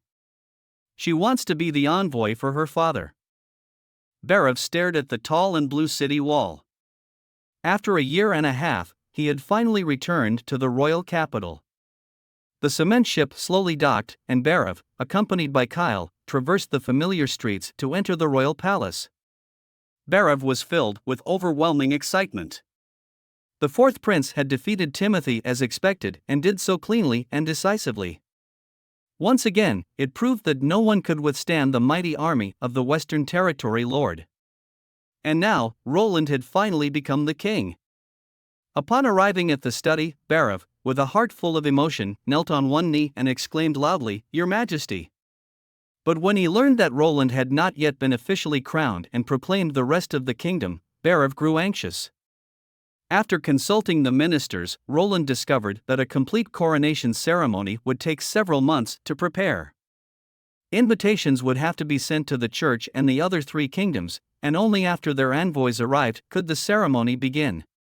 Even excluding the Church, Kingdom of Eternal Winter, and Wolfheart Kingdom now, just getting in touch with the Kingdom of Dawn would take more than a month. This would seriously hinder the objectives of the spring offensive. At this point, there wasn't much Barov could say. Roland then turned to Kyle, hoping he could recruit talent from the Royal Capital's Alchemist Association. With a smile, he asked Kyle if his chief alchemist would have a way to persuade the alchemists of the Royal Capital. Kyle laughed and said, "Of course." Recent events in the Royal Capital made Royal Capital's chief alchemist Bernard increasingly uneasy. Although the capital had gradually returned to calm, the fourth prince had yet to visit the Alchemist Association. Instead, he went to the Astral Observatory first. This seemed to be an ominous sign. Suddenly, a disciple rushed to the chief, shouting, "His Majesty is here." Suddenly, everyone's gaze turned to the disciple. The disciple pointed to the sky and said, "From above." A huge hot air balloon descended, landing in the center of the Alchemist Association. An alchemist standing beside Bernard remarked, "This must be the device the fourth prince used to travel to the Astral Observatory." Bernard whispered, gripping the person's arm, telling him it's fine for them to call him the prince in private, but they should show proper respect during the formal introduction. As the basket touched the ground, Roland, Kyle, and Nightingale stepped out. Led by the three chief alchemists, all the alchemists bowed in unison to welcome Roland's arrival. Roland smiled, recalling tales from his childhood about the renowned Alchemist Association. Whether it was crystal glass or perfume, their alchemical products were highly sought after, even exported to the far as the fjords, bringing substantial profits to Grey Castle. Roland told the three chief alchemists that after he arrived in the border town, Roland had also built an alchemy workshop. Upon hearing this, almost made the three chiefs burst into laughter. They struggled to hold back, their expressions betraying a hint of irony. "Setting up an alchemy workshop is like stacking up an equivalent weight in gold," one remarked sarcastically. Roland casually responded, "Is that so?" Yet, Roland didn't invest much gold. Everyone knows how barren the border town is. At first, Roland could only set up a few wooden sheds as refining rooms. Now, they have expanded and now produce numerous products, including glass and perfume. He added nonchalantly. Roland was curious, where does the Alchemist Association spend all the gold it consumes each year? Bernard's heart sank as he discerned Roland's implication. Roland gestured towards Kyle, "This is Border Town's chief alchemist. Kyle will review the accomplishments of the Royal Capital's Alchemist Association. If there haven't been any innovative products in recent years, Roland thinks it would be best to shut down the association. After all, they've just experienced a war and many streets and residences require gold for repairs." This statement caused an uproar among the alchemists. Bernard, holding back the two other furious chief alchemists, urgently said, "Roland has limited knowledge of alchemy, so it's likely he's been misled. The art of alchemy is vast and diverse, every formula represents a new achievement. No one can assert that a particular reaction's success is meaningless, and its value can't be simply measured in gold. If anyone says otherwise, they must be deceiving."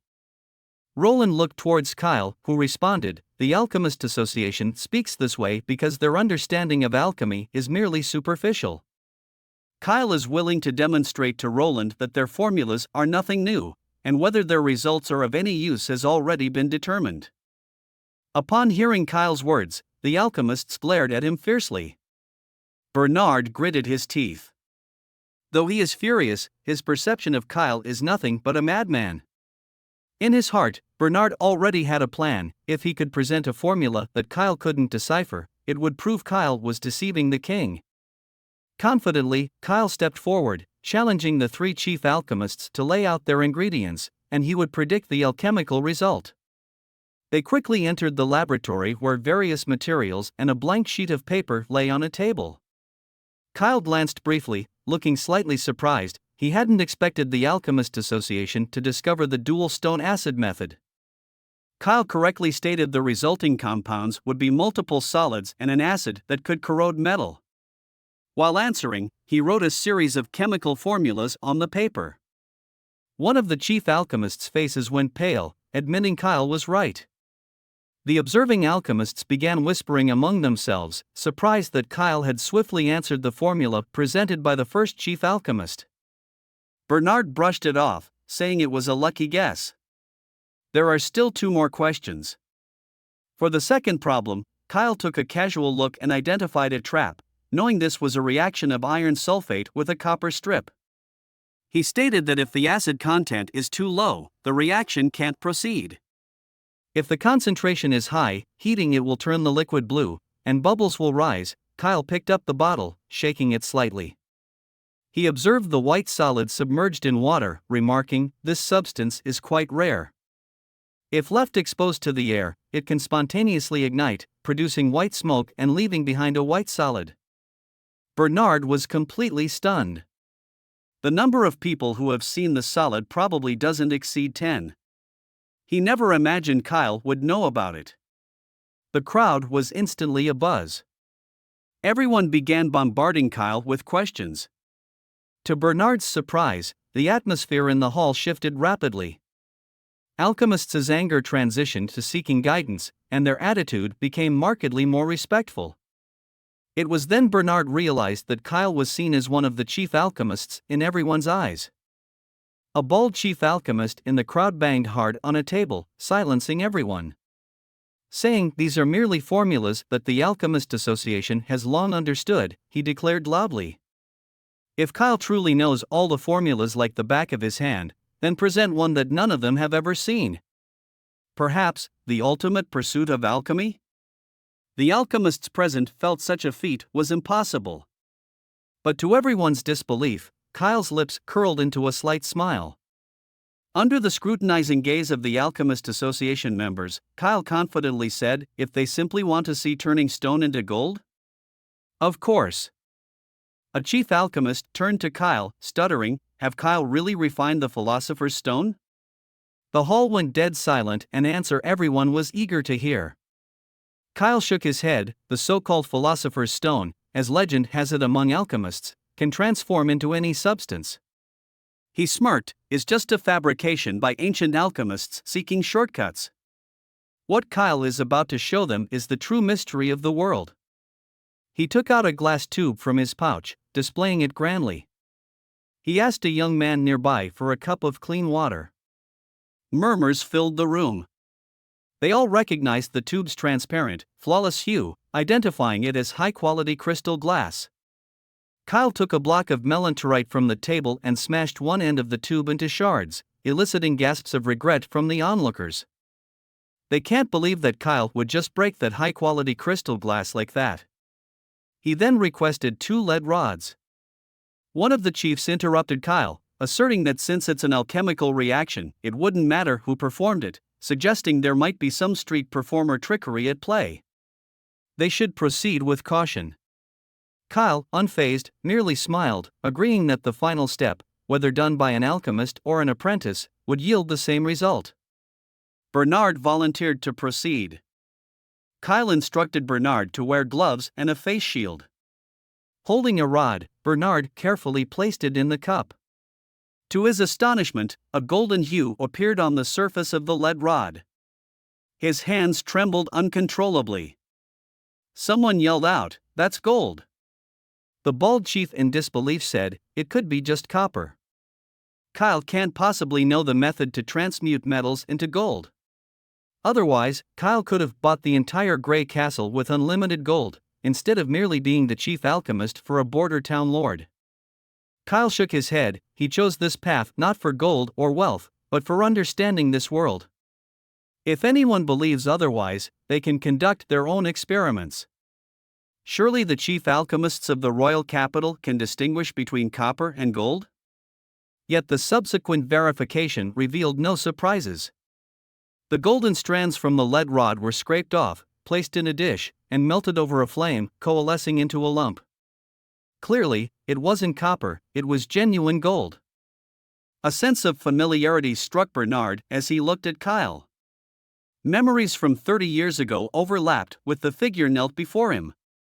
A young Kyle had been rejected by Bernard from joining the royal capital's Alchemist Association. Kyle later returned to Crimson Water City to continue his research, discovering his second alchemical formula only when he turned 30. 6 years later, he became the chief alchemist of Crimson Water City. Throughout this time, Kyle always saw the royal capital's Alchemist Association as a competitor, even though they never regarded Crimson Water City's Alchemist Association as a threat. It was Roland, from the remote border town, who eventually reached out to Kyle, opening new doors for him. As the apprentices swarmed around Kyle, bombarding him with questions about the real gold before them, Kyle raised his hand to quell the clamor. He explained that what they witnessed came from an ancient book. It encompassed all potential alchemical formulas and revealed the mysteries of the universe's composition. Through it, Kyle declared, they can even predict alchemical formulas they've never seen before, including transmutation into gold. If they follow Kyle to the Western Territory, Kyle promises to teach them all. Back in the palace, Kyle expressed his desire to return to the border town. Sipping his tea, Roland remarked, Kyle can find the best entertainment here. If he leaves now, he might not have the chance to return for a long while. Kyle sternly replied, he is not like His Majesty Roland. He doesn't wish to leave any lingering ties here. There's much work to be done in the laboratory and chemical factory. Roland felt somewhat stifled by the response. Ever since the stabilization of the situation in the city, everything became odd. At first, he heard many women claim to be his lovers, and later, even alleged children appeared. He knew these were mere rumors, but the problem was that his previous reputation had been so tarnished that many would believe even the most outlandish tales. Roland cleared his throat, informing Kyle that he would arrange for a steamship to transport him back to the Western Territory tomorrow. After a respectful bow, Kyle departed. Nevertheless, Roland felt joyous, knowing Kyle would be taking a multitude of alchemists with him to the Western Territory. Nightingale emerged from the mist, teasingly asking Roland if his happiness was because of Miss Bird and Lady Rosef. Roland nearly choked on his tea, laughing it off and explaining his delight was due to the 320 alchemists willing to travel to the Western Territory. These skilled individuals, with just a bit of training, would be invaluable assets to both him and the Western Territory. Roland scanned the list, chuckling as he noticed the last few names. The names of the 3 chief alchemists from the Alchemist Association were there too. Kyle hadn't rejected them. Before leaving, Kyle had told Roland that he had reclaimed what was rightfully his. Knowing about the rift between Kyle and the Royal Alchemist Association, Roland had initially thought Kyle would seek harsh retribution. Yet, to his surprise, Kyle chose not to perpetuate the animosity. Having gained the recognition he deserved, Kyle had graciously accepted Bernard and the other 2 chief alchemists into the city of Neverwinter. This filled Roland's heart with warmth. Despite the challenging times, there were still individuals who steadfastly walked the right path. As long as they were within his territory, the kingdom would surely flourish. Roland said it was time to return. Nightingale inquired, has something happened in Neverwinter? Roland shook his head, revealing that Honey and Lien had returned. Nightingale's voice seemed slightly subdued for some reason as she suggested, there's no need for such a grand assembly for the return. It's just 2 people. They can have Lightning and Maisie bring them here. They'll be much faster than the hot air balloon and would reach the royal capital within a day. Roland replied with excitement, but the letter mentioned that Tilly has sent a few more new witches. The vast expanse of the sea had returned to its usual azure hue. Captain Jack watched his ship, as sailors on the masts called out commands and pulled thick ropes, gradually unfurling the sails. In the unpredictable weather of the sea, this routine of hoisting and lowering the sails took place several times daily. He thought to himself how much easier life would be if he had one of those ships from border town that didn't need sails to navigate. The witches mentioned he could buy one. Taking a deep puff from his pipe, his face filled with concern. He'd heard from merchants that such a steamship would cost more than 1,000 gold, so much that even selling him won't be enough. Breeze playfully added that in the sleeping curse, Lien's wage was calculated in hundreds of gold. The last time, the fat merchant had even considered hiring her long-term for over 1,000 gold. If just Lien was valued, imagine the value of all four of them together. Lien, annoyed, playfully punched Breeze, saying that merchant was awful. Don't ever mention his name again. Breeze pulled her into a hug, chuckling softly. She was just joking. How could she ever think of selling Lien? Honey added that after Lady Tilly had heard about it, she'd specifically negotiated with the merchant associations to ensure such incidents wouldn't happen in the future. Captain Jack exhaled a ring of smoke, observing the camaraderie among the group. He asked, "It seems the other two don't talk to them much?" Referring to the two other witches, there was a brief silence among the trio. After a moment, Breeze finally said, "They were originally witches from the Blood Fong Association of Wolfshart Kingdom. They supported Heidi Morgan more than they did Lady Tilly." Captain Jack stroked his chin in thought. The name Morgan belonged to the royal family of Wolfhart. He seemed to realize something and decided not to press further.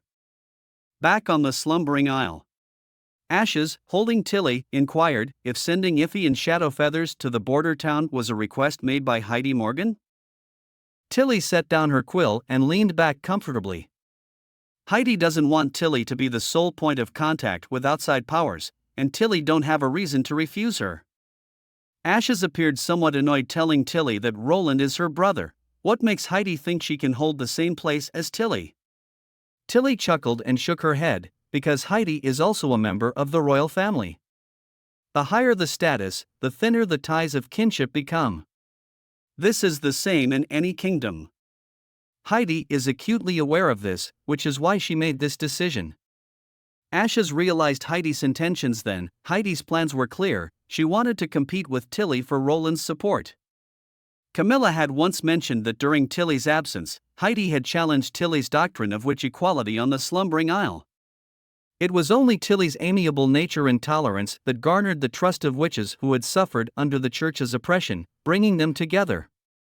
However, this didn't mean that someone could mistake kindness for weakness and push the boundaries of trust. If someone dared disrupt the peace, Ashes would undoubtedly not spare them. Ashes believed it might be best to have a discussion with Heidi. But before she could turn away, Tilly grasped her arm, looking into Ash's eyes, telling her that she didn't have a reason to refuse Heidi. The slumbering isle is everyone's home. All witches here are free citizens. As long as their actions don't threaten the safety and peace of the slumbering isle, Tilly won't stand in their way.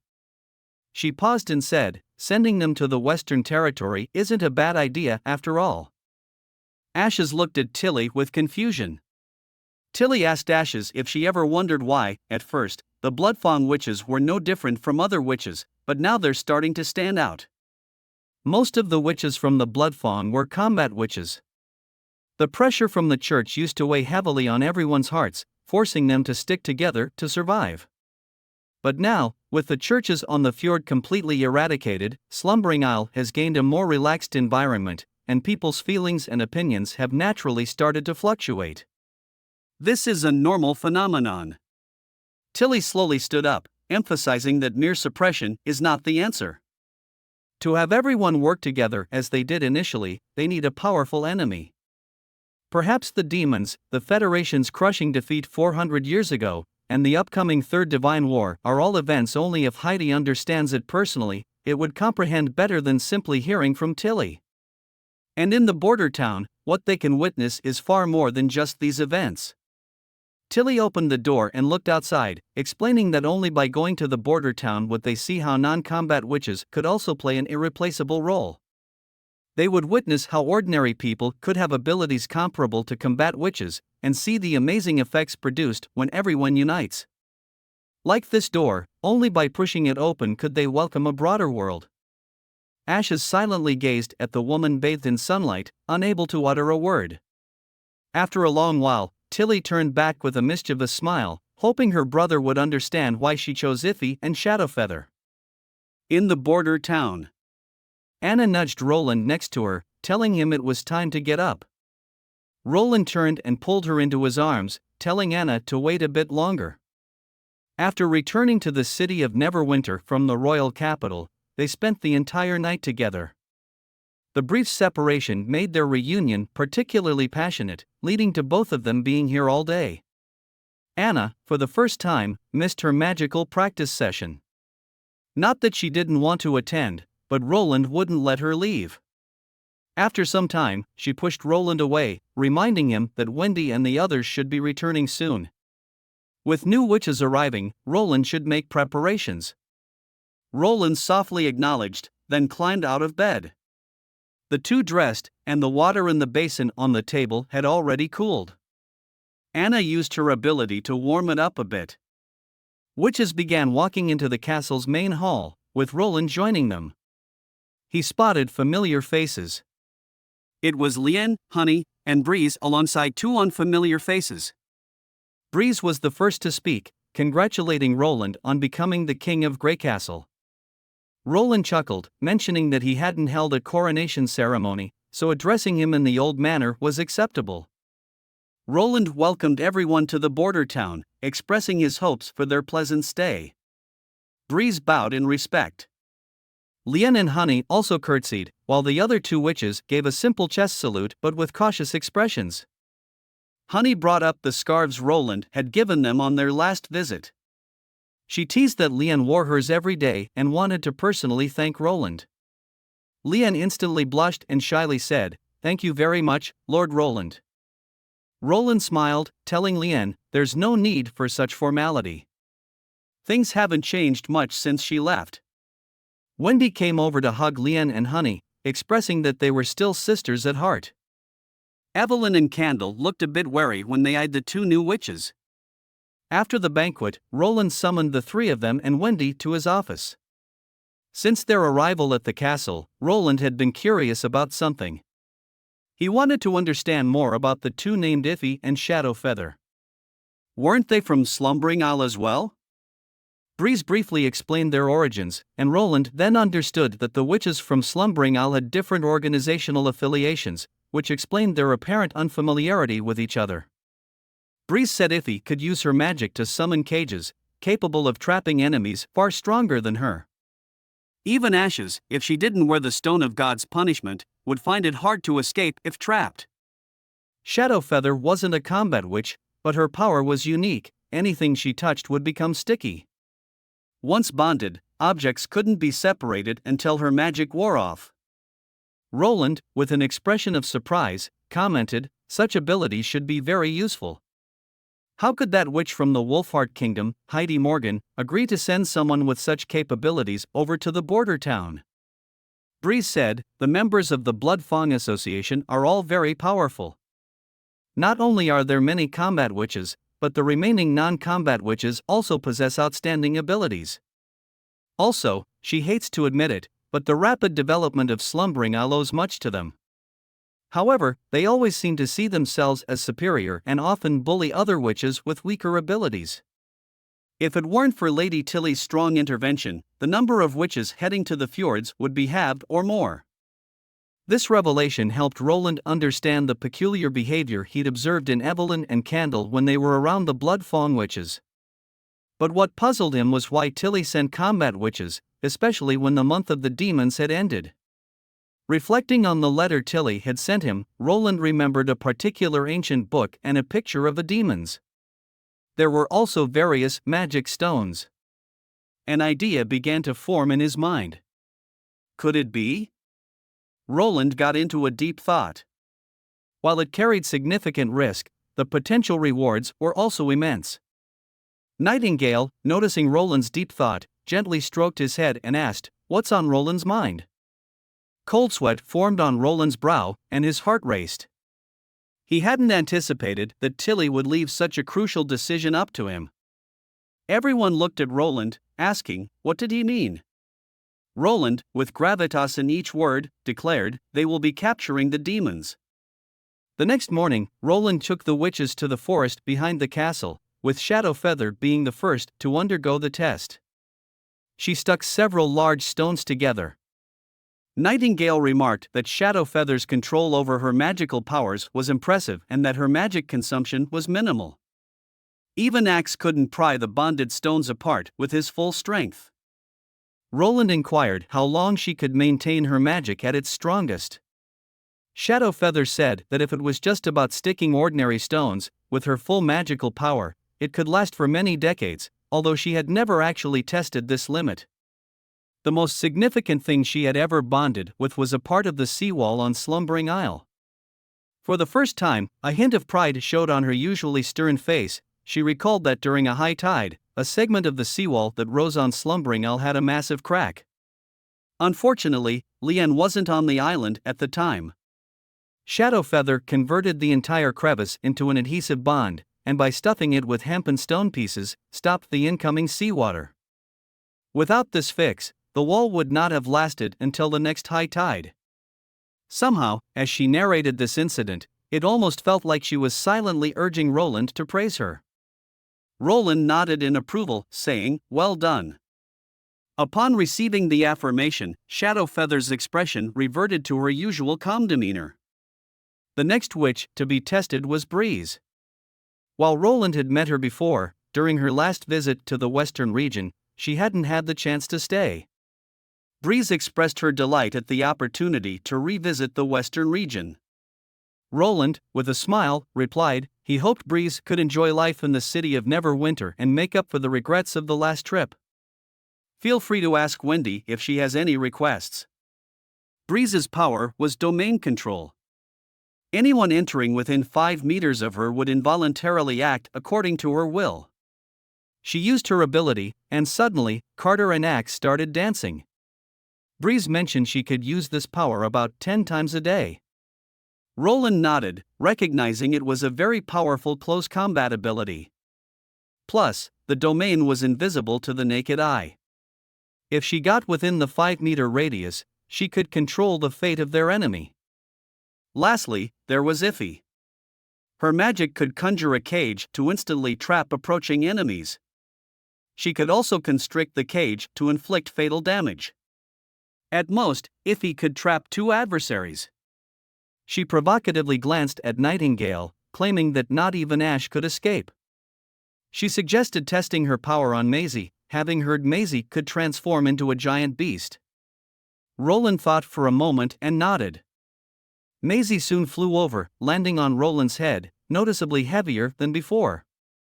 Roland explained the test, transforming into a giant beast to see if she could break free from Iffy's magical cage. Maisie nodded happily and agreed. With a leap, Maisie transformed into a massive creature, its large body covering the sun. Roland noted she seemed larger than her initial transformation. Iffy then smirked, extending her right hand. Dozens of purple threads emerged, quickly enclosing Maisie. Despite Maisie's attempts to break free, the cage remained unyielding. Maisie laughed and said she was really trapped and complimented the cage to be very sturdy. Roland noted that this ability could also capture any demon riding aboard.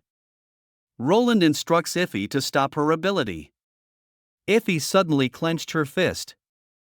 The cage constricted, embedding its bars into Maisie, causing Maisie to cry out in pain. Everyone rushed forward, drawing their weapon, demanding Iffy to stop, and asking what was she doing. Iffy curled her lips and casually dismissed the cage with one hand, leaving Maisie collapsing onto the ground. Lightning launched at Iffy with full speed, cursing her for being a douchebag. Just as her fist was about to land on Iffy's face, Iffy flung another cage, ensnaring Lightning and tossing her aside.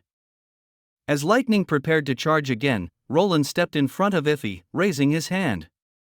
With a resounding slap, everyone froze. Iffy, most shocked of all, stared at Roland in disbelief. After a moment, she knelt, admitting her impropriety. Roland was furious. Roland didn't want to raise his hand against a woman, but seeing Maisie on the ground triggered an instinct. He acted without thinking, feeling as enraged as if his own daughter had been bullied. He demanded an explanation. Iffy calmly stated that people often exhibit more strength in dire situations. She just wanted accurate test results. She concluded that even evolved non-combat witches were still limited, and power evolution couldn't make up for inherent disparities. Roland was flabbergasted. What kind of environment did this person grow up in to think that hurting a fellow witch for a mere test was acceptable? Roland looked towards Maisie, asking Wendy about her condition. Wendy, with a heart full of pain, rolled up Maisie's sleeve to reveal the distinct marks left by the cage's constriction. Maisie buried her face in Wendy's arms, her voice filled with a sense of fear and sadness. Ify dismissed the concern, stating that she was aware of the force she used and that such minor injuries would heal in a day or two for a witch. Roland, in a fit of rage, interrupted her, demanding an apology. Ify looked at him in surprise and uttered an apology, but only to Roland. When Roland pointed at Maisie and insisted she apologize to her too, this time, she gritted her teeth, lowering her head but remained silent, her demeanor clearly stating she wouldn't apologize to Maisie. Upon seeing this, Roland's anger surged. It seemed the situation on Slumbering Isle might be far worse than he imagined. If the members of the Bloodfang Association behaved this way on his territory, what would it be like on Slumbering Isle? Perhaps there was constant dissent and defiance. More importantly, the issue was that Ify saw no wrong in her actions. Roland knew he could come up with countless ways to punish her, but that would do nothing to correct her misguided sense of morality. Recalling the purpose behind Tilly sending the witches here, he sighed. Having previously boasted about being the dependable big brother Tilly could turn to, he couldn't simply punish Ify and return her back to the Slumbering Isle. If he couldn't help Tilly pacify the conflicts on Slumbering Isle, the unity there would crumble. While he might attract some witches to his side, he would forever lose Tilly's trust. To make Ify genuinely realize her mistake, Roland knew he had to challenge and break the very foundation of her pride and beliefs.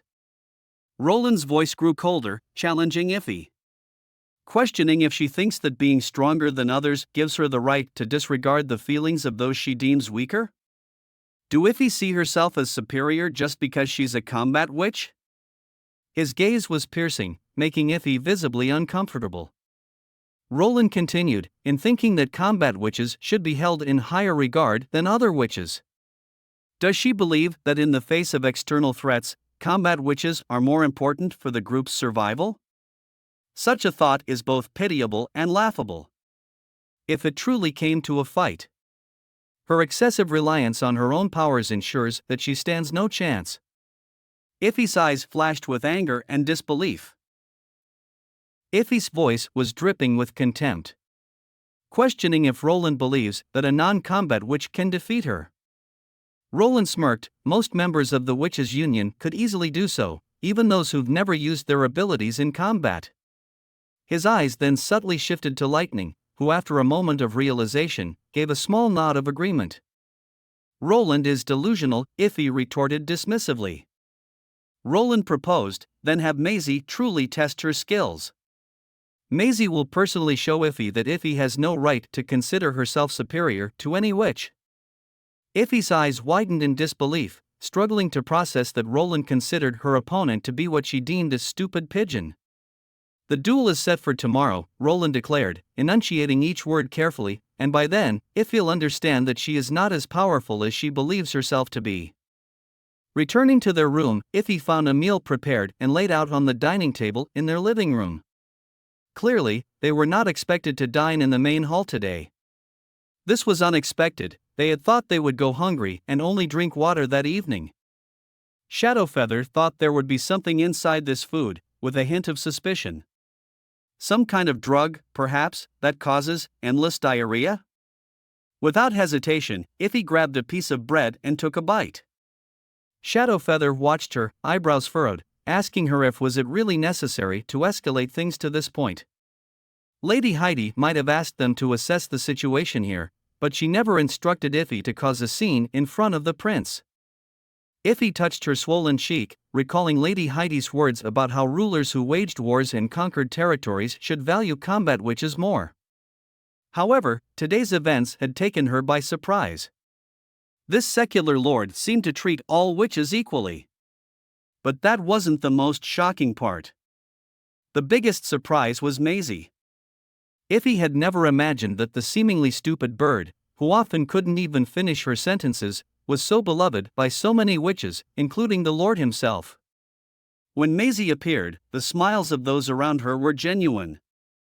Yet, on Slumbering Isle, Maisie was nothing more than a dispensable pet. This realization ignited a raging jealousy and anger within Iffy. She slammed her fist on the table, viewing it as a betrayal. They had come to this land to demonstrate their worth, to make Roland understand their importance. In Iffy's eyes, combat witches were always the strongest, and she was determined to prove that to Roland. Returning to the room after dinner, Lightning urged Maisie to not hold back and to make that douchebag cry and beg for mercy. Maisie sat at the edge of her bed, her face hidden behind her hair, softly nodded, and said she understood. Lightning pushed aside her long white hair, holding onto her cheek, clearly recognizing that Maisie had no actual intention of giving Iffy a beating. Maisie looked at Lightning, her eyes reddened. If Maisie doesn't make Iffy cry this time, Lightning said teasingly, she won't bring the cowardly Maisie on any more adventures. Maisie hesitated, her expression even more teary. Another voice sounded from behind them. Maisie isn't a coward, she interjected. A coward couldn't have battled demons, and she even saved my life once. Emerging from the mist, Nightingale approached the bed and karate-chopped Lightning's head, telling Lightning she shouldn't have said that. The young girl held her head, admitting she just didn't want Maisie to back down when it mattered most. Nightingale sighed and gently held Maisie's hand. This contest isn't simply between Maisie and Iffy, she said softly. His Majesty Roland arranged this to make the witches of the Blood Fawn realize their mistakes and change their attitude towards other witches. There are many witches like Evelyn and Candle on the Slumbering Isle who've had similar experiences. If Maisie can teach her a lesson, in a way, Maisie is helping all of them. Nightingale gazed intently at Maisie, reminding her that she wasn't just fighting for herself this time but for everyone, just like when they faced the demons. Maisie blinked and gave a slight nod. With a relieved smile, Nightingale added, Roland even said that if Maisie wins this time, Maisie will have unlimited ice cream sandwiches and pepper-grilled barbecue for a whole week, just for Maisie alone.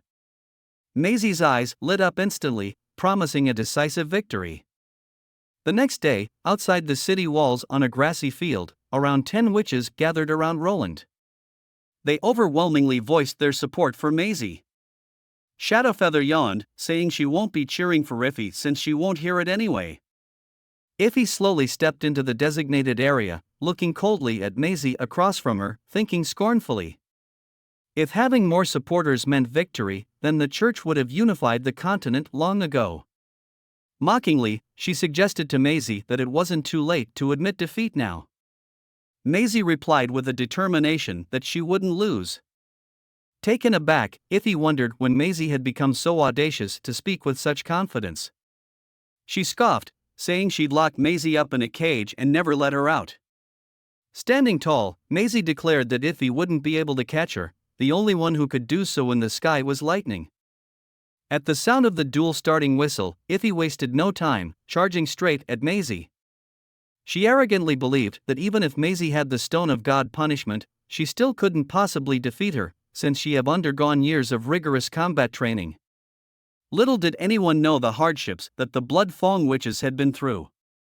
Maisie, in response, transformed into a small blue bird, swiftly soaring towards the sky. Iffy extended her arm in the direction Maisie fled, but her magical lines failed to hit their mark. The bird ascended higher and soon vanished from sight, leaving behind only a series of clear chirps. Frowning, Iffy looked up at the blinding sun, which hindered her vision. She sneered, guessing that Maisie planned to use the sunlight to cloak her presence. But what harm could a fist-sized blue bird do to her? Iffy closed her eyes, using magic to pinpoint Maisie's location. Suddenly, she tried to use her magical line to trap Maisie but continuously missed Maisie.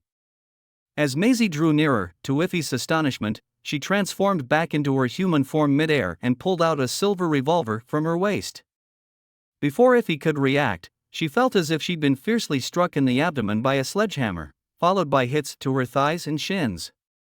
Loud noises echoed, with dirt flying up from the impact. The intense pain rendered Iffy mute, her legs buckling beneath her, unable to support her weight. More shots have been fired, she collapsed, curling into a ball while clutching her stomach, her consciousness blurring. Through the haze, she spotted a white silhouette landing in front of her, who said, "You lost." These were the last words Iffy heard before she fainted. A raggedly dressed little girl was being pulled through the woods by another tall girl. The gravel beneath their feet was hard, and every step felt piercingly painful. The little girl pleaded with the taller girl named Annie to slow down, insisting that she was too tired and they couldn't escape. But Annie tightly gripped her hand, tugging her forward relentlessly. They were being pursued by the church's judgment army. The little girl, Iffy, shook off Annie's hand, saying she couldn't run anymore and her feet hurt really bad. With a soft sigh, Annie picked Iffy up, carrying her on her back. Even though this meant they'd move much slower, Annie was resolute not to leave Iffy behind. No matter what happens, they will stay together, Annie said firmly. As long as they hold on and find the Blood Fong Association, their protection will ensure their safety. The Judgment Army drew nearer, and suddenly a barrage of crossbow bolts shot towards them. Annie shielded Iffy, taking her to the ground and protecting her with her own body. The mounted Judgment Knights, wielding their weapons, closed in, now only about 10 meters away. But then, the uneven gravel ground they were on suddenly collapsed, and the soldiers leading the charge screamed as they plummeted into a deep pit. The remaining forces scattered in panic, but their horses unexpectedly fell to their knees, incapacitated. A group of figures in red robes emerged in front of the church's judgment army as if they had risen straight from the ground. It wasn't long before the judgment army was wiped out. The last one, attempting to flee, suddenly became a horrifying spectacle for Annie and Iffy. His body twisted grotesquely, with the harrowing sounds of snapping bones filling the air. His body then exploded. Following the encounter, the red-robed figures quickly stripped the fallen Judgment Knights of their armor, weapons, and belongings.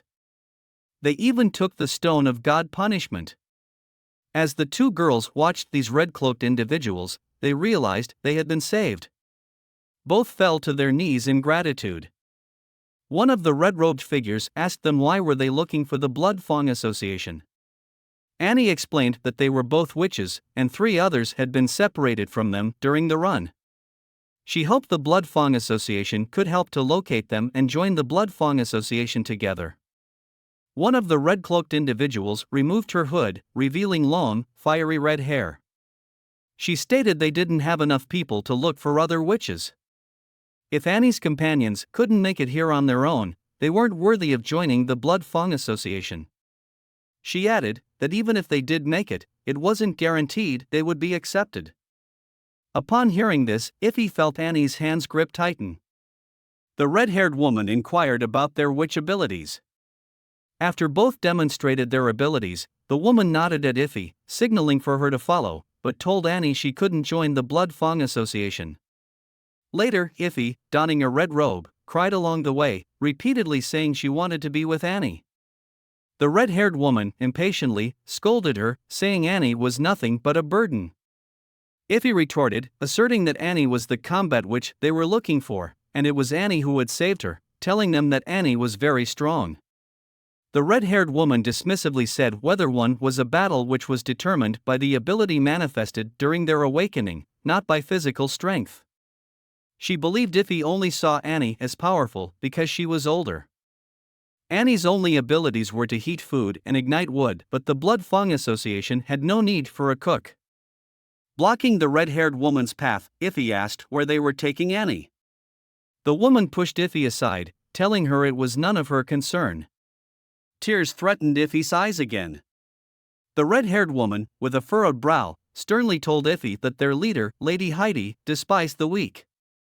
If Iffy wished to survive as a member of the Blood Fong Association, she needed to forget about Annie and everything that had happened before. Heidi approached, inquiring about the commotion. The red-haired woman regarded Heidi with respect. Heidi glanced at Iffy and explained that the Blood Fong Association needed beasts, not weak lambs waiting to be slaughtered. They couldn't keep too many witches, the useless ones must be abandoned. Heidi then asked Iffy if she had heard of the mountain wolves. Iffy shook her head. Heidi elaborated that the mountain wolf was the symbol of the Wolfheart Kingdom and ruled the mountains. From one litter, 3 to 4 wolf pups might be born, but not all would survive.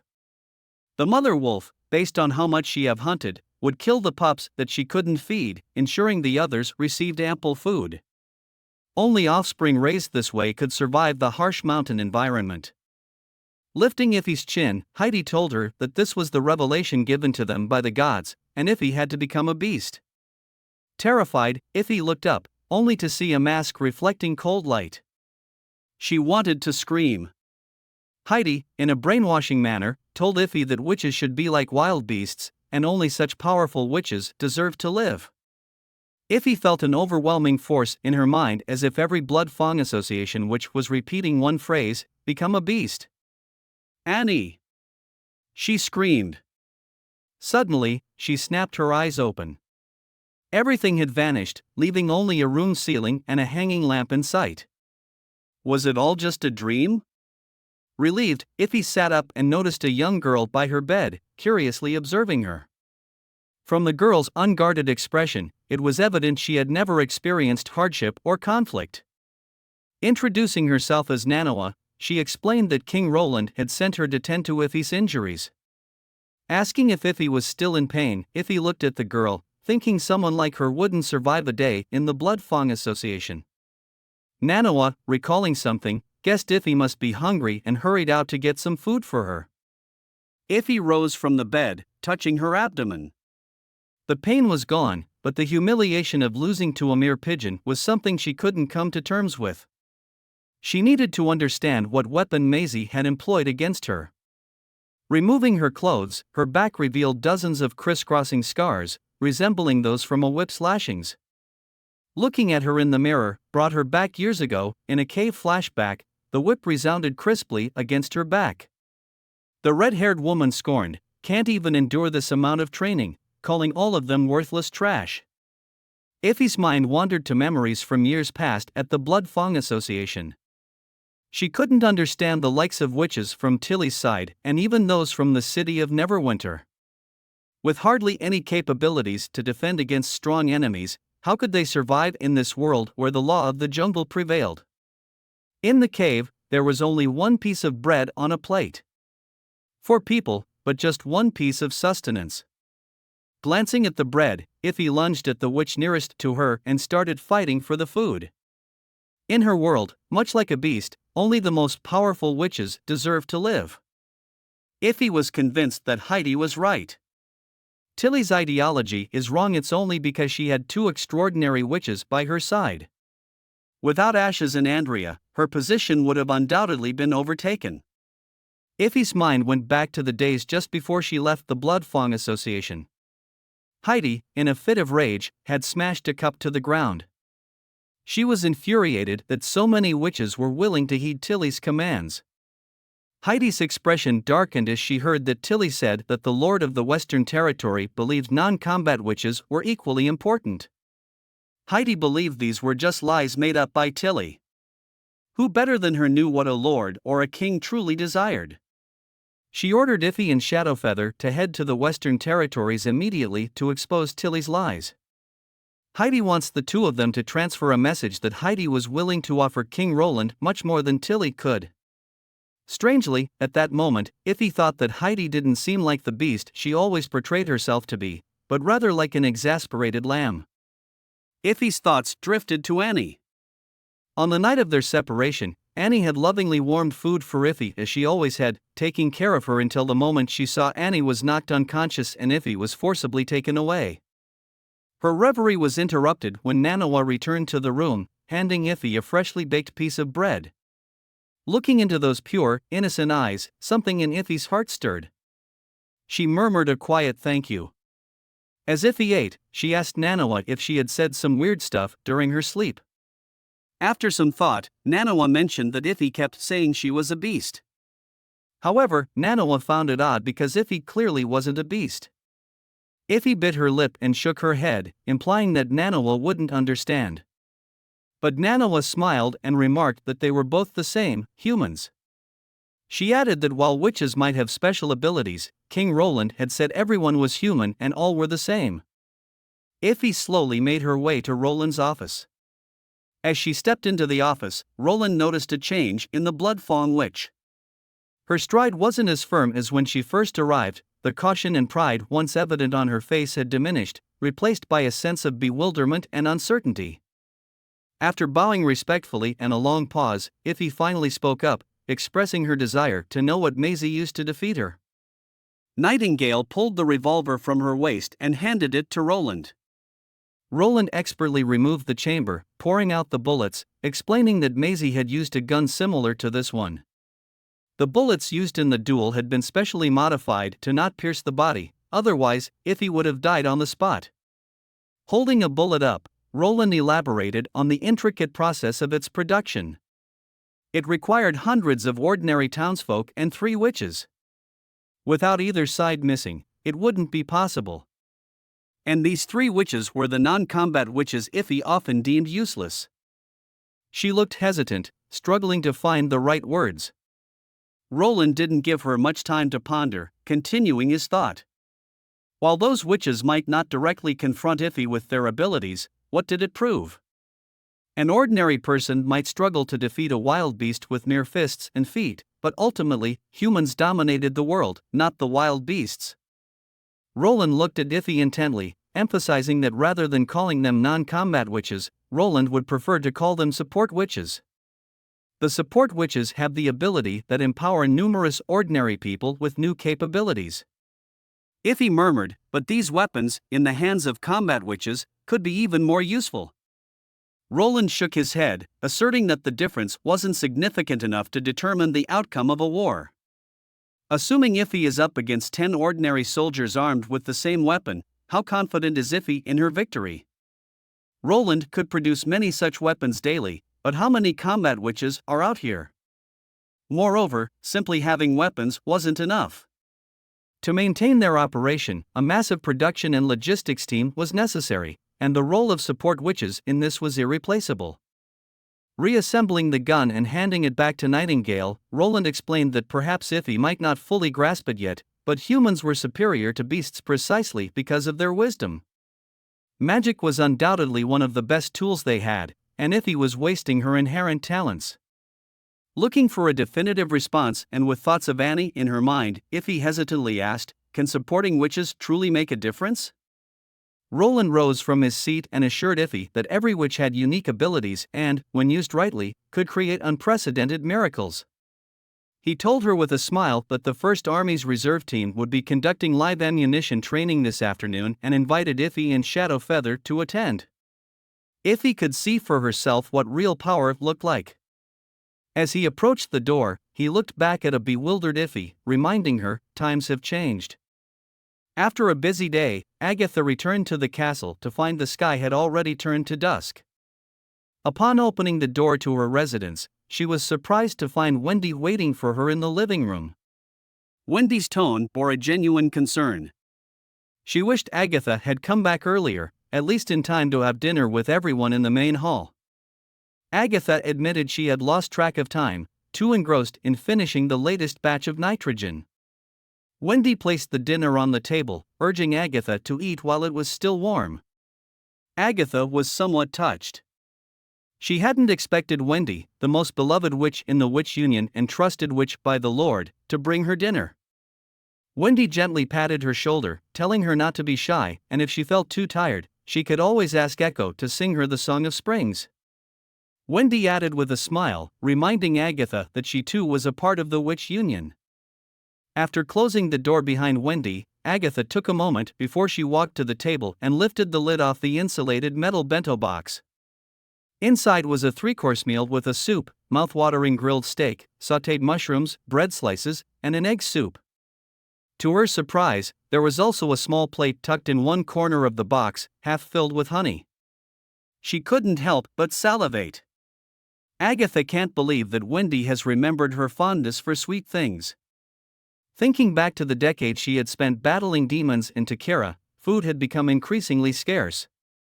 On ordinary days, the main dishes were grains and fruits grown by the witches, and while there was meat, its supply was erratic. As for luxuries like spices, sugar, and honey were very rare. Agatha loved sweet treats, especially honey. She hadn't expected Wendy to notice that detail. Considering her status and origins, she had specifically requested a separate living quarter from Roland, much like the top floor of her solitary experimental tower. However, now, the large room felt slightly empty to her. Perhaps, living with others wouldn't be so bad? Taking out the honey, Agatha spread it evenly on the bread slice, savoring the sweetness that warmed her from within. Nightingale then approached her with a bright smile. After quickly finishing her bread, Agatha asked if Nightingale needed something. Nightingale relayed that Roland wished to see her. Agatha assumed Roland would remind her about the importance of balancing work and rest, and she responded that she'd be more mindful in the future. Nightingale winked, saying that wasn't the only reason, adding that Roland had plans to move against the demons. Upon hearing this, Agatha rushed out of her room. Barging into the office without waiting for Roland to speak, Agatha anxiously blurted out, "They can't even muster 10 fortress cannons at the moment, and how could Roland ever think of attacking the demon camp?" Agatha is afraid that Roland is making a big mistake. Roland looked genuinely surprised, clarifying that Agatha had misunderstood him. He didn't intend to destroy the demon camp, but rather, capture a few demons alive to bring back. Hearing this, Agatha's tension eased slightly. And Roland went on to describe the abilities of a new witch and sought Agatha's insights about the demons, such as the duration the red mist they carried could last and whether their blood could be used to craft magical seals. Agatha explained that a single container of the red mist could last a day. Roland then inquired if she could produce a magical seal if they brought a live demon back. Agatha calculated for a moment and said, with enough materials, an independent lab, and 20 assistants, the success rate of producing a basic magical seal is above 80%. She then emphasized the importance of having both herself and Anna present during the demon capture. Agatha pointed out that the Witch Union had several evolved witches whose combined strength with the firearms would be substantial. They could protect themselves even against the most powerful demons. Moreover, Anna could activate the divine seal twice. Roland nodded appreciatively, thanking her for the suggestion. She bowed and firmly stated, defeating the demons has been her lifelong wish. She hopes that Roland won't disappoint her. As Agatha was about to leave, Roland stopped her, curious about her strong initial reaction to the idea of assaulting the demon camp. Roland reminded Agatha of the first time they met. Agatha had once not only advocated for an aggressive offensive against demons, even to the point of capturing possible chaos beasts from their camp at any cost. Flushing a deep shade of red, Agatha was slightly shocked. She couldn't very well admit that her previous stance had been made in a fit of pique. She had once thought Roland had neither the ability to fend off the demons nor a realistic assessment of his strength. Her perspective later changed with the improving situation in the territory, believing that, given time, humanity's power would grow exponentially. She coughed a few times, claiming she didn't recall ever saying such things. Pretending to yawn out of exhaustion, she excused herself and left the office without looking back. Walking through the corridor leading to the witch's residence, the cool evening breeze brushed against Agatha's face, soothing her mood. Gazing up at the starry sky, Wendy's words suddenly echoed in her mind.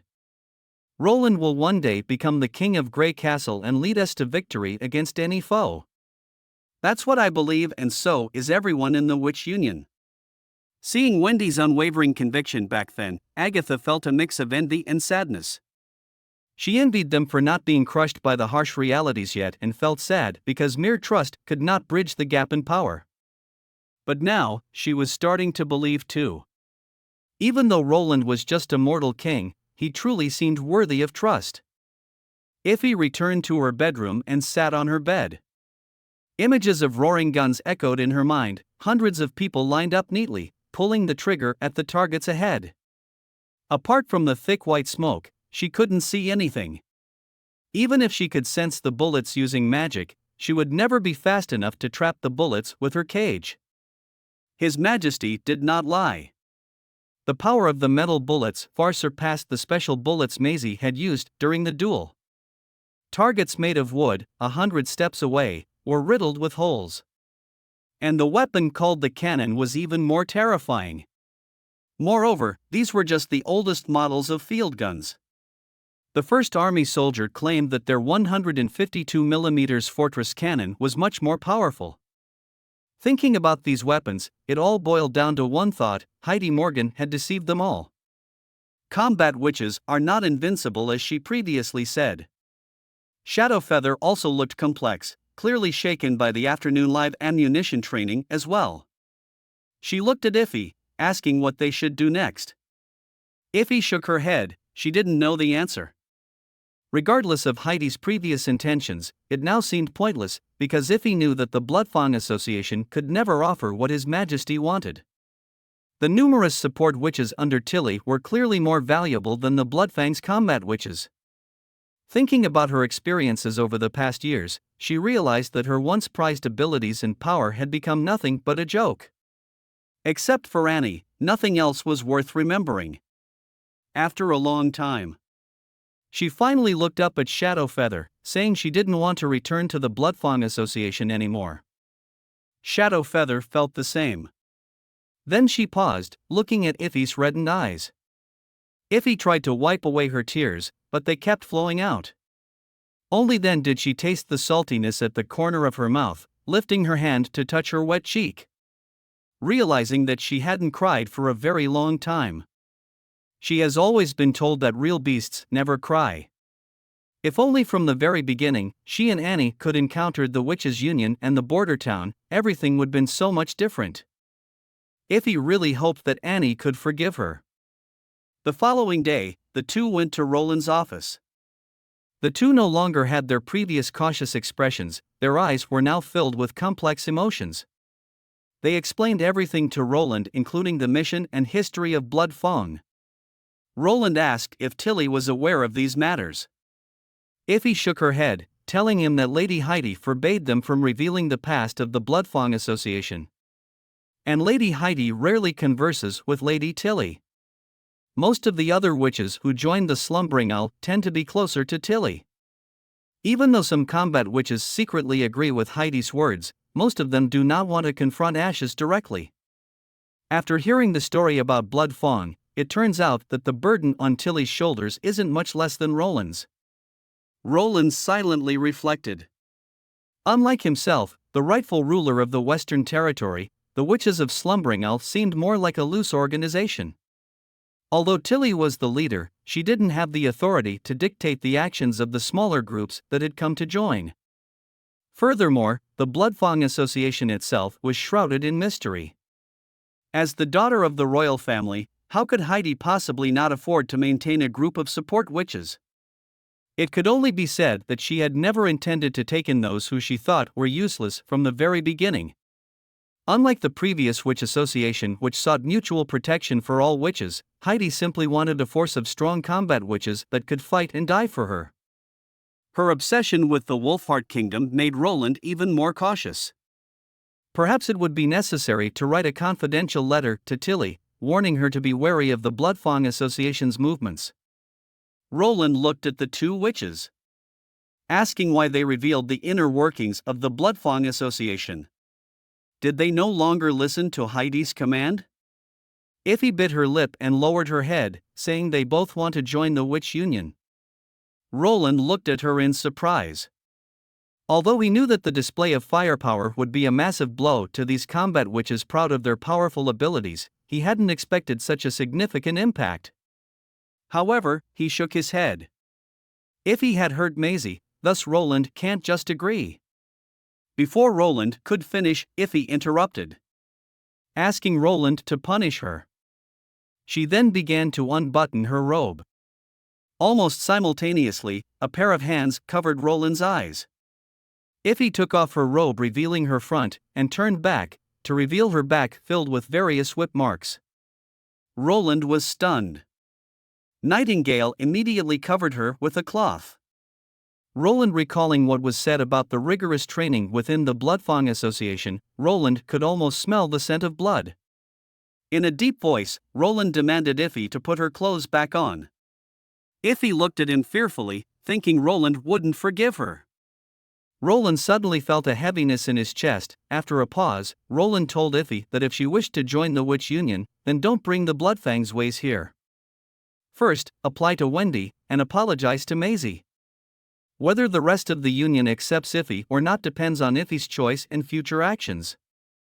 Regardless, the city of Neverwinter is a home for all witches. Even if Iffy and Shadowfeather choose not to join the union, they can both stay here. Hearing this, Iffy visibly relaxed, grateful for Roland's kindness. After watching them leave, Roland walked to the window, taking a deep breath. With this, the team to capture the demons was assembled, but he didn't feel much relief.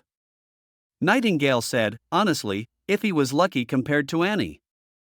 At least she's alive.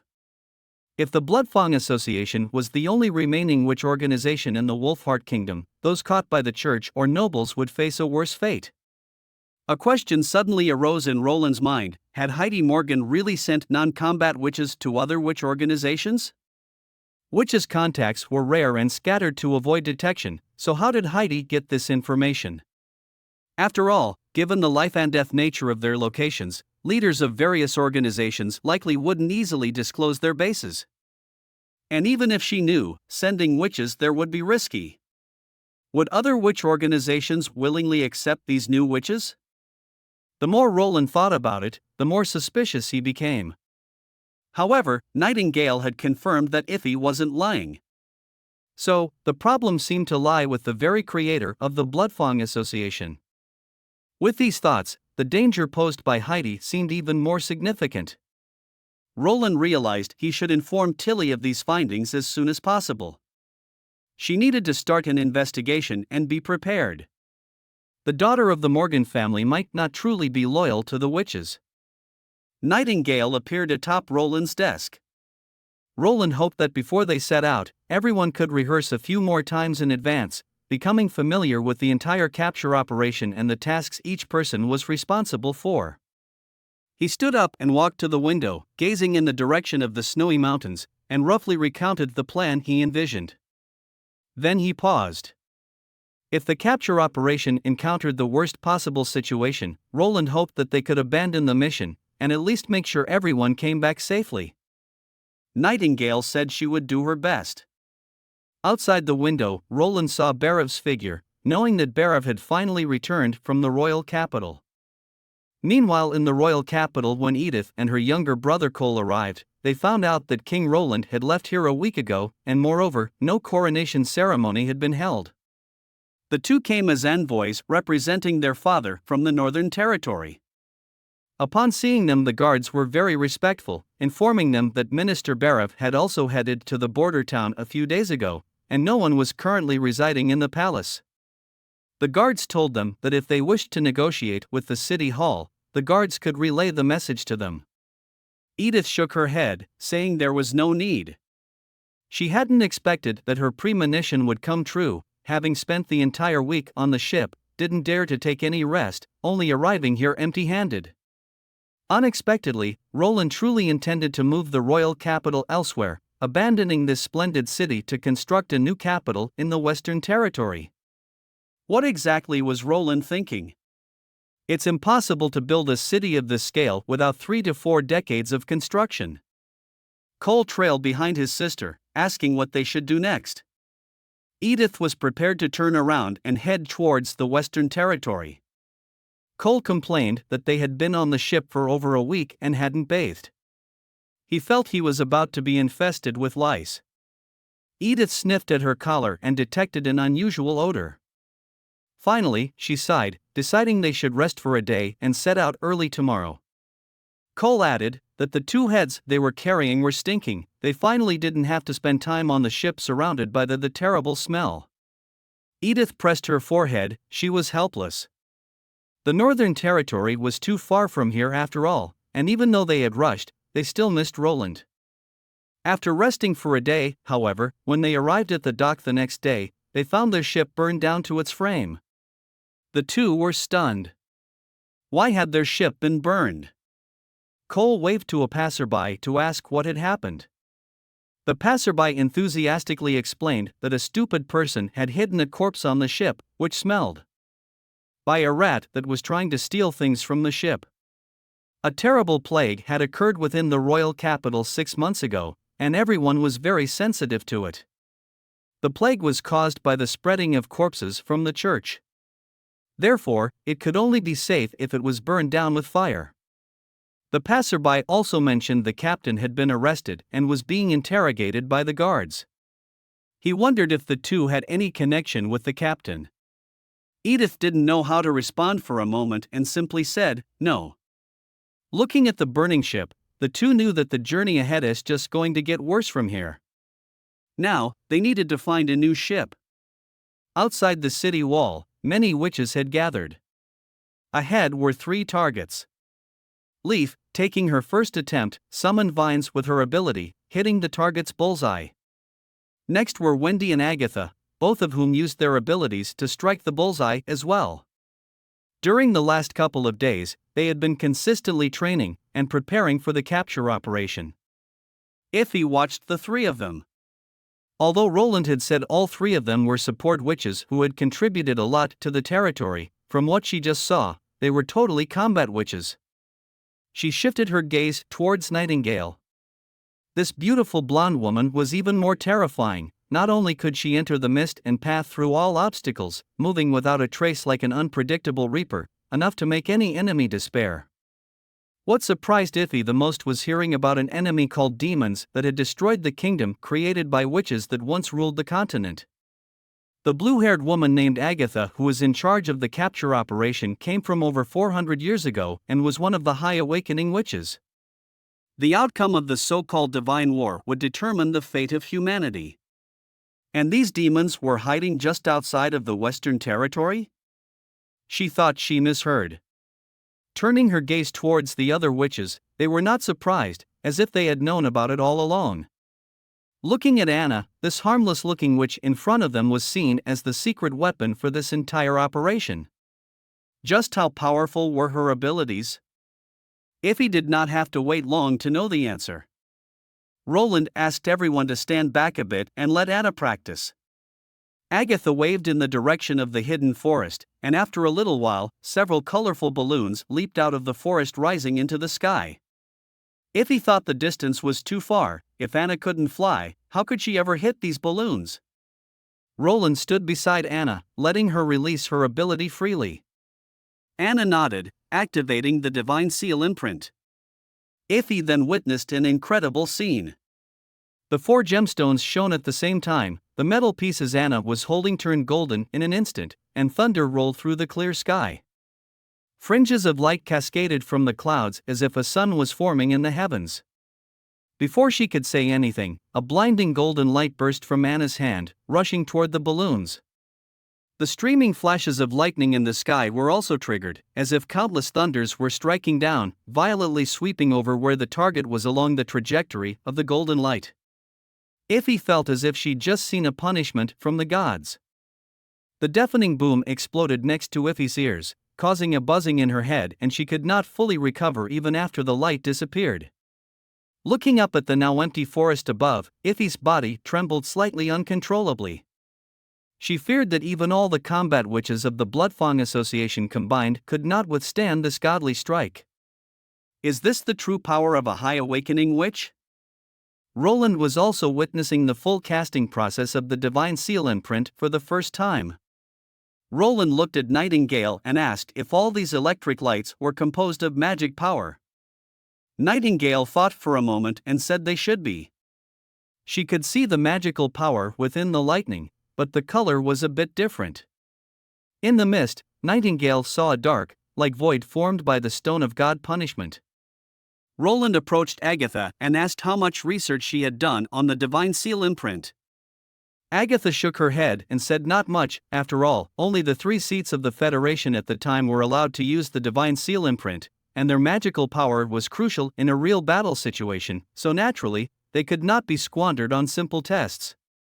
Roland had a theory. The Stone of God punishment was not a void that restricted magical energy but contained extremely potent magic within itself, so powerful that it influenced the surrounding magic flow, rendering abilities non-functional.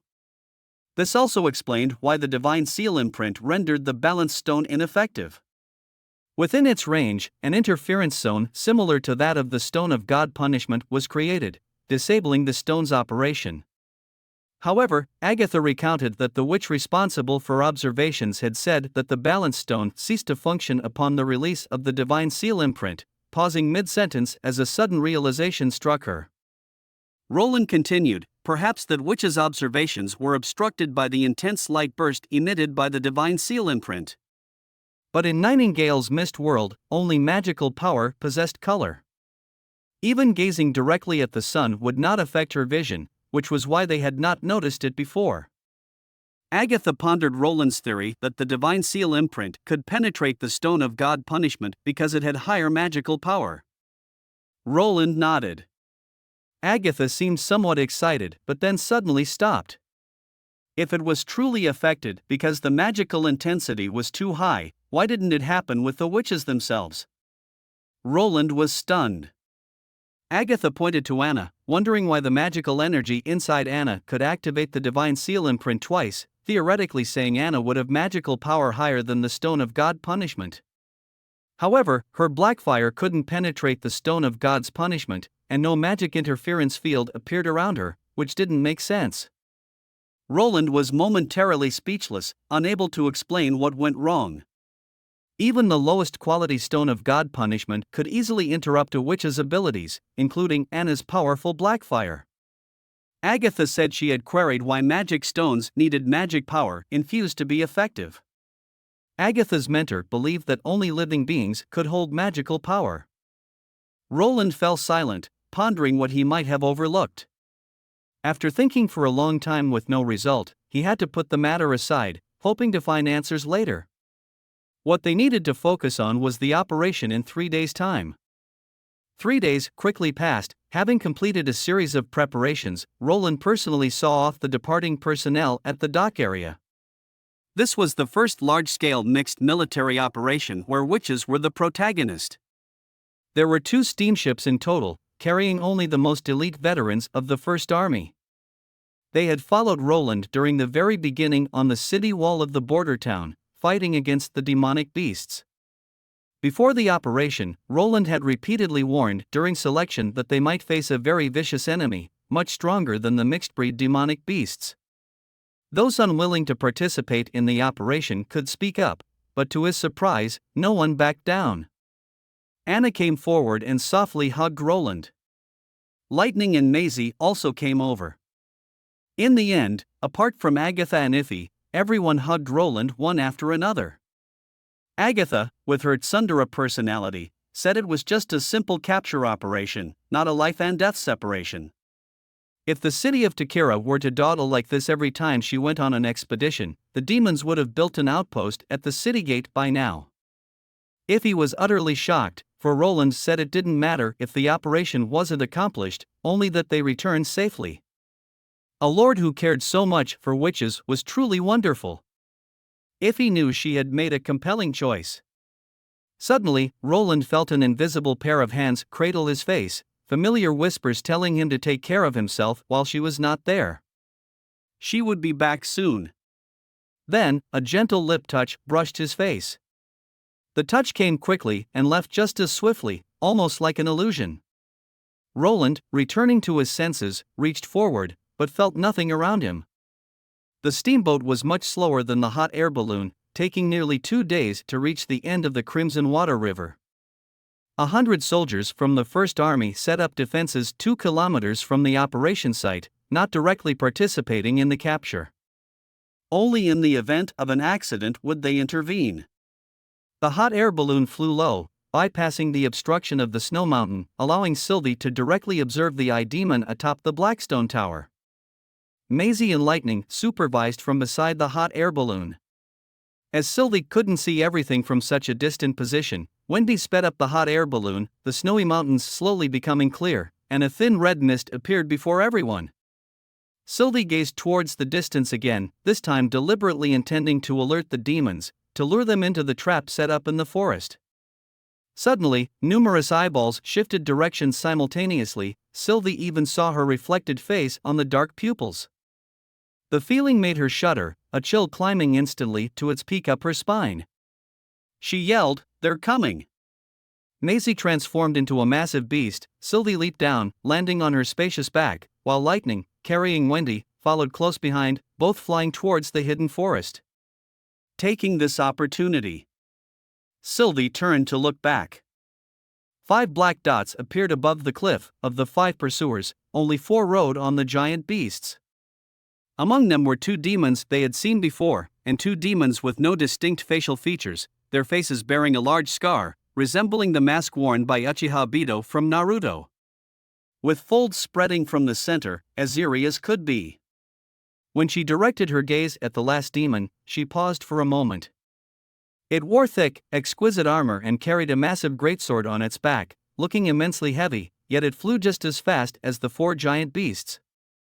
Sylvie's heart surged with turmoil. This was not expected, and Agatha hadn't mentioned how to handle this situation. Sylvie wondered if they should proceed with the capture as originally planned. The 4 of them quickly landed deep in the forest, and lightning bolted upwards, intending to destroy the hot air balloon as planned. Sylvie wanted to stop her, but lightning was too fast. Maisie asked, "What's wrong?" Wendy said that weren't they supposed to meet up with the First Army next after lightning destroyed the hot air balloon? According to the plan, Wendy and Sylvie's powers weren't much help in capturing the demons, and to minimize unnecessary risk, they should distance themselves from the main battlefield and head towards the First Army's defenses after completing their baiting mission. Sylvie shook her head and said that the enemy was more than just the demons they had seen before. There were 2 types of new demons, and she had to inform everyone. Sylvie asked Wendy to go to the riverbank first. She and Maisie would be right back. Lightning accelerated to her utmost speed, the wind howling past her ears. She had to get back to the area where the hot air balloon was before the demons. She then needed to act panicked and flee to lure the enemies into the trap.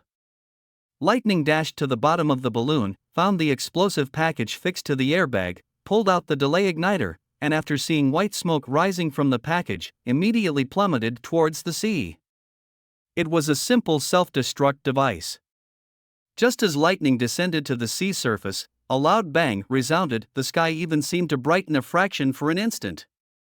She even saw a demon, who was too close, flipped over by the rolling flames, his body engulfed in a massive fire, plummeting into the sea along with his mount. The other 4 demons sprung out from beneath the smoke, heading straight towards her.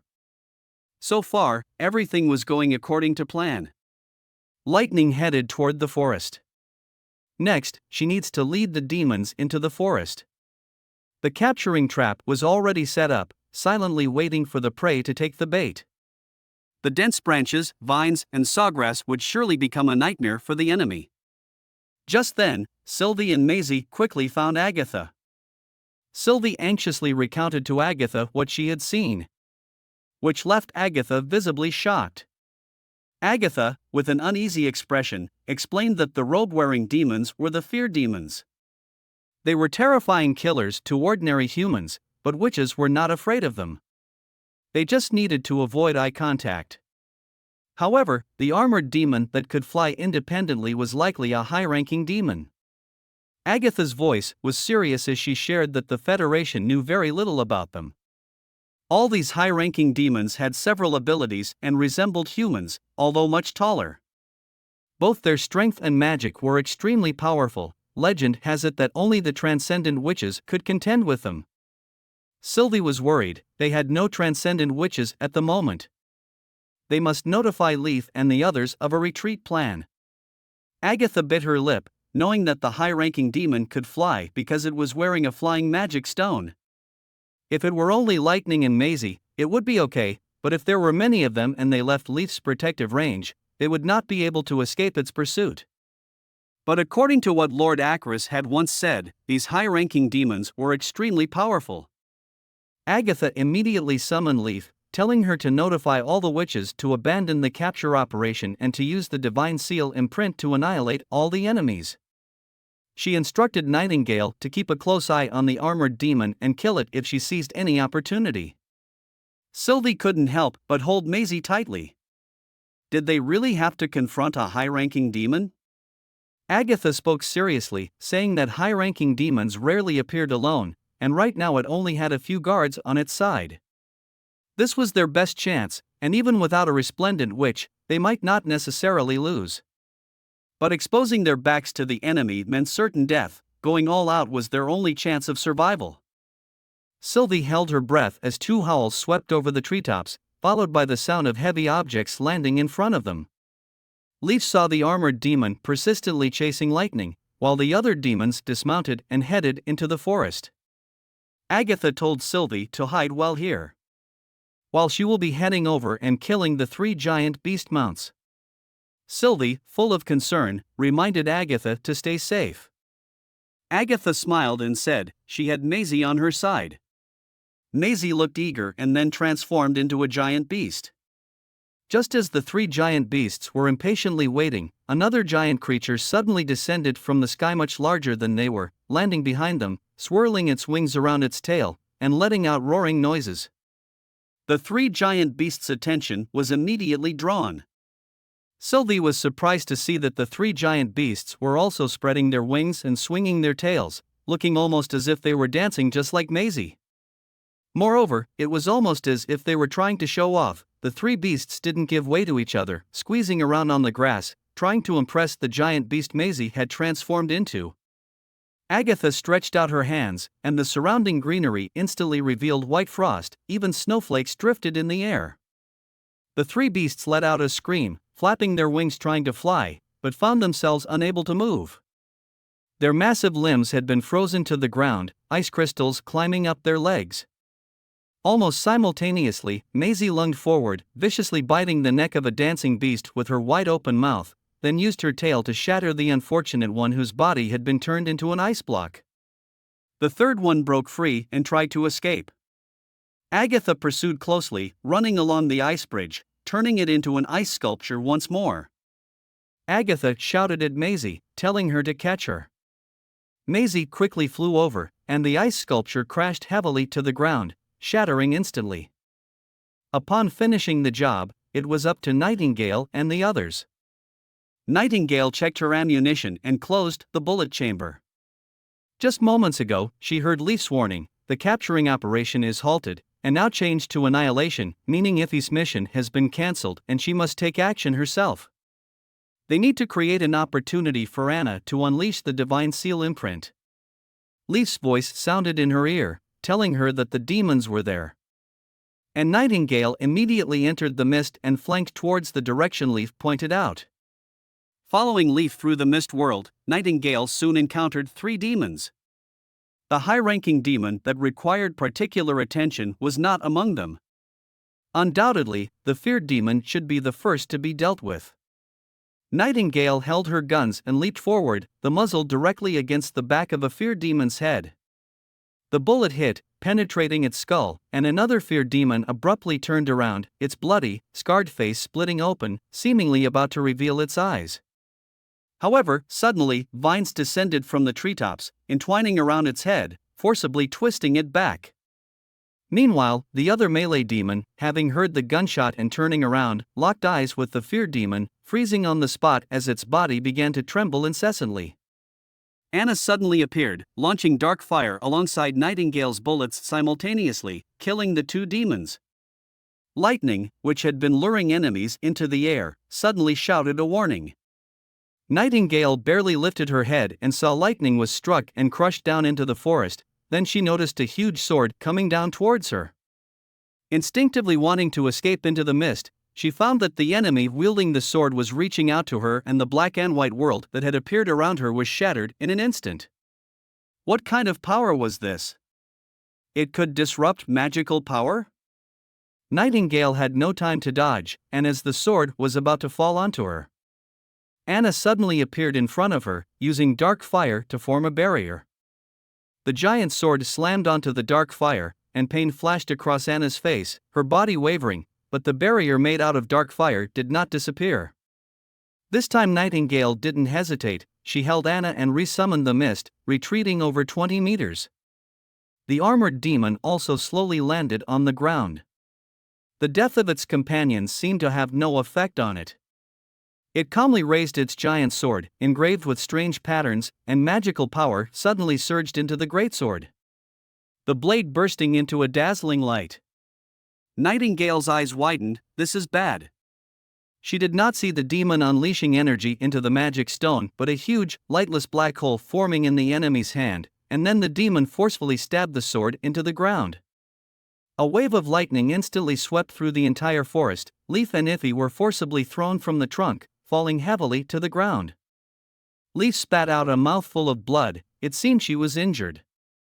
It looked like the demon had found out about Leaf's ability. But why did the demon release magic power, just like the Stone of God punishment? Nightingale shook her head. Now was not the time to think about this. She loaded a new bullet chamber and charged at the armored demon. Nightingale quickly pulled the trigger, but the bullets did not penetrate the enemy's body as usual. The remaining bullets were all blocked by the giant sword, and Nightingale felt a chill in her heart. Nightingale drew her dagger and leaped towards the demon's head. The demon turned around, slicing towards her back. Nightingale constantly evaded in the mist. She then found an opportunity. She stabbed the dagger towards the back of the demon's helmet. Suddenly, the dagger broke, and Nightingale withdrew in a hurry, unable to believe that this demon actually had a magical barrier. The armored demon, having recovered, followed closely, once again swinging its sword horizontally. Nightingale again entered the mist, but this time she was not so lucky. The armored demon swung its sword and simultaneously reached out to grab Nightingale out of the mist. Nightingale was forcibly pulled out of the mist.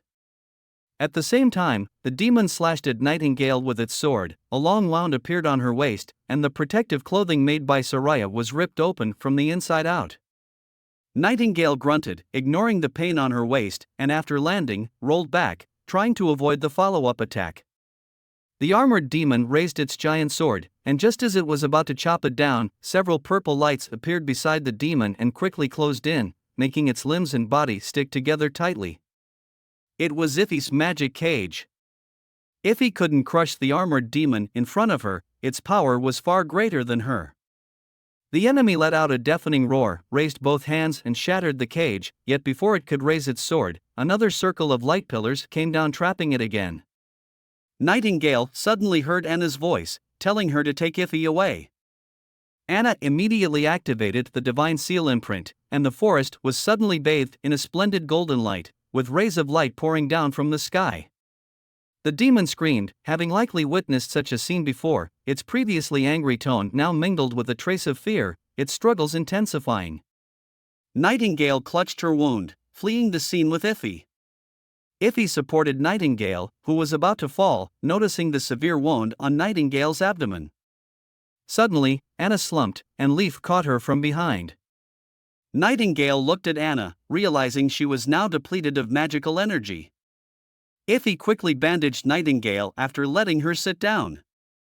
Out of the swirling dust, a black figure slowly emerged. The demon, with several broken horns on its helmet, its exquisite armor covered in cracks, and its arm and giant sword nowhere to be found, but still alive. It walked towards them step by step. Nightingale and Leaf were seriously injured, Anna was unconscious, and Iffy's magical energy was almost depleted. Now, no one could fight the armored demon. After quickly bandaging Nightingale, Iffy stood up. Nightingale looked at Iffy, asking what she intended to do.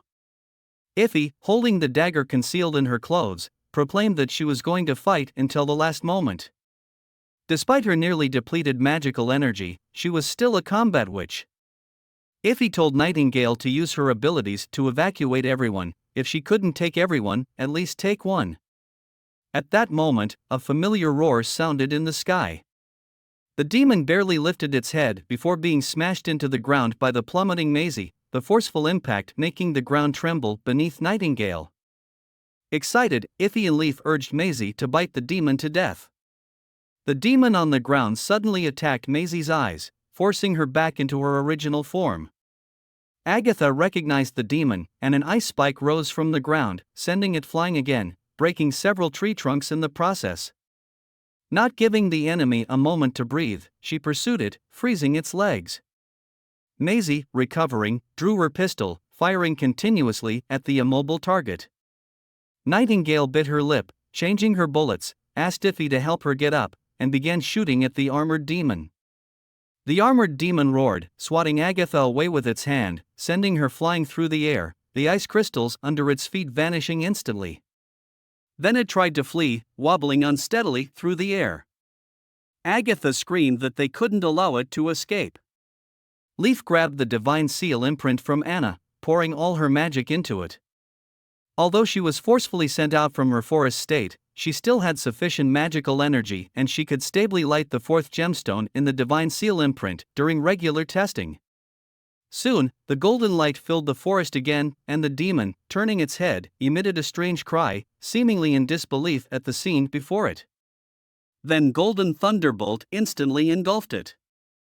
This time, the demon didn't make it through. Nightingale asked weakly, "Is the demon dead?"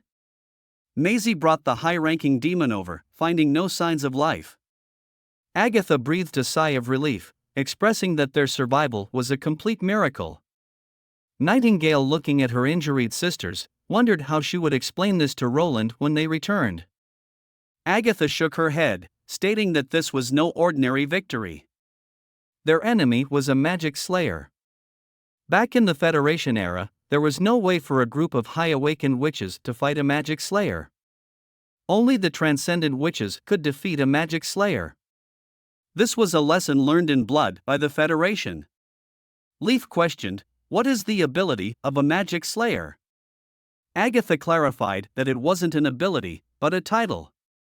These high-ranking demons possessed numerous abilities, not awakened like a witch, but somehow developed within them. It was once observed that a high-ranking demon, having led numerous attacks on Kira over several years, developed 2 additional magical energies within itself, signaling the acquisition of at least 2 new abilities. No one knew how the demons managed to do this, but their utilization of magical power seemed innately superior to that of the witches. Nightingale recalled how the demon had pulled her out of the mist world earlier. Agatha said these demons have the ability to interrupt magical energy and even have a chance to breach the defense of the Stone of God punishment. Moreover, magic slayers can dispel magical effects and halt witches' abilities from taking effect. They are formidable adversaries to any witch. If he was still confused, why did Agatha say it's not an ability? Agatha took Anna for example. If Anna became a magic slayer, her fire ability would not be interrupted by the Stone of God punishment. At the same time, within the range of Anna's ability, all other magical abilities would be cancelled.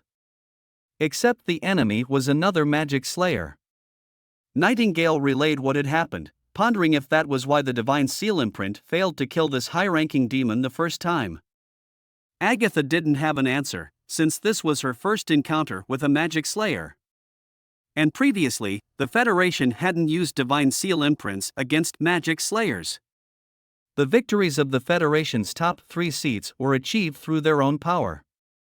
That was where the true strength of transcendent witches lay. While wearing the Stone of God's punishment, they shone like the sun on the battlefield, melting away demons like butter. The strongest among them was Acarus. Unfortunately, there was only one Acarus. Nightingale thought for a moment, and even counting all 3 of the top seats in the Federation, there were only 3 transcendent witches. She wondered, has there ever been a witch who became a magic slayer within the Federation? Agatha shook her head. Perhaps witches can never become magic slayers, because there's an intrinsic difference between witches and demons. Maisie, who had been fiddling with the armor, suddenly flipped a box out of the dark remains. Opening it, several crystal-clear stones tumbled out. Pushing her white hair from her forehead, Maisie curiously checked the stone. Agatha, looking at the stones on the ground, recognized them as magic stones, and judging by their color, they seemed to be of high quality. Leaf chimed in, saying she didn't expect high-ranking demons to hide these inside their bodies. Excited, Maisie wondered whether the other demons might have similar boxes within them. She transformed and swiftly flew towards the other demon corpses. Agatha cautioned, "Be careful not to touch the jars containing the red mist." Soon, Wendy arrived, bringing soldiers from the First Army. She looked worriedly at Anna, who lay on Leaf. Leaf assured that Anna was just unconscious due to her magic being depleted. Lightning soon came over too, having been struck down by a demon while flying, and passed out. Nightingale went over and patted the little girl's head, thankful that Lightning was okay. Brian, looking at the demon's body, was shocked. So this was their enemy, a demon? Nightingale instructed Brian to have the soldiers transport everything back. The flesh, armor, clothing, and weapons, not leaving a single item behind, as per His Majesty's command. Hearing the order, Brian immediately became serious and assured it would be arranged. Agatha sighed regretfully for not having captured a living demon. Lightning tilted her head. Seems like there was one, but she was not sure. All eyes turned to her. Lightning continued, if demons can swim, maybe it's still alive. In the afternoon, the ship left the river bank, turning back towards the city of Neverwinter. Within the cabin of one of the ships was surrounded by curious and puzzled First Army soldiers. Looking at the demon's body, it seemed no different from them, just taller. Someone muttered, didn't he see the witch ladies getting seriously injured? Another soldier added that the other demon who died must have been incredibly ferocious, much more difficult to handle than the demonic beasts. Even Lady Anna almost fell victim. Thinking of Lady Anna's strength, the soldiers fell silent. That's why the witches' ladies were so cautious, chopping off the limbs of the demons. Nightingale returned to the deck, relieved that, despite the huge unexpected incident, they had successfully completed the mission. Agatha looked at her, asking if she needed to rest. Touching the wound on her waist, Nightingale nonchalantly waved her hand, saying she had been treated by Leaf. Before meeting His Majesty Roland, Leaf was responsible for all the injuries of the association. Agatha exhaled, glad that everyone was safe. She regretted her oversight during this entire operation. Nightingale comforted her, it wasn't her fault, no one expected a high-ranking demon to appear. Agatha looked towards the sea. She was also confused. These high-ranking demons always hid behind large armies, never acted alone, and were very scarce. She originally thought they would only encounter them after the red moon descended, but seeing those magic stones, she was no longer sure because there were too many magic stones on them. Nightingale quickly understood the implication in her words, but as soon as she did, a chill rose from the depths of her heart. The lifespan of demons, their growth limits, how they evolved and methods of reproduction were all unknown.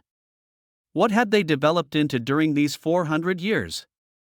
If the enemy could accumulate so many magic stones, could they also accumulate a multitude of high-ranking demons?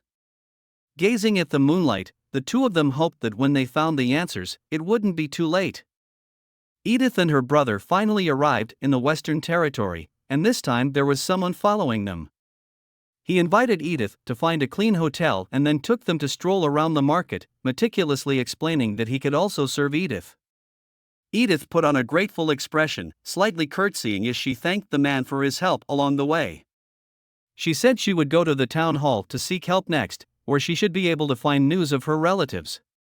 The man bid farewell to Edith in a gentlemanly manner, continuously waving at her as he left, saying he looked forward to their next meeting.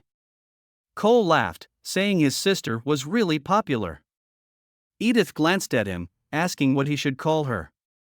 Cole coughed twice and said, "Miss Edith." Looking at the border town, in a short period of time, the Western Territory was integrated into a new city, with a population and commercial trade both exceeding the previous royal capital. Such an extraordinary lord, however, had a bad title under his name. This piqued Edith's interest in Roland. A personal guard entered the office and reported that an envoy from the north was waiting outside the castle, hoping to be seen by Roland. The visitor was the second son of the current Duke of the Northern Territory, Calvin Cond. The guard reported that Minister Barev had already checked the credentials and family crest. Roland became interested and followed the guard to the meeting room. Along the way, the guard said that the envoy, Sir Cole, claimed that Duke Cond was willing to pledge allegiance to Roland. However, Roland felt this was somewhat troublesome. Entering the meeting room, there were only two people from the envoy group sitting at one end of the long table. One of them must be Duke's second son, Cole Cond. The other made Roland's eyes light up slightly. She was a woman of good looks and appearance. It seemed that she should be Cole's deputy, but for some reason, her aura was even more eye-catching than Sir Cole himself. Cole rose respectfully and quickly stated his purpose, mentioning that he also had a gift for Roland. Cole explained that the Hose and Lister families of the Northern Territory, two Count families, refused to obey King Roland's rule and even tried to conspire with other nobles to rebel. His father saw through their schemes early and meted out deserved punishments to both families. With a touch of regret, Cole said, but due to his negligence, he did not expect King Roland to return to the Western Territory early, and the two heads that were supposed to serve as evidence have decayed on the way. Roland looked at Cole, asking if his father executed the two counts directly. Cole glanced at the girl beside her and then nodded in affirmation. The level of allegiance was more intense than Roland had anticipated. Offering the heads of two counts as a letter of credence meant that they would find it hard to gain support from other territories' nobles again, at least significantly reducing the possibility of them uniting to resist Roland's own territory. Roland thought to himself, but with Nightingale not around at the moment, he didn't know whether the other party was trying to deceive him. He pondered for a moment, then whispered to Barav at his side, "Are these two families in the Northern Territory?" Barav slowly explained in Roland's ear that these two families were even more prominent than the 5 major families in the Western Territory. However, the Khan family of the Duke emerged prominently only 50 years ago. Barav said he hadn't expected Timothy to pick their family as the ruler of the Northern Territory. Even if it was to contain the other two families, if there was a significant disparity in strength, it would be difficult to play its due role and could easily cause dissatisfaction among the established families. "It seems that what Cole said should be true," Barav whispered. "This is related to the honor of the nobility. If Roland agrees to accept their allegiance and it gets out and is proven to be a lie, the Northern Territory will fall into chaos first." Roland smiled at Cole and expressed his gratitude to the Duke. Upholding the royal honor is the duty of every noble, and Cole's father did it well. Moreover, the two counts got what they deserved, and the kingdom would not hold Duke Khan accountable for this.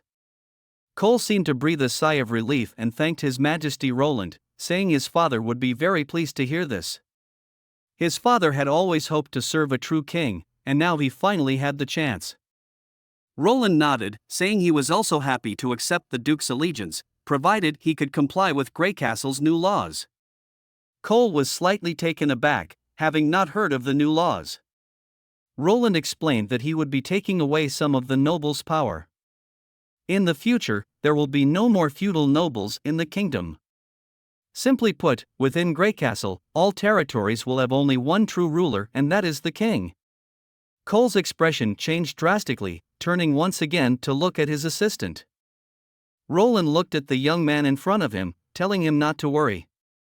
The nobles were still nobles, their luxurious lives would not change, and they even had the opportunity to reach new heights. He had Barav give Cole a brochure, which contained all of the new laws, and told him that the Change-Gu stronghold had fully implemented this set of laws. Cole opened the brochure and read a few pages, his face blank and slightly tense. Cole's performance left Roland slightly disappointed, but on second thought, it was normal. After all, he was a kid. Presumably, his role in this trip was only to convey a message and he could not make decisions. He told Cole to first convey the message to Duke Khan, and before getting a reply, he could stay in the city of Neverwinter and seek around for himself. Cole anxiously looked at the woman next to him. The woman did not speak. She then patted him on the back. Just Roland thought that the talk would end here, but unexpectedly, Cole made another request. Cole asked if he could participate in seeing how Roland's territory manufactures steamboats and steam engines. This was indeed an intriguing request, and Roland looked at him with interest, wondering if he was interested in this. Cole said he was very fascinated by this kind of peculiar vessel. Roland nodded, instructing Barav to make arrangements. After dealing with the envoy, Roland returned to his office. Lightning was sprawled on the window with Maisie pecking at the glass above her head. A tightness instantly gripped Roland's heart. It was only the 3rd day, and the crew should not have returned so quickly. Had something happened? He opened the large windows, hurriedly asking, "What happened?" The two pounced on Roland, exclaiming they had caught a demon.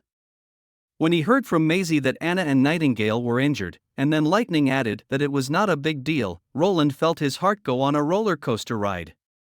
He exhaled, then questioned if they were really both right. Both nodded in unison. He turned and ran out of the room to call someone to bring Manhwa over, and told the two to finish what they were saying in one breath next time. In the evening, two steamboats finally appeared at the dock of the Crimson Water River. Seeing Anna and Nightingale walk down, Roland completely relaxed. He smiled, opening his arms to Anna. Anna quickly plunged into his arms, hugging him tightly. Nightingale sighed, saying Roland should have waited for them in the castle, as the dock was not safe. Anna released Roland and also pulled Nightingale over. Roland opened his arms and hugged Nightingale as well. Then it was Wendy, Leaf, and all the witches hugged Roland one after another. Agatha and Iffy were no exception. 2 canisters of red mist had already been used on the road, one was damaged in battle, and the remaining supply could only last until the following evening. If Agatha was to attempt to create a magical seal experiment, it must begin before noon the next day. Roland inquired about the lethal effects of the red mist on witches, asking how Agatha would change the canisters. Pointing to the container on one side, she explained that she would have ordinary people assist with connecting the tubes, and she also brought back those smaller storage canisters, which might be useful in the future. Roland nodded. Next, he turned to Breeze and asked if she could control the demon to use magic power. Breeze responded, it should be possible. Roland then asked Nanawa to assist in attaching the limbs back to the demon. Axe brought over the limbs, and with Nanawa's magic, the demon was assembled. After a few minutes, without making a sound, the demon crawled up from the ground and slowly left the shed. Breeze utilized her power, and under her control, the creature stood upright, all while remaining under her control as it exited the ship cabin. Leaf reported that the test field was ready. The demon grabbed a long stick. This was the weapon the demon had carried out. Its arm swelled and the magic stone embedded in its arm emitted a faint yellow light. It forcefully threw it at the target, a white shadow flashed by, and a crisp humming sound emanated from the armor in the distance. The spear completely penetrated the chest plate and was firmly stuck in the wall. Upon removal, it was evident that the spearhead had shattered upon impact. If replaced with an iron short spear, the power might be slightly greater. However, considering the demon's attire, it seems that the enemy's use of iron weapons is even more mediocre than humans. Even the armor of high-ranking demons doesn't seem to be purely metallic. The next test was rapid throwing. The demon, controlled by Breeze, was forced to throw 2 spears as fast as he could, emitting painful roars. It seems that even if its body was controlled, it couldn't avoid the agony brought about by the overuse of the magic stone. After the throw, its arms sagged down. This time, both spears shattered upon hitting the 3mm steel plate.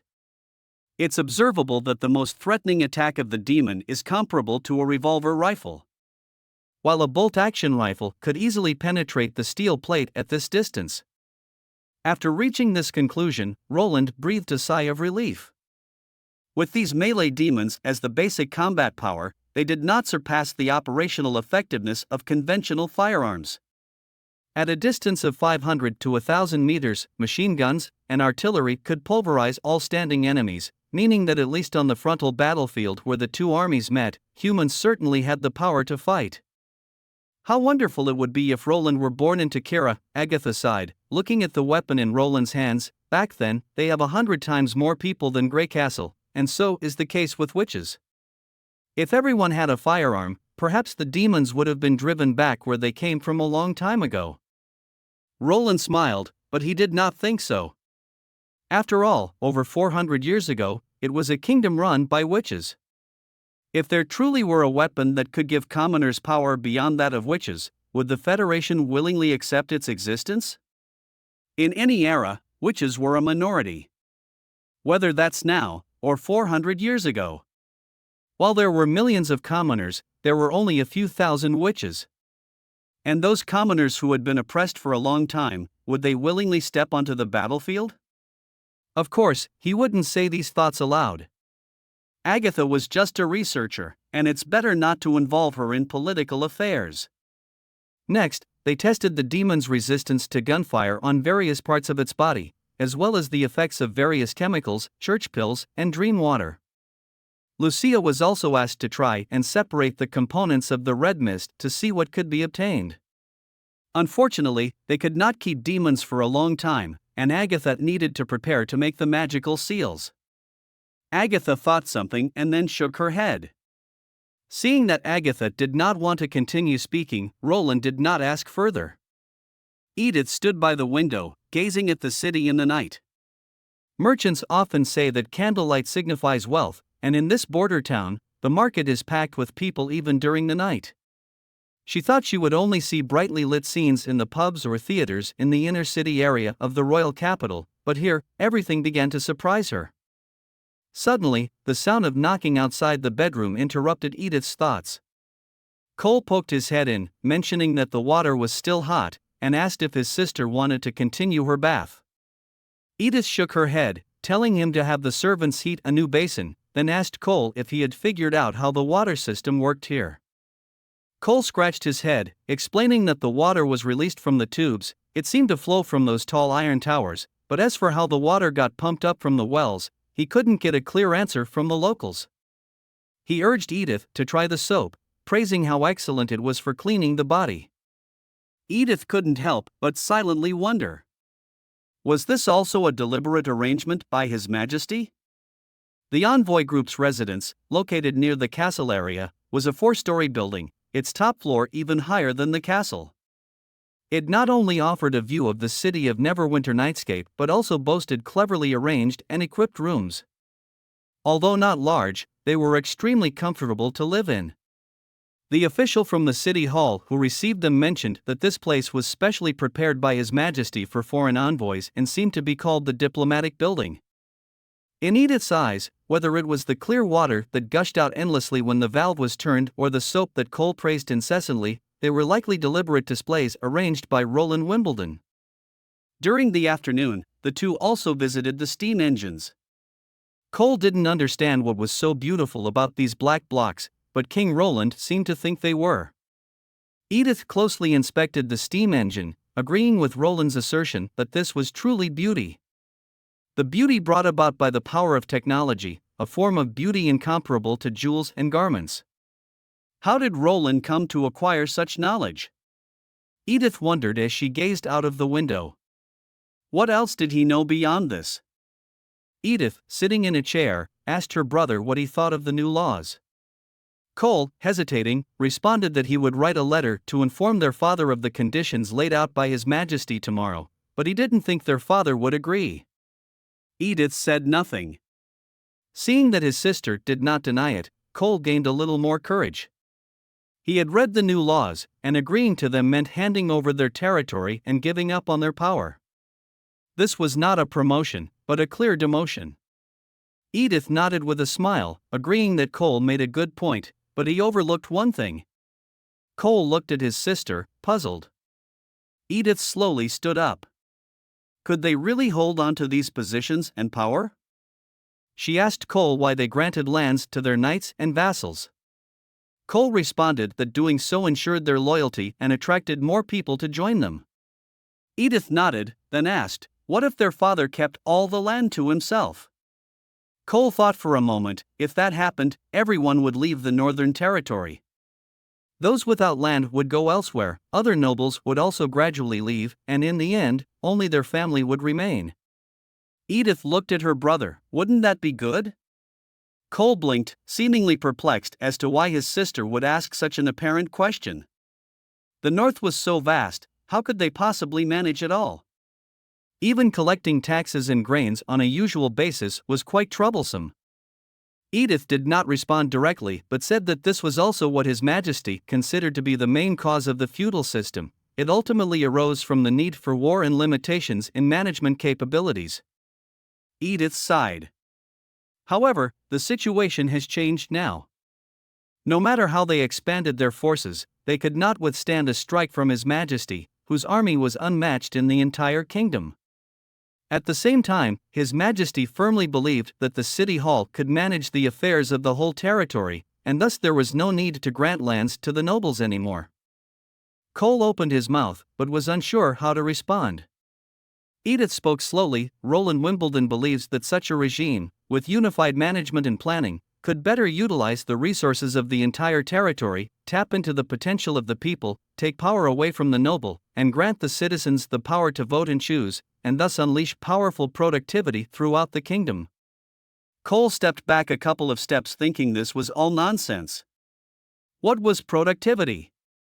A competition of who could farm better. Where would Roland find enough people?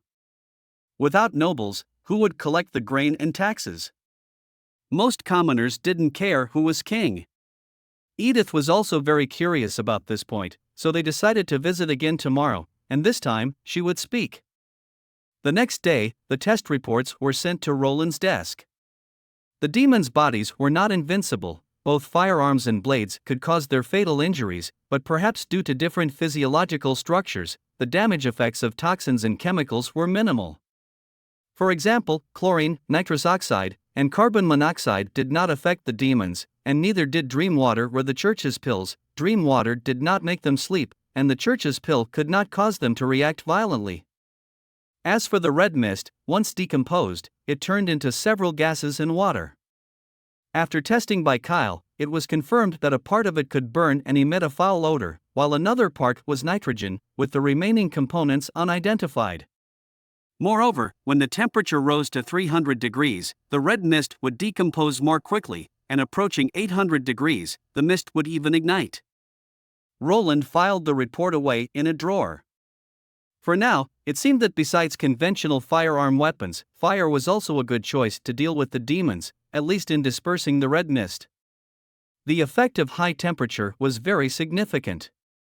When attacking the enemy camp, a large fire might be able to instantly reverse the situation of the demons fighting on home ground.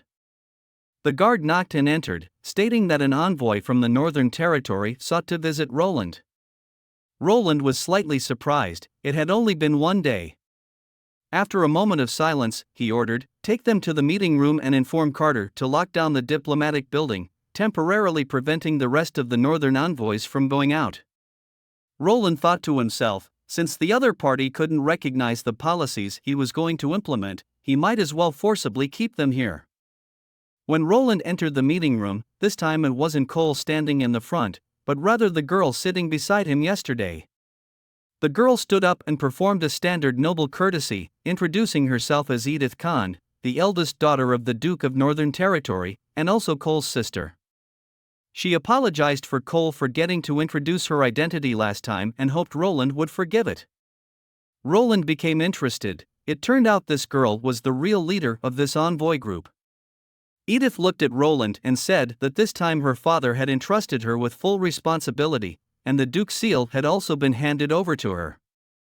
Roland nodded. He knew that in this era, it was quite rare for a woman to participate in politics, let alone a young, beautiful girl. After both parties sat down, Roland asked what the purpose of visiting him was this time. Edith picked up the brochure that Roland had given her, stating she had several questions.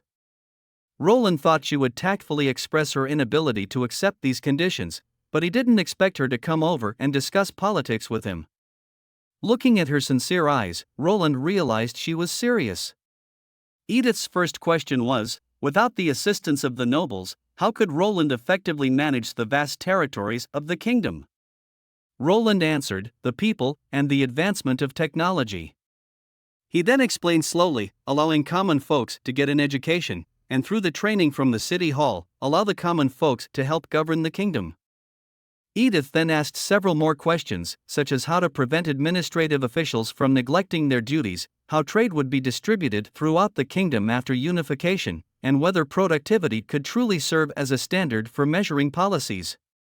Roland answered each one, without any pause, and the more she asked, the brighter Edith's eyes shone. It wasn't until close to noon that she exhaled deeply, realizing that Roland indeed knew what he was doing.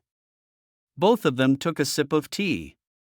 Edith asked if Roland could provide the Northern Territories with steam engines, as well as the production equipment and personnel for the steamships. Roland replied he couldn't provide the personnel at the moment, but he could allow people from the Northern Territory to come and learn. The prerequisite is that the Northern nobles comply with his administration. As for the steamship, that's possible too.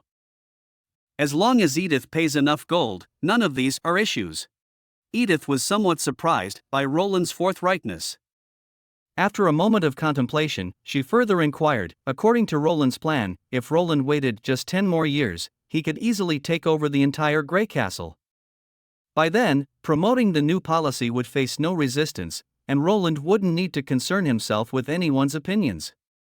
Why is Roland so eager now? Roland fell silent for a while before finally saying, if Edith really wants to know the answer, follow him to see something. Roland led Edith into a wooden hut deep within the forest. Agatha was somewhat irritated, annoyed that Roland would bring people to disturb her while she was crafting the magic seals. Upon seeing the demon, limbs severed, lay flat on a long table, surrounded by various bottles and jars. Edith let out an incredulous gasp. She was more in shock than fear. Agatha was in the final stages of extracting its blood. Roland explained, this is the greatest enemy humanity now faces. The war between them isn't about territory or wealth, it's about who gets to continue existing. The loser will be utterly annihilated. The weight of this information overwhelmed Edith. Roland continued slowly telling her that the church had concealed this story, but the demon's origins could be traced back 1,000 years. It's also known as the Divine War. Only after Roland and Edith departed did Agatha let out a sigh of relief. She felt her attitude towards Roland wasn't great. Perhaps she should be more courteous to Roland. Even with such thoughts, she still didn't like anyone but witches entering her workshop, especially when she was about to craft magic seals. Moreover, she didn't want anyone, even Roland, to know the methods of magic seal making. However, she realized that this secret would soon be impossible to keep. Just then, there was another knock outside the shed. This time, Anna and Manhwa entered. They were about to craft 4 types of magic seals. When the blue blood flowed through the coated tubing onto the stone of God punishment, the two blended, releasing a stream of bubbles. The stone melted like a burning candle. Anna carefully observed the transformation, and Agatha explained, magic can alter one's physical capability. Higher awakened witches have noticeably better physical qualities than ordinary witches, while those transcendent witches reach the pinnacle in this aspect. To enhance the magic seal's efficacy, the best magic seals always use the blood of powerful demons combined with the highest quality stone of God punishments. They soon reached the final step. Relying solely on demons is insufficient, Agatha calmly stated, a witch's contribution is also essential. Manhwa covered her mouth in shock. Agatha continued, the Federation stumbled upon this secret by chance. The blood of a witch, when mixed with that of a demon, can create a unique effect. It makes the melted stone of God punishment maintain a state. Even after a long period, its magical circuitry remains intact. The liquid in the first container settled and emitted a grayish glow, resembling blue wax after it was cooled. She then picked up a small knife from the table, making a cut on her hand. After collecting half a cup of her blood, she asked Manhwa to heal the wound for her. This was precisely why Agatha had chosen the two. Anna was the most adept learner among the witches in the Witches' Union, suitable to inherit this knowledge, while Manhwa, on the other hand, could alleviate her pain effectively. If it hadn't been for Roland showing her hope in defeating demons and his unbiased attitude toward witches, she would have preferred to bury the secrets of magic seal-making forever. Even within the Federation, the idea that witch blood could blend perfectly with demons was hard for most to accept. Even she had her doubts about the origin of witches when she first encountered this. Such confusion was detrimental to the Divine War. Therefore, the crafting of the magic seals was one of the closely guarded secrets within the Federation. Finally, Agatha poured the blood inside. The red blood flowed through the shallow trench, while the surrounding blue blood chunks wriggled, their edges blurring and merging into one another. Next, she infused the seal with magical energy. Both Anna and Manhwa watched in shock. It was almost like the magic seal was alive. The next step was to cut it and seal it with silver foil. Depending on the type of magic seal, the final steps are always different. Some needed cutting, while others didn't. It wasn't a 100% success rate either, but if it failed, the solution was simple: just pry out the stone and start over. Anna frowned, but it requires a lot more blood. Agatha nodded and responded, that's why, in Takara, demon blood is even more precious than a witch's. Agatha sighed and continued, back in the Federation, during experiments, if a witch's blood is wasted, no one cares. But if they lose demon's blood, reprimands and punishments are inevitable. While preparing the second batch of seals, as Agatha was about to make another cut, Anna stopped her. Anna proposed to use her blood this time. Anna pointed out that Manhwa could heal wounds but couldn't replenish blood. His Majesty once said that excessive blood loss could cause dizziness and even fainting. Just as Agatha was about to decline the offer, Anna suggested Agatha rest for 2 days before resuming her work. Telling her to consume more meat porridge and animal liver during this period would speed up recovery. Is this also what His Majesty said? Agatha asked. Anna nodded. Anna knew the purpose of Agatha choosing her as an assistant to learn the methods of magic seal making. She might as well handle these next 2 batches. Agatha remained silent for a moment, then nodded. Back in the castle, Edith took a while to process everything before finally speaking. Roland wouldn't have concocted such an unbelievable tale just to deceive her. She wondered if demons were truly that powerful? Roland nodded. Not only are demons individually powerful, but their numbers are also staggering. Roland's army can easily defeat Timothy's knights, but victory against demons is not guaranteed. They've been slowly growing in strength over the past 400 years. The key point is, there's no possibility of negotiating peace in this war. It won't end until one side is completely eradicated. Edith looked intently at Roland, questioning if Roland has a plan to share this news with the public. Roland shook his head and picked up his teacup. It's inevitable, but not now. Roland is uncertain about how his people would perceive this cold and terrifying enemy. Building their confidence will be a slow process. Edith understands that panic is more fearsome than any enemy. Her final question was about the timeline. How long do they have before this war starts? Roland was uncertain, 5 years, maybe less. No one knows the exact time the red moon will appear. War could break out at any moment. That's why Roland can't afford to methodically unify Greycastle at a leisurely pace.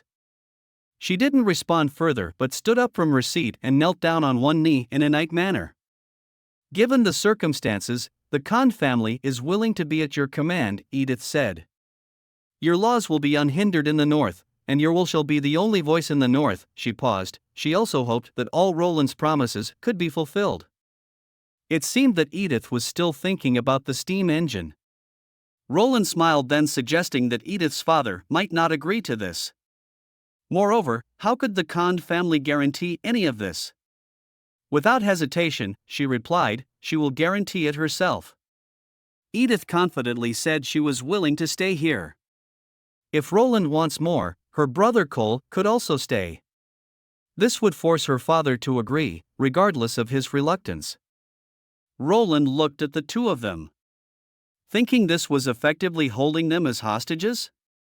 That would be an obvious threat in the eyes of the Duke.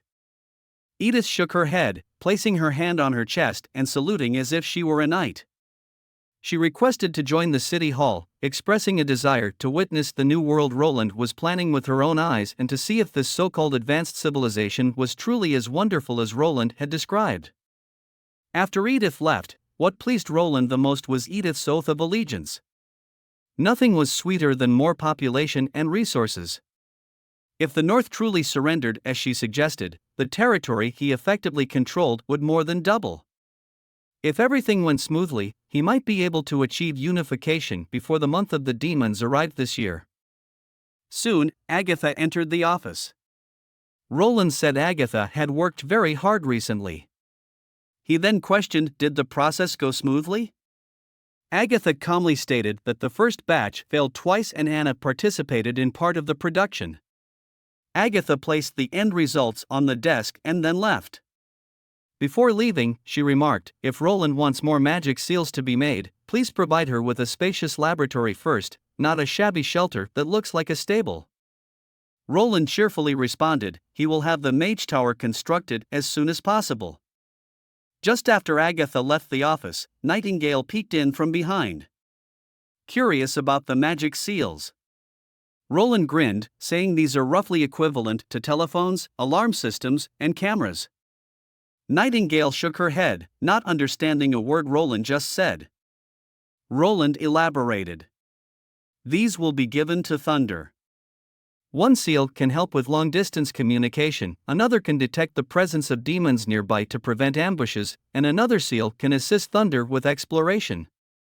Roland felt a pang of regret, unable to join the fleet at sea and missing the spectacular yet airy seascapes. A thick fog rose on the sea, and a sailor shouted that they were now approaching a reef zone. Thunder commanded the sailors to lower the sails and proceed at a slow pace, alerting everyone to be on high vigilance. Molly asked Margaret if she could really find the witch they spoke about. Margaret nodded, certain that Joan would not ignore any sailing ship in danger. The last time Margaret saw Joan, her legs had already transformed into the shape of a fish's. However, that was all 10 years ago, and Margaret had no clear idea of her current state. Camilla pondered, if Joan has always been with the sea, then there's no need to worry about her not being able to survive on her awakening day. But since more than a decade has passed, is she really still in this sea area? Thunder walked over, assuring Camilla to trust their intelligence. Ever since Thunder knew Joan became a witch, he's been paying extra attention here. He was aware of some greedy merchants trying to catch her. Thunder blinked, but a shipwreck stopped them. He assured Camilla those guys wouldn't dare to lay a finger on her again. Camilla and Molly thanked Thunder for his help towards the witches. Just then, a sailor reported hearing singing from the northwest direction. Thunder shouted for everyone to be quiet. As everyone held their breath and listened intently, the ethereal and elusive singing gradually became clearer.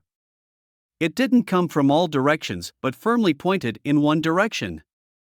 Just like a ray of light piercing through the dense fog, guiding the ship to a safe course. Thunder, Camilla, Molly, and Margaret boarded a small boat, with Molly's slime protecting the bottom of the boat, and sailed towards the singing. After awakening as a witch, Joan almost never showed her face, knowing that she could not be caught by others. Ships in danger could often only hear her singing, and very few people had seen her. Therefore, Thunder's plan was to have the ship stay in place, continuously attracting Joan's singing, while he, Margaret, and the witches took a small boat to find her by following the sound. After sailing in the thick fog for some time, Margaret suddenly saw a figure and couldn't help but shout out her name. The singing abruptly stopped. A woman was seen half floating on the water, looking at the people in the boat in surprise, seemingly at a loss. The boat approached the girl, and Margaret said to her, identifying herself as Margaret, and asked if she remembered her. The girl made intermittent cries while slowly retreating backward. Thunder explained that she could no longer speak and that they would need Camilla's help. Camilla nodded and placed her hand on Margaret's shoulder. In an instant, Joan's voice echoed in her mind. Margaret heard the girl ask if Margaret had brought them here to capture her. Margaret was about to say that wasn't the case when Camilla interrupted her, telling Margaret to speak directly in her mind, as heartfelt communication was more sincere. Margaret calmed herself and repeatedly thought about what she wanted to say. She asked the girl if she remembered saving Margaret's life and explained that she was there to seek her help this time. The girl slowly swam out from behind a rock, approaching the boat, and remembered Margaret. They used to spend time together. Margaret was excited, thinking that Camilla's abilities were truly miraculous. Suddenly, the girl withdrew her hand and asked fearfully who Camilla was. Margaret realized that her thoughts could be directly heard by Joan and quickly explained that Camilla was a witch just like Joan, and it was her ability that allowed them to hear each other's thoughts. The girl was still somewhat scared and asked if sailors were here to capture the witches. Margaret shook her head and explained that the church's power had been completely eradicated in the fjord, and now witches were settling in a slumbering isle. If Joan wanted to head over to Slumbering Isle, Margaret was willing to guide her. The girl recalled being attacked with harpoons by the merchant before, thinking those people were after the church's bounty on her. Margaret looked at her seriously and assured her that such things would never happen again because Thunder had taken care of everything. The girl also remembered this name, recognizing it as belonging to a distinguished explorer. The two talked for a long time, while Molly and Thunder whispered to each other, wishing they could hear what was being said. After a long time, Joan let out a soft cry sound, flicked her tail, and dived into the sea, leaving behind a series of ripples. "How did it go?" Thunder asked. Margaret turned around, slowly revealing a smile, saying Joan had agreed to their request. As the carriage entered the city of Dawn, the sounds around them suddenly became noisy. York couldn't help but lift the curtain to look outside. A woman's voice came from beside him, asking what his first impression of the Dawn capital was. York smiled and said that it was indeed the merchant capital. Even on the main roads, vendors were openly hawking their wares. If this was happening in Grey Castle, all of them would have been chased away by the guards. He added that only the fjords could compare to this place. Hearing this, the woman laughed a few times, saying that people in the fjords were just a bunch of porters dealing in goods, merely transporting goods from one place to another, selling them at a profit due to scarcity. There weren't many valuable goods that could be sold from the islands. After some thought, she concluded that perhaps only salted fish could bring in some money. York didn't say much, just continued along with the woman's words, praising her for being the most well-known merchant in the capital. She smiled slightly, reached out to put her hand on his shoulder, and said that Mr. Ambassador is also really good at something. York had given the woman a bottle of perfume from Grey Castle as a special product 2 days ago. It had taken him only 2 days to become very close with her, and with another bottle of perfume, he had won her favor. After one night, the two of them were inseparable. York then asked what the most popular business in Dawn City was.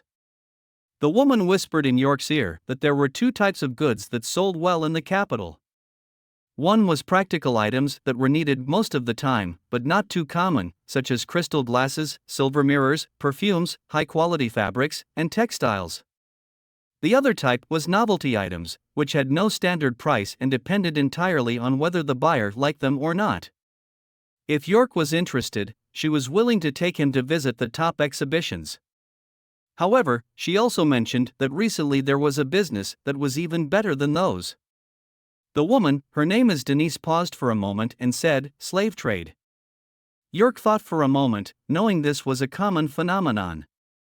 The female merchant explained that businesses without capital were always the most popular. When the Wolfheart Kingdom was occupied by the church, tens of thousands of refugees flooded in.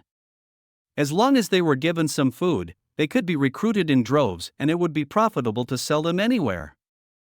The woman looked out of the window and said that she didn't quite like the feeling of buying and selling people as slaves, especially women. York wrapped his arms around her, telling her not to think about these things. A business like that did not mean it was risk-free. When those refugees turned into a mob, the slave traders would have a headache. Just as they were about to get intimate, the coachman mentioned that they had arrived at the royal district. York politely declined the woman's invitation to visit her home and got off the carriage. He thought to himself that since Denise was a married woman, and now that they were in her husband's territory, visiting her mansion would be a huge risk. If her husband found out, he could end up severely beaten. Seeing York getting off the carriage, Hill, who was following the merchant convoy, slowly approached. Hill, York's personal guard assigned by King Roland himself, came to his side and smiled, saying that York truly lived up to his reputation as the magic hand. Hill then asked what they had talked about over the past few days. York said they were just talking about businesses. Although Hill didn't seem like a powerful knight in York's eyes, he had reportedly made many contributions to King Roland. When asked about his plans, York said with pride, "Raise the national flag, submit the documents, and let them know that the ambassador from Grey Castle has arrived." A grand banquet was arranged in the royal palace's grand hall. This was the first time York had attended a banquet of such high standard. Of course, what attracted York's attention the most were the noble ladies mingling among the men. A young man, surrounded by a crowd, walked up to him. He was the host of the banquet, the first prince, Manhwa. York quickly performed a chest salute, and Manhwa mentioned that he had read the letter of introduction and documents on behalf of the king of Grey Castle. However, he explained that his father was very ill, which was why he couldn't personally attend York, expressing his regrets. Manhwa sighed, stating that this was already common knowledge in Dawn City. A month and a half ago, the king suddenly fainted during a banquet and had not fully recovered since. He could only stay awake for 2 to 3 hours each day, spending the rest of the time in a deep slumber. York thought for a moment. A month and a half was exactly the time it took him to travel from Grey Castle to here. He comforted Manhwa, saying, "His Majesty will gradually get better." The prince managed to smile and told York to continue enjoying the banquet before preparing to leave. Just then, York suddenly remembered his main purpose for being there and quickly mentioned the previous discussions about forming an alliance between the Kingdom of Dawn and Grey Castle. The prince simply stated that he was aware of the situation, but everything had to wait until his father was well again. Not long after, a familiar voice came from behind York. He was startled and turned around quickly, only to find that it was indeed Denise. She raised a glass of red wine and walked towards York with a smile. After the banquet, Otto, following the prince, puzzled, asked the prince why he didn't agree to the alliance immediately. Forming an alliance with Grey Castle was the king's intention, and with the church's power becoming increasingly oppressive, they shouldn't be fighting this battle alone. The prince did not turn around. Instead, he asked whether his father had sent Otto to find Timothy instead of Roland. Otto explained that their ally was meant to be the king of Grey Castle, and the message brought by the ambassador confirmed that Roland was indeed the new king. The prince raised his hand to interrupt Otto, telling him that he had his own plans and that Otto need not worry about this matter any longer. Otto raised his voice, arguing that for the sake of the kingdom's security, they needed someone to restrain the church. Manhwa's voice involuntarily rose as he turned around and told Otto that he did not want to repeat himself, instructing Otto to stay out of this matter. Seeing the crown prince so resolute, Otto had no choice but to let it go. Just as he was about to turn away, the prince suddenly called out to him, asking Otto if they were friends. Otto fell silent for a moment before responding yes. Andrea, Belinda, Aro, and himself were all friends of the prince. Manhwa then slowly asked if something were to happen to his father, the king, would Otto support him in becoming the new king? Otto fell silent for a moment before finally responding, yes. Otto returned from the palace, confused and disoriented.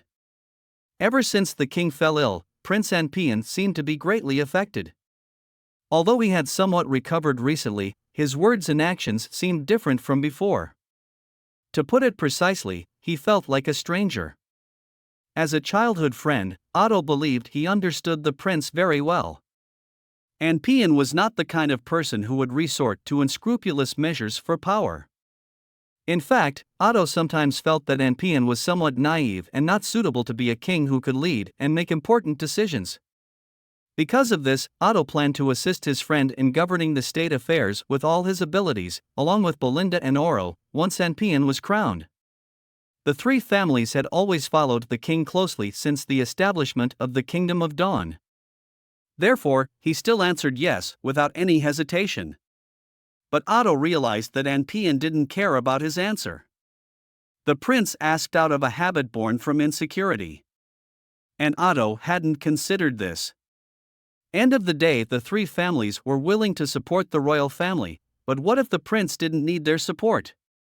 This thought troubled Otto as he contemplated the future of their friendship and the role he and the other families would play in the upcoming reign of Prince Manhwa. Realizing this, Otto felt an increasing distance between himself and Manhwa. He sighed, thinking that perhaps he should take the initiative to do something. Probably, he alone couldn't do anything. The three families must unite.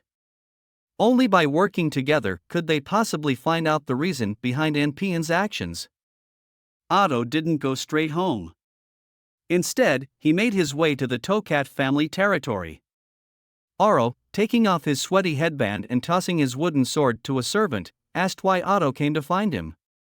Otto pulled Aro aside and shared his thoughts and plans. Aro shook his head. He understood that Anpian was the prince, the heir to the kingdom of Dawn, and he wouldn't always be their friend. Aro said that they should assist the king only if he needs them, if not, they shouldn't pry into his affairs. Otto just then realized that Aro had already seen this coming. Otto tried his best to persuade, saying their three families had always followed the royal family. Aro laughed cynically and said, "Since Andrea's death, there have been only two of them. Where is the third family?" Otto grabbed Aro's hand and told him, "Andrea is not dead." Aro stopped in his tracks, turned around, and almost pinned Otto to the wall with the force of his movement. Otto couldn't keep this secret any longer. He slowly revealed that he had personally seen Andrea with King Roland back in Grey Castle. Aro's eyes widened, asking if he meant they were together in a romantic sense. Otto bit his lip, saying he wasn't sure, but Andrea had become a witch, and only Roland at the time was willing to shelter a witch. Otto carefully recounted Andrea's experiences, watching the mixed emotions on Aro's face. Both of them had once believed without a doubt the story of the Quinn family saying Andrea's carriage fell off the cliff. After hearing everything, Aro sat down on the ground, his face filled with frustration as he pounded the floor. Otto continued, saying that this was why they needed to bring Prince Anpian back. Aro was obviously unclear about the connection between the two matters. Otto urged him to think it through. By putting the alliance between the two kingdoms on hold and refusing to give a reason, Anpian risked the failure of the plan set by the king to stand united against the church. If the church were to launch an attack, they would have to face it alone. If they attacked the kingdom of Dawn first, Aro would lead the knights to battle. If Aro were to be defeated and die in battle, he would never see Andrea again. Aro thought about it and seemed to find some logic in Otto's words. However, he then asked why Otto thought he would definitely lose. Ignoring his friend's protests, Otto continued, "If the church attacks Grey Castle first, Roland will have to face the invaders. If Roland loses and dies, Andrea will most likely die by his side. If she gets captured by the church, her fate will be even worse.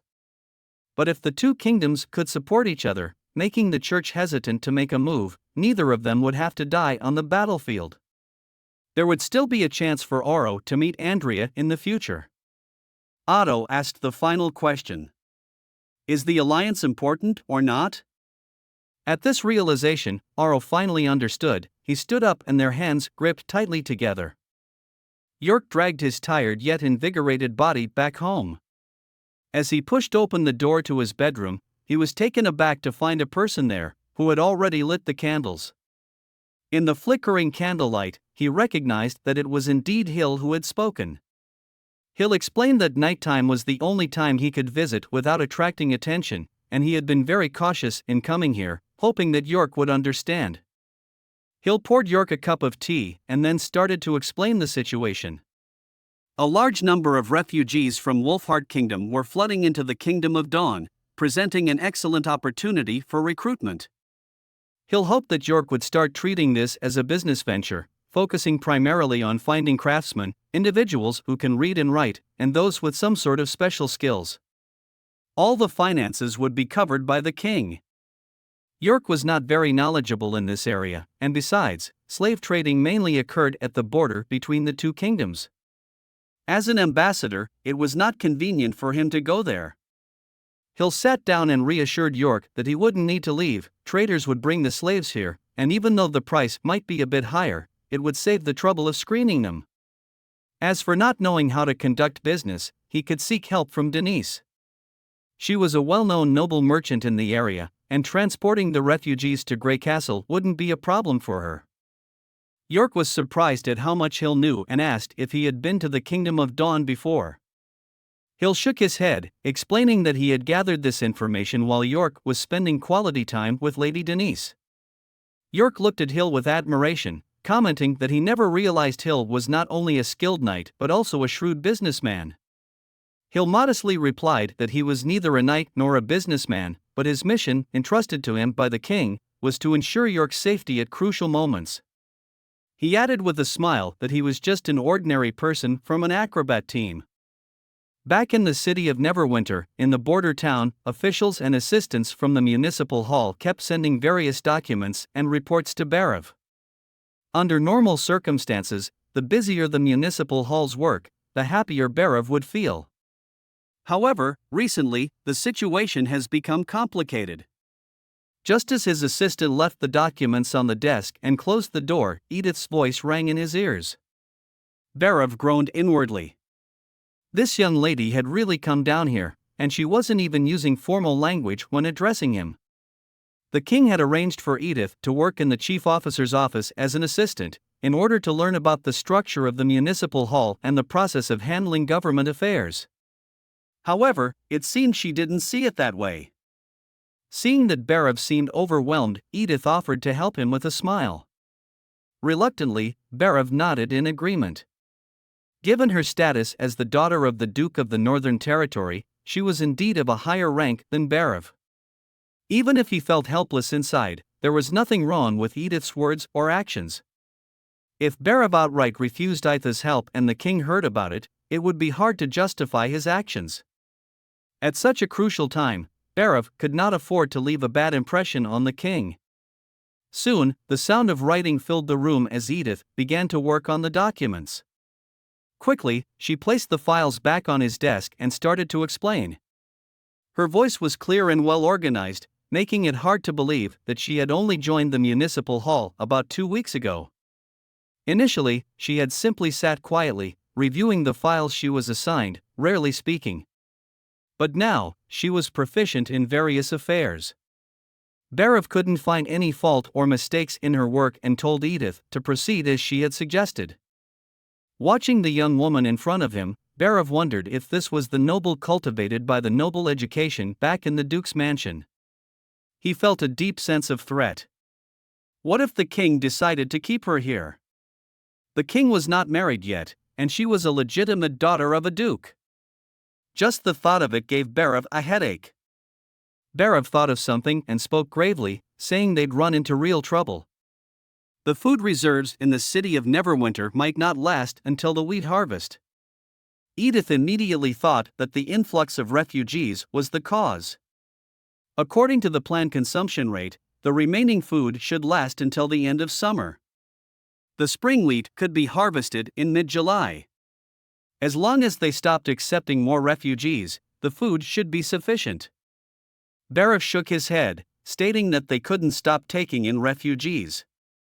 If they abandoned them, nearby cities might experience riots. Therefore, the municipal hall couldn't let the food issue disrupt the king's arrangements. They must solve this problem.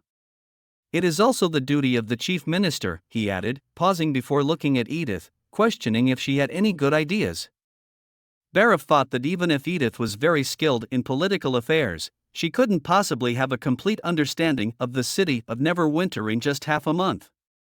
Not long after, Edith responded, saying it's not that difficult. Previously, most of the northern lands weren't suitable for wheat growing, so food would be particularly scarce every spring. Therefore, the local lords would turn their attention to the eastern territories and the Kingdom of Dawn. Barav realized something. Edith spoke casually, since they can't grow or buy enough, they can only take from others. The king's army is currently attacking Dragonfall Ridge, and Count Spear's brother, in resistance to her, has rallied quite a few local nobles. Since that's the case, as long as they get rid of them, all the gold and food hiding in their basement will be theirs. Barav said, but they are still nobles. Just then he stopped mid-sentence. After the king occupied the entire territory, they would no longer be called nobles. What puzzled Barav was how quickly Edith could accept the intention of eliminating the noble class. Even though he fully supported the king's orders, Barav himself couldn't adapt as quickly as Edith, especially considering Edith was the heir of the Duke of the North. Returning to the diplomatic building, Edith pushed open the door to her room and saw Cole flipping through a book at the desk. Cole mentioned that he bought the book at the market, which was filled with interesting pictures and stories. Noticing the smile on his sister's face, something he rarely saw, Cole couldn't help but ask if they were really not going back. Edith responded that it was only temporary and that they would return once their father replied to their letters. She believed that His Majesty would allow Cole to go back. However, when Cole asked about her own plans, Edith did not hesitate to express her desire to stay. She picked up Cole's book, showing interest in Roland's City Hall, stating that she could learn a lot there. Back in the north, she could have whatever she wanted just by mentioning it to their father. However, that was more about her status and her father's willingness to listen to her suggestions, limited only within their family's territory. But here, in this city hall with hardly any nobles, and where no one cared whether Edith was the daughter of a duke from the north, everyone was judged based on their work and capabilities. Duke Calvin of the Northern Territories slammed the letter from Edith onto the desk. "This damn daughter of mine," he cursed. In his fury, Duke Calvin grabbed a glass cup from the desk, intending to smash it on the ground, but he halted mid-action. The cup was made of fine crystal glass, worth almost 3 gold. He couldn't bring himself to break such a valuable item. After some contemplation, he slowly withdrew his hand and placed the cup back on the table. He never would have expected that King Roland would directly revoke all the nobles' fiefdom rights. What shocked him even more was that his daughter, who usually managed to gain advantages for him, had readily agreed to all of His Majesty's conditions and even persuaded Duke Calvin to face reality and not resist stubbornly. Was this really his daughter? Calvin's head ached terribly. If he followed the king's order, he would lose control over the Northern Territory. He had just dealt with the Hose and Lister families, thinking he would finally have control over the entire territory, only to find himself back at square one. But what if he didn't follow His Majesty? Edith included the consequences in the letter. The letter was written in Edith's familiar tone. Calvin could even imagine the sneer on her face as she wrote this letter. Whenever she talked about failure, she would describe her own fate in an eerily calm tone. Edith wrote that she and Cole would be imprisoned forever, while Calvin's fate would be even worse. She even questioned Calvin in the letter, asking him to carefully consider how the fourth prince would treat a duke's daughter who couldn't fight back. Edith could easily list hundreds of humiliating methods that would excite any man. Perhaps, once the fourth prince grew tired of her, she would be discarded, who knows where Roland would send her, and Calvin would lose his daughter forever. The more Calvin read, the angrier he became, especially as Edith had the audacity to threaten him, stating that Calvin and his knights wouldn't last half a day against Roland's army. He could even picture the expression on his daughter's face as she wrote the letter. Although her tone was somewhat exaggerated, he couldn't deny the possibility of her words, having heard of the fourth prince's notorious reputation. With these thoughts in mind, the Duke gradually calmed down. Edith had also written about her observations in the border town, the weapons, technology, economy, and political system. In the end, she suggested that Calvin should send a formal letter to His Majesty, expressing the Northern Territory's submission. With a deep sigh, Calvin carefully put away the letter and spread out a new sheet of blank paper. Since Edith had made her decision, he had no choice but to trust her plan and write a sincere letter to King Roland, pledging allegiance to the new royal capital. However, as a duke, he needed to make one final effort in his own way. If he could tightly bind the interests of their two families together, Calvin would undoubtedly feel much more at ease. For instance, he arranged for his daughter to become the queen. While in the Dragon Fall Ridge, a shell struck the city wall of Dragon Fall Ridge. The commander in charge was Axe, looking through his binoculars, saw a huge crack appear on the stone wall. The 152mm naval artillery had already pierced through the city gate and the northern section of the city wall. Now, they were just waiting for the last entrance to launch a full-scale assault. A soldier atop the lookout post shouted, "There's movement at the city gate, they seem to be assembling horses and knights." Vaynor approached, asking whether they should adjust the naval gun's aim. Axe shook his head. He was not concerned about facing the enemy knights head-on. Turning to Spear, he said, after this charge, there probably won't be many knights left within the territory. Spear calmly replied, since they decided to stand with her brother, these people are no longer her knights. Let them pay the price for their betrayal. Axe nodded, paused for a moment, and then asked how Spear planned to deal with Redwyn. His Majesty had mentioned in a confidential letter that, except for Miss Spear's relatives, all the rebelling nobles of Dragonfall Ridge should be sent to the city of Neverwinter. As for the Redwyn, Roland planned to leave him to Spear's judgment. A hint of hesitation flashed across Spear's face. She clearly had not made a decision yet.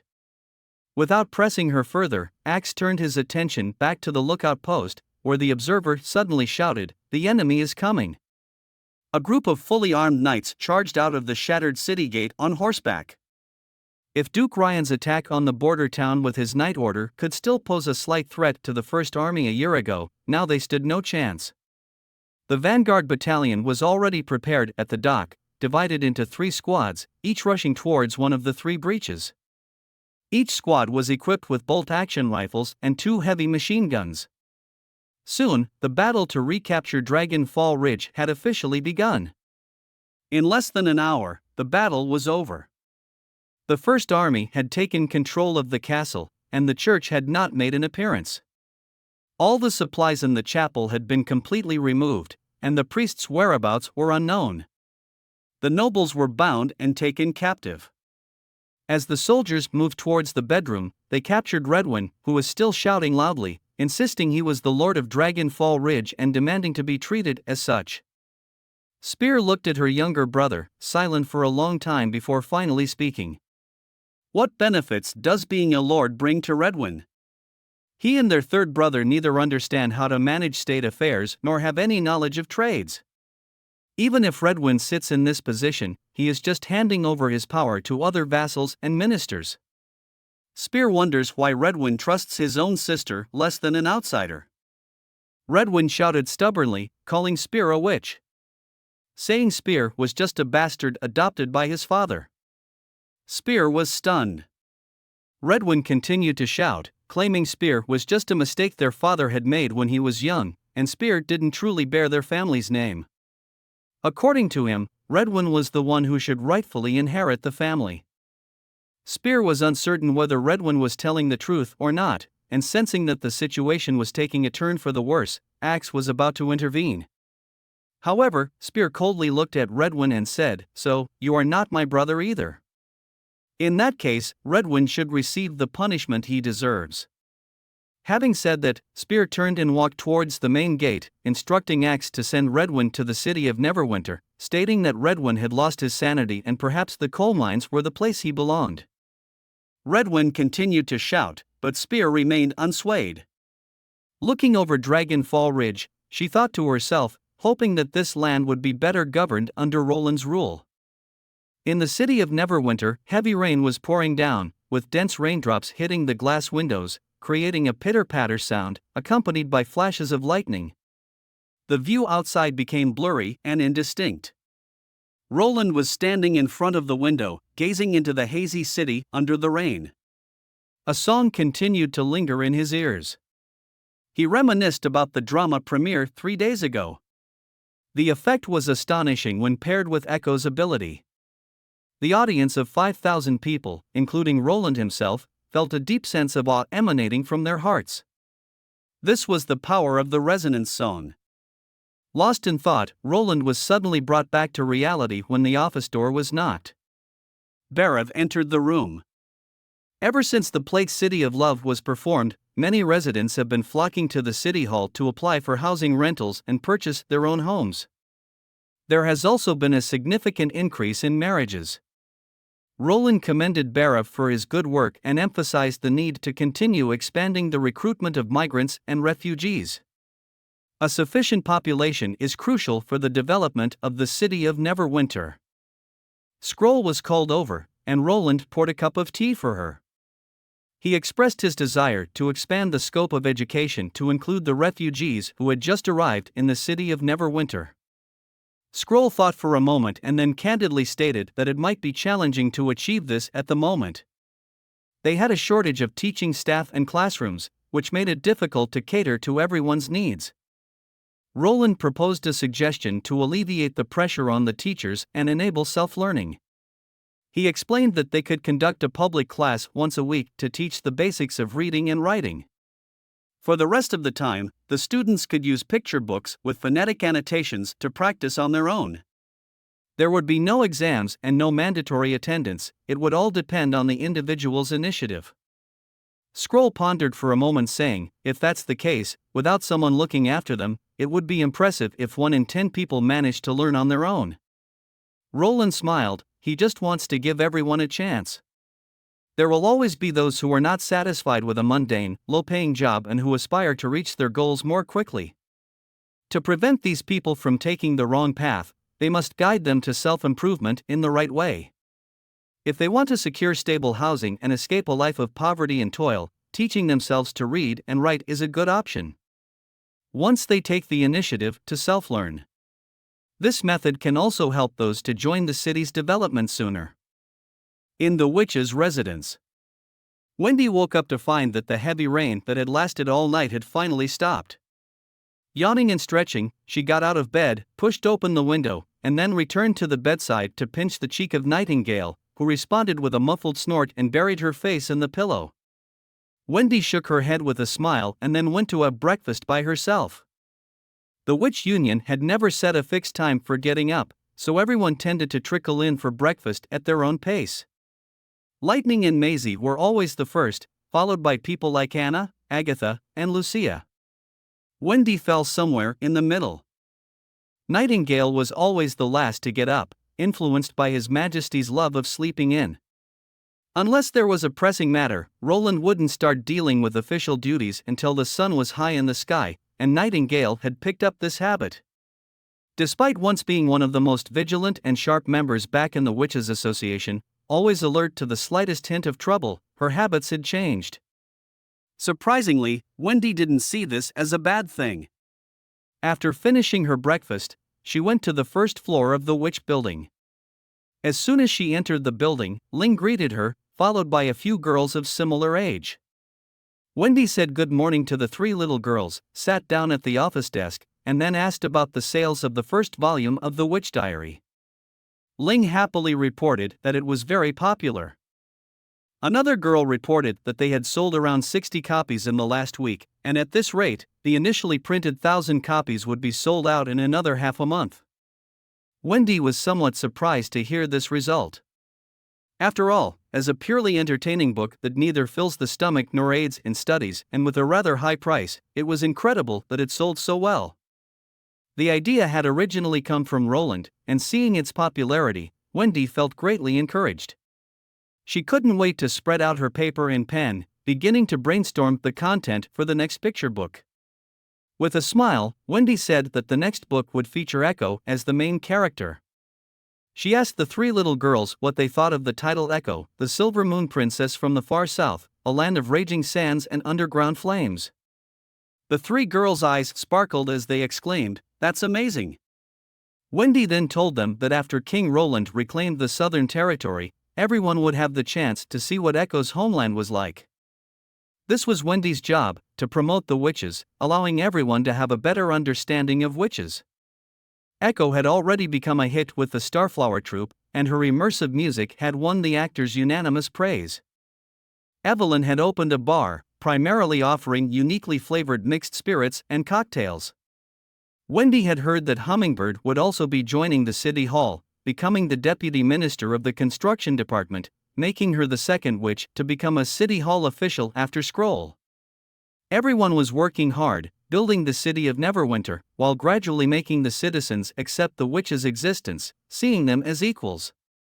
The day Roland had promised, Wendy felt, was now within reach. In the City of Dawn, at midnight, in the palace garden, Otto and Oro sneaked behind a massive rock, with Otto feeling a bit nervous. Knowing this is the king's bedroom. Oro rolled his eyes, saying this was Otto's idea. Why is he chickening out now? He recalled how, a few days ago, Otto had even dared to probe Lord Quinn about Andrea's current situation, and they both thought Lord Quinn's gaze was as if he wanted to arrest them on the spot. If it weren't for the fact that they had been Andrea's playmates when they were kids, they might have been in big trouble. The news that Lord Quinn had told them was astonishing. Since the king had fallen ill, the crown prince had been frequently meeting with an alchemist in the palace, even asking visitors who came to inquire about the illness to leave. Lord Quinn had caught a glimpse of the alchemist, saying she was a young woman, shrouded in a black veil. Hearing this, Otto couldn't help but think of the church. If it hadn't been for his trip to the border town, he might not have made such a connection. But after meeting Roland and learning about how the church secretly cultivated witches called the Pure Ones, in an attempt to subvert the kingdoms and amass power for the Divine War, the two of them pried open the secret passage, their secret meeting place from their childhood gatherings. Otto remarked that back then, they were only 10 years old, and if His Majesty found out, he would have just scolded them. But now, breaking in without permission, he had no idea what His Majesty might think. Otto took out a glass bottle from his waist pouch, opened the lid, and poured the amber liquid onto the railing, instantly dissolving the iron bars. The two entered the passage, and at the end of the secret tunnel was the back of the fireplace in the king's bedroom. They pressed their eyes to the cracks to see inside. The fireplace was directly opposite a large bed, on which the king lay. Prince Enpian paced back and forth beside the bed, his expression filled with anxiety. "You guys are late," Enpian spoke irritably. The blonde woman in front of him bowed and replied, "There were some issues on the way, which caused a delay." The woman in black veils responded coldly, "There's no need to inform him. Just help him wake his father up." This was no other than Isabella and Black Veil. Isabella took out something from her sleeve, smiling, telling Black Veil to not say that. They still need the prince's help. She took out a green bottle. The prince tried to reach out and take it, but Black Veil stopped him. She reminded the prince of their agreement. The medicine needs to be fed by her personally to be effective. And as part of their exchange, an Enpian must fulfill the Pope's requests, she stated. Hearing this, Otto and Oro, hiding behind the fireplace, were shocked. After hearing the word Pope, they then understood that these two were sent by the church. Black Veil sat at the bedside, questioning the prince, "Why hasn't the road to the Wolfheart Kingdom been closed after a whole month? Why are there still so many refugees entering the country recently?" Enpian clenched his fists, responding, "If the refugees are forbidden from entering, many will die on the road because there are no cities nearby to provide them with food." The woman interrupted impatiently, "What does that have to do with the church? What does their death have to do with Enpian? He should be focusing on the king." She then questioned if Enpian was thinking of breaking their agreement. Enpian clearly hesitated. After a long while, he finally said, "He will completely close all of the routes within a week. But if refugees try to cross the mountains instead of using the roads, he can't do anything about that." Isabella nodded in agreement. Then, Black Veil took the bottle, took a small sip, and bent over onto the bed, delivering the medicine into the king's mouth. After a moment, she raised her head, wiped her mouth, and said that should do it. "The king will wake up in half an hour, just like before." The prince asked, "Does the medicine have to be fed mouth to mouth?" Black Veil affirmed, "Yes, and it must be fed by her. As long as Enpian keeps his promise, the king will recover fully and be even healthier than before." As Black Veil and Isabella prepared to leave, Prince Enpian suddenly asked if they were witches. They halted in their tracks. He slowly suggested that the requirement for only her to be fed the medicine could only be explained by the magical power of a witch, adding that although it was incredible to think there could be witches within the church, their actions were no different from those of demons. Isabella laughed softly, asking if that was all he wanted to say. Prince Enpian then shouted, "Come out!" This startled Otto and Oro, who were still hidden, but they then saw over a dozen fully armored guards wearing Stone of God punishments emerging from a wardrobe and under the bed, swiftly surrounding the two Pure Ones. Isabella looked around disdainfully. Black Veil shook her head, commenting that the church obviously hadn't made a strong enough impression on Anpian. Prince Anpian roared, perhaps revealing the fury he had kept suppressed for so long. He declared that even though the gods' punishment army they had shown him before might be incredibly powerful, they were not present at that moment. He then ordered the guards to seize the two women. Isabella laughed softly and asked if the witch they had encountered on the road had also been arranged by him. Anpian, his voice filled with suppressed anger, dismissed it as a common trick used by the rats. He pointed out that without the protection of God's punishment soldiers, the two of them were no different from ordinary people when faced with the stone of God punishments. He then demanded that they hand over the medicine. Isabella sighed, looking at the expressions of the two women. Anpian, completely provoked by their nonchalant attitudes, watched as his guards, armed with shields embedded with the stone of God punishments, advanced toward the two witches. However, before they could reach them, the guards suddenly turned their swords on themselves, slicing into their own necks. Blood splattered as the guards fell one after another. Prince Anpian was trembling uncontrollably as if he had witnessed something utterly horrifying. The momentum and fury that had fueled him just moments ago drained away rapidly. Soon after, a wet patch appeared in the middle of his trousers as he lost control of his bladder, with urine trickling down his legs. Black Veil steadily approached the prince, step by step. Otto and Oro, hidden in the secret chamber, were eager to rush out, but the mechanisms to open it could only be operated from inside the room. Isabella suggested not to take things too far. With a snap of her fingers, Black Veil intending to give the prince a lesson, he suddenly seemed to snap out of a trance and sat down on the ground, shivering and scooting backward. He asked, confused, even with all these stone of God punishments. Anpian stuttered out a question, wondering how the two witches could possibly still use their powers. Isabella smiled faintly, explaining that it was because they were the pure ones. Isabella then suggested that the prince should adhere to their agreement earnestly. His father would eventually be safe and sound, and once the church took over Grey Castle, the prince could become one of them. Even if the Kingdom of Dawn is taken over by the church, the prince can still enjoy a life of wealth and comfort. His people can be spared from the suffering of war. Why bother making these foolish moves now? As she left the room, she turned back and added, the prince should clean up this place. The king will wake up soon, and he probably wouldn't want to see his bedroom in such a state.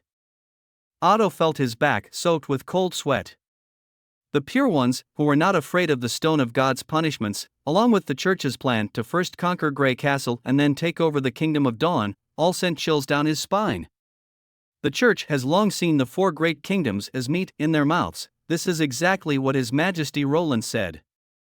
Oro wondered aloud what they should do. Oro thought this was way beyond what they can handle. They must inform their father and Lord Quinn.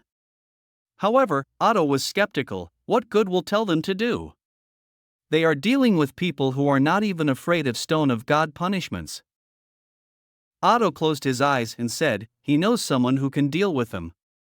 They need to go to the Grey Castle ambassador immediately and pass on what they've heard to His Majesty Roland Wimbledon. In the city of Neverwinter, in the border town, Roland was reading a reply letter from Duke Calvin with a smile. Nightingale appeared behind him and asked what he was laughing at. Roland found Duke Calvin's reply letter quite amusing. First, the Duke inquired about when Roland was going to hold the coronation ceremony so he could prepare to come and congratulate him. At the end of the letter, the Duke proposed a marriage alliance, praising his daughter Edith's beauty and talent on an entire page, claiming that she could handle both domestic and foreign affairs perfectly, making her the best queen candidate. Nightingale took the letter and frowned after reading a few lines. She then turned around asking Roland isn't going to agree, right? Roland, of course, had no intention of agreeing. Jockling said if Edith is really as outstanding as the letter describes, he'd be afraid to let her into the castle. Of course, this was a joke. Roland did not need a political marriage to stabilize his throne. Nightingale sighed in relief because she knew Roland was telling the truth. Suddenly, a flying messenger bird flew through the open window and landed on the desk. It was a secret letter from the old capital, indicating that there was news from the City of Dawn. Roland fed the bird some fish jerky and opened the confidential letter. "It seems Ambassador York is quite competent," he commented. However, his expression changed abruptly as he read the letter. The first sentence of the letter gave him a big shock. "The Dawn Palace has been infiltrated by the Pure One. Their abilities can ignore Stone of God punishments. The Crown Prince tried to resist, but the guards, under the control of the Pure One, committed suicide with their own swords. The church intends to attack Grey Castle first." Witnessing all this were Otto and Oro, and the three great families hoped to get Roland's help. After a while, the two of them watched the secret letter burn, feeling a heavy weight in their hearts. A witch immune to the effects of the Stone of God punishments. As far as they knew, only the extraordinary witches could achieve this. Apart from that, there were the high-ranking demons known as magic slayers. Roland took a deep breath, suddenly realizing that he had to make significant adjustments to his plan to reclaim the Southern Territory. Quickly, Roland convened a strategic discussion meeting in the castle's room. Axe suggested replacing the soldiers of the First Army stationed at Dragonfall Ridge with newly trained recruits, as they should have no problem dealing with those nobles. The First Army needed to be concentrated together to defend against the church. Roland agreed and turned to look at the map, realizing they were now facing two issues: first, when the enemy would attack, and second, where the enemy would start their attack. Roland roughly recounted the contents of the secret letter, wanting to hear everyone's suggestions. Barav spoke first, stating that no matter where they appeared, the enemy would first have to pass through the kingdom's northern territories, all of which were under the jurisdiction of Duke Calvin right now. He suggested letting Miss Edith deliver this message to her father. Edith stood up and said that while it was indeed necessary to dispatch people to monitor all of the possible routes, it didn't mean that was a good method. They needed to act quickly to buy enough time for Roland. Roland shifted his gaze towards Edith, who confidently responded, "Send people to Hermes." Carter frowned, displaying his concern and curiosity about Edith's plan. Carter expressed his doubts about the efficacy of sending people over to the holy city of the church, and Petrov added that it would be difficult to blend in since the local population is full of fanatic followers of the church. Edith smiled and explained that there was no need to enter the holy city, it would suffice to find merchants nearby and have a good chat with them. Edith slowly walked up to the front, her finger pointing towards the map as she spoke with a serious tone. "The terrain of Hermes is extremely unique, creating a gentle slope with its mountain ranges. The new holy city is situated atop a plateau, but the environment here is incredibly harsh. While the natural barriers can help the church fend off demonic beasts, this place itself is not suitable for living, let alone farming." Edith paused for a moment before continuing her explanation. "This means that they must rely on external resources, especially food. Every autumn, dozens of caravans from the Four Kingdoms arriving each day, all for the sole purpose of supplying the new holy city." She then concluded, in other words, if the church planned to dispatch their army, the merchants would certainly notice. According to the changes in the scale of material transportation, they can then estimate the time of their deployment. Edith's tone was firm and displayed confidence, which was exceedingly rare among women of this era. Everyone in the room was surprised. Roland pondered inwardly. It seems that Calvin's description of Edith in his letter wasn't entirely an exaggeration. Edith expressed a deep interest in Roland's First Army's tactics, eager to understand how Roland's troops had managed to breach the old royal capital within a single day. She also hoped to learn through observation, aiming to better assist Roland in the upcoming battles. Roland agreed and instructed Axe to make the necessary arrangements. Sylvie's expression revealed her deep concerns. She believed this might be an exceptionally tough battle and suggested notifying Tilly, hoping that the witch from Slumbering Isle could lend Roland a helping hand. Roland couldn't help but smile bitterly upon hearing Sylvie's suggestion. The situation on Slumbering Isle was not much better than his own. There had been no news since Roland informed Tilly about the Blood Fawn. If Tilly were to bring the witches to aid him without resolving the internal conflicts, Slumbering Isle might fall into greater turmoil. However, Roland also knew that going against the pure ones with their strange abilities, witches indeed provided the most effective countermeasure. Eventually, Roland nodded in agreement, saying that he will be writing a letter to Tilly. Agatha then offered her suggestion, advising that all soldiers of the First Army were the Stone of God punishments. She explained that throughout the hundreds of years of history in the Federation, there had been a few powerful witches with inconceivable abilities. Against such witches, ordinary people without Stone of God punishments were utterly powerless, and a single witch of that caliber could claim the lives of thousands. Barav raised a practical question, asking, where can they find so many Stone of God punishments all of a sudden? Roland responded saying they could get them from the church. As he spoke, a cold smirk appeared on his face. It's time to uproot the enemy's power, just like breaking off a venomous snake's fangs. As night fell, Wendy gathered all the witches together in her bedroom. When everyone's attention was focused on her, she informed them that the church was on its way and recounted the details of the meeting. After a brief silence, Rem whispered her willingness to stay by the factory all day to provide Roland with electricity. Lily followed by gently pinching Rem's cheek, warmly reminding her, if she wears herself out, Roland will be more worried, and will have to send someone to take care of her. Their interaction elicited a round of light laughter, easing the tension in the room. Rem's initiative sparked a wave of responses from the other witches. Evelyn said she would produce as much alcohol as possible to contribute her part. The atmosphere in the room gradually became more positive. They were not overwhelmed by fear, but rather, they were preparing for battle. Seeing everyone's reaction, Wendy felt a slight relief in her heart. Although the witches had their concerns, none showed fear of battling the church, a scenario that was unimaginable a year ago. Taking a deep breath to quiet the room, Wendy spoke earnestly, telling everyone that this war is crucial for the future of the Witch Union. Asking them if they ever thought about what it would mean for them if His Majesty ultimately defeats the church. The room fell silent, but their eyes shimmered with an indescribable light. Wendy continued slowly, within the kingdom of Grey Castle, and perhaps across the entire continent, witches will be able to live in peace. Under His Majesty Roland's rule, they might even have the chance to create a new world alongside ordinary people, enjoying peace and equality. She added with a smile, of course, knowing His Majesty's usual style, he would probably prefer everyone to continue working as usual and not overworking. Though Wendy could not deliver a rousing speech to the soldiers like Roland, she shared her heartfelt thoughts with everyone.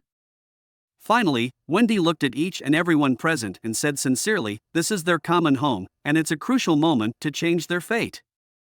She is willing to give her all for it. With that, she extended her hand, palm down, signaling everyone to pledge together. Scroll was the first to place her hand on Wendy's, followed by Nightingale and Anna.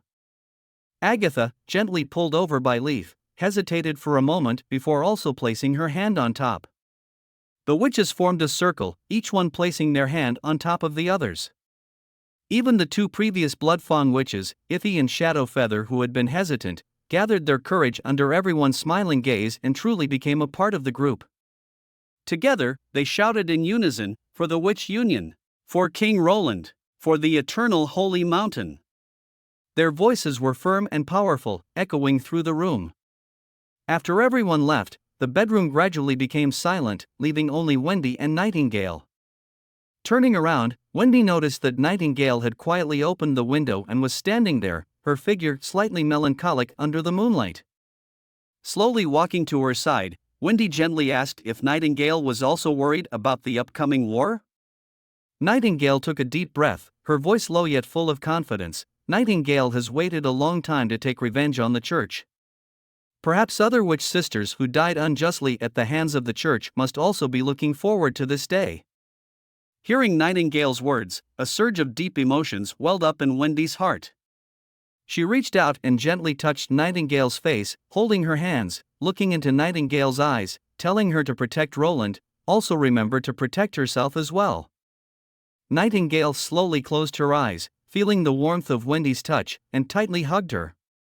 Upon the issuance of the war order, the city of Neverwinter swiftly transitioned into a state of wartime preparedness, with everyone making urgent preparations for the upcoming battle. A large quantity of wheat from Dragon Fall Ridge was quickly transported to the granaries. Part of the wheat was processed into dry rations for the soldiers by hulling and milling.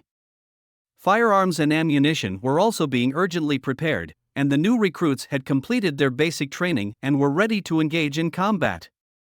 Considering the moderate intensity of this operation, Roland decided to dispatch a force of 1,500 soldiers, commanded by Axe.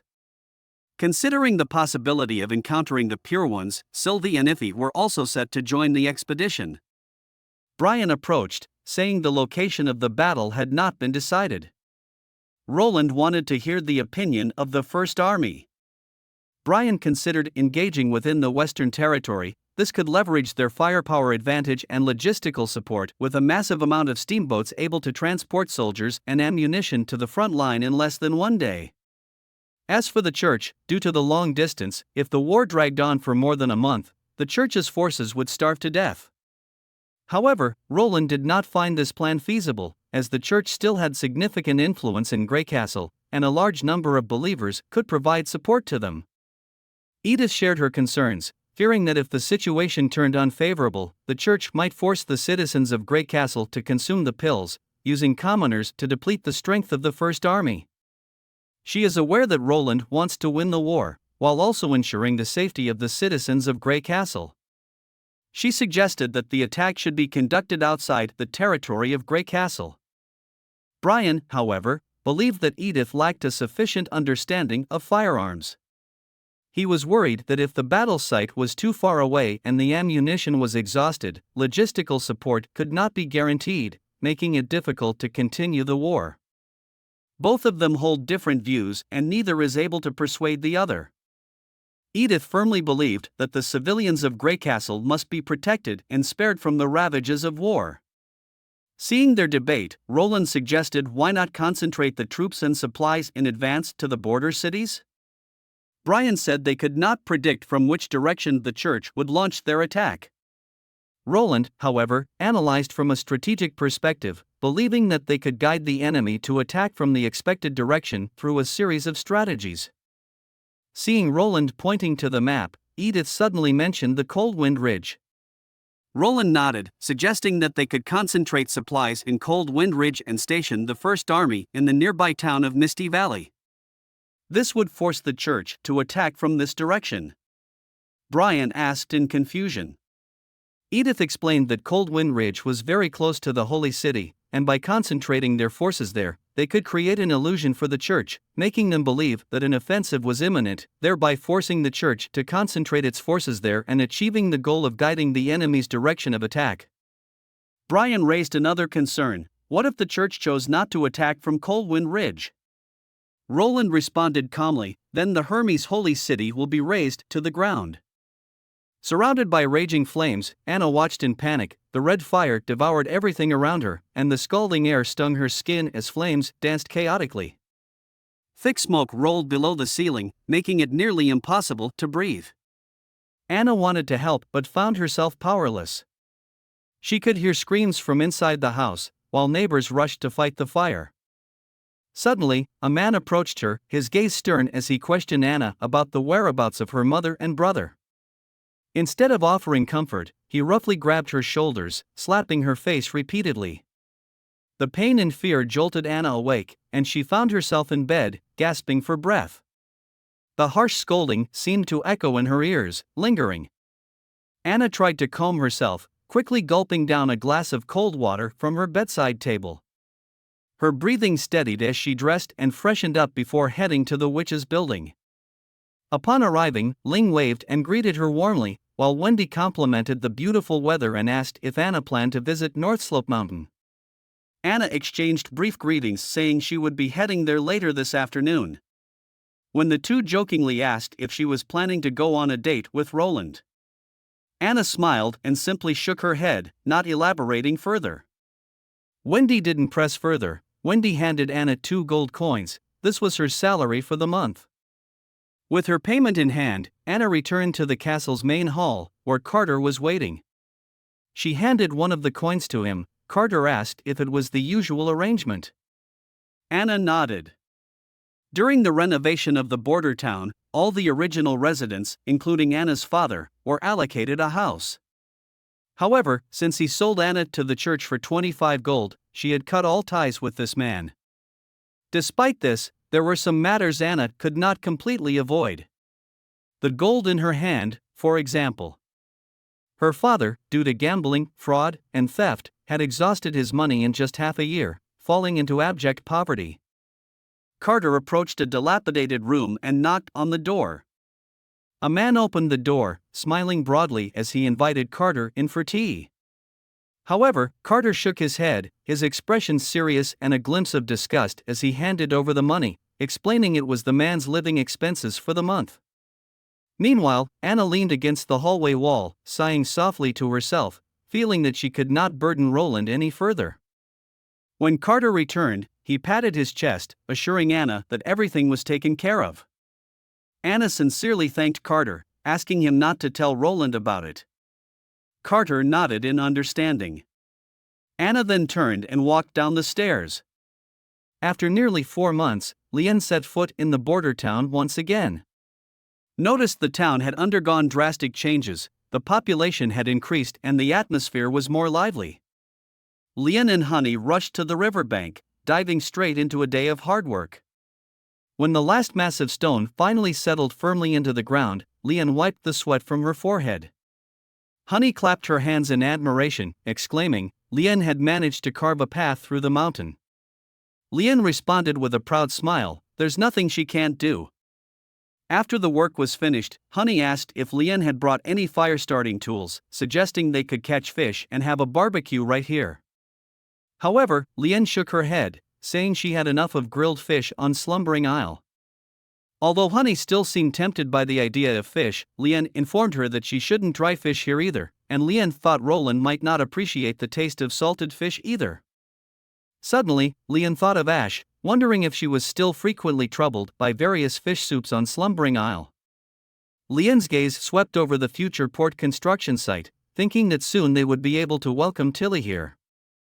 Honey was happy to hear Tilly would also be here helping Roland with the upcoming war. Looking at the innocent Honey, Lien thought to herself, this child really knows nothing about war. If Tilly can't solve the issue with the Bloodfawn back on Slumbering Isle and the church launches a full-scale attack on Roland, that would be real trouble. Still, she hoped that Tilly and everyone else could come back to the border town and, preferably, stay here forever. That way, the wish she made during winter could come true. On the bustling docks, everything was proceeding according to plan and in an orderly fashion. 1,500 First Army soldiers participating in the upcoming operation were boarding the warships, ready to set sail. Meanwhile, in accordance with the plan confirmed at the strategic meeting, an additional 4,000 soldiers from the First Army were transporting ammunition and food, preparing to head to the Northern Territories. Edith had promised to personally write a letter to her father, providing half of the warehouse stock for the soldiers' use, and said the Lord of the Misty Valley town had also stated that he would fully support all the needs of the First Army. Looking at the busy docks, Roland asked Edith if she had any plans to return to the north. Edith shook her head, expressing her preference to accompany the First Army and participate in all upcoming battles. She stood by the ship's rail, gently lifting her long hair, then made a gesture of respect, asking Roland to take care of her younger brother. Roland nodded in agreement, promising to take good care of Cole. The sea breeze gently lifted Edith's long hair. She looked deeply at Roland, telling him that when the Great War came, she would wait for him in Misty Valley Town. As the ship gradually sailed away, Nightingale couldn't help but express her discontent, thinking that Edith was treating this life-and-death situation as if arranging a romantic date with a lover. Roland felt a bit awkward, realizing that Nightingale still had some grudges from the letter Duke Calvin had sent. He asked Nightingale about the reliability of what Edith had just said. Reluctantly, Nightingale nodded, confirming that Edith was truthful both in expressing her loyalty to Roland and in discussing the battle plans. Roland breathed a sigh of relief, feeling reassured. He gently held onto Nightingale's hand, and the two of them returned to the castle together. Roland gazed pensively at the map, realizing that they would have another port built very soon. Next, they would need to start building houses, warehouses, and a temporary dock. Not long after, Maisie hurried into the office while pecking the window, holding a sealed letter. Roland quickly opened the letter, his eyes swiftly scanning every word in the letter. He fell into deep thought and then gave Maisie an order: bring Sylvie along and then catch up with the fleet as quickly as possible. Also, tell Iffy to act according to the plan. Meanwhile, the fleet had arrived at the suburban docks by the Crimson Water City, causing a stir. The guards returned to the city gates were tightly shut, and the drawbridge over the moat was raised. Seeing this, Brian asked if they should blast the city gate open. Axe shook his head, indicating that their target was solely the church. They did not wish to make enemies with the local lords and decided to first go through diplomatic procedures, submitting the relevant documents. Edith stepped forward, volunteering to be the envoy. As the Duke's daughter, she is more than qualified to be the envoy. Brian expressed his concerns for her safety, and Axe decided to dispatch a squad of soldiers to accompany her. Axe then said that if a conflict arose, they would attack at all costs. Edith and the soldiers went to the city gate together and submitted their credentials. After a tense half-hour wait, the city gates finally opened slowly, and the drawbridge was lowered. A chubby middle-aged man came out. He was the Lord of Crimson Water City. He warmly invited everyone into the city, while Axe directly addressed the issue, mentioning the church's treasonous actions as well as the tragedies in the two other kingdoms. The Lord nodded, but his gaze unconsciously lingered on Edith. He then invited everyone to join him in an evening banquet. Brian was prepared to politely decline the invitation to a banquet, but he found that Edith had already accepted and stated that they would attend. However, they would need to complete their mission assigned by King Roland first. As the First Army marched into the city in a neat formation under the guidance of the knights, suddenly, a commotion and the sound of stones hitting the ground broke the silence. Axe immediately raised his arm, giving the command, "All troops, be on guard." The soldiers quickly took out their weapons, ready for battle. Just then, Maisie and Sylvie rushed over in a hurry, shouting that there was a magical reaction ahead. Brian shouted urgently, telling the chubby lord to have his knights quickly get out of the way. But before he could finish his sentence, a group of church believers dressed in black robes charged out from around the corner, attacking the guiding knights. The impact of the attackers was astonishing. Even the horses were knocked down by their charge. The knights quickly engaged in battles with the attackers. The chubby lord was initially stunned by this sudden scene, but then he became furious, shouting loudly, "Damn it, eliminate all these rebels." However, a massive rock dropped from the sky made him quickly shut his mouth.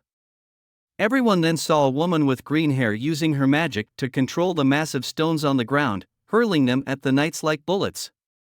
Seeing this, Axe immediately ordered to open fire. Continuous gunfire echoed through the streets, and bullets poured down like raindrops, hitting the witch. As the witch fell to the ground, the chubby lord, still somewhat in shock, saw the witch on the ground. Although he had heard the church was raising witches, now, having witnessed with his own eyes, he was in disbelief.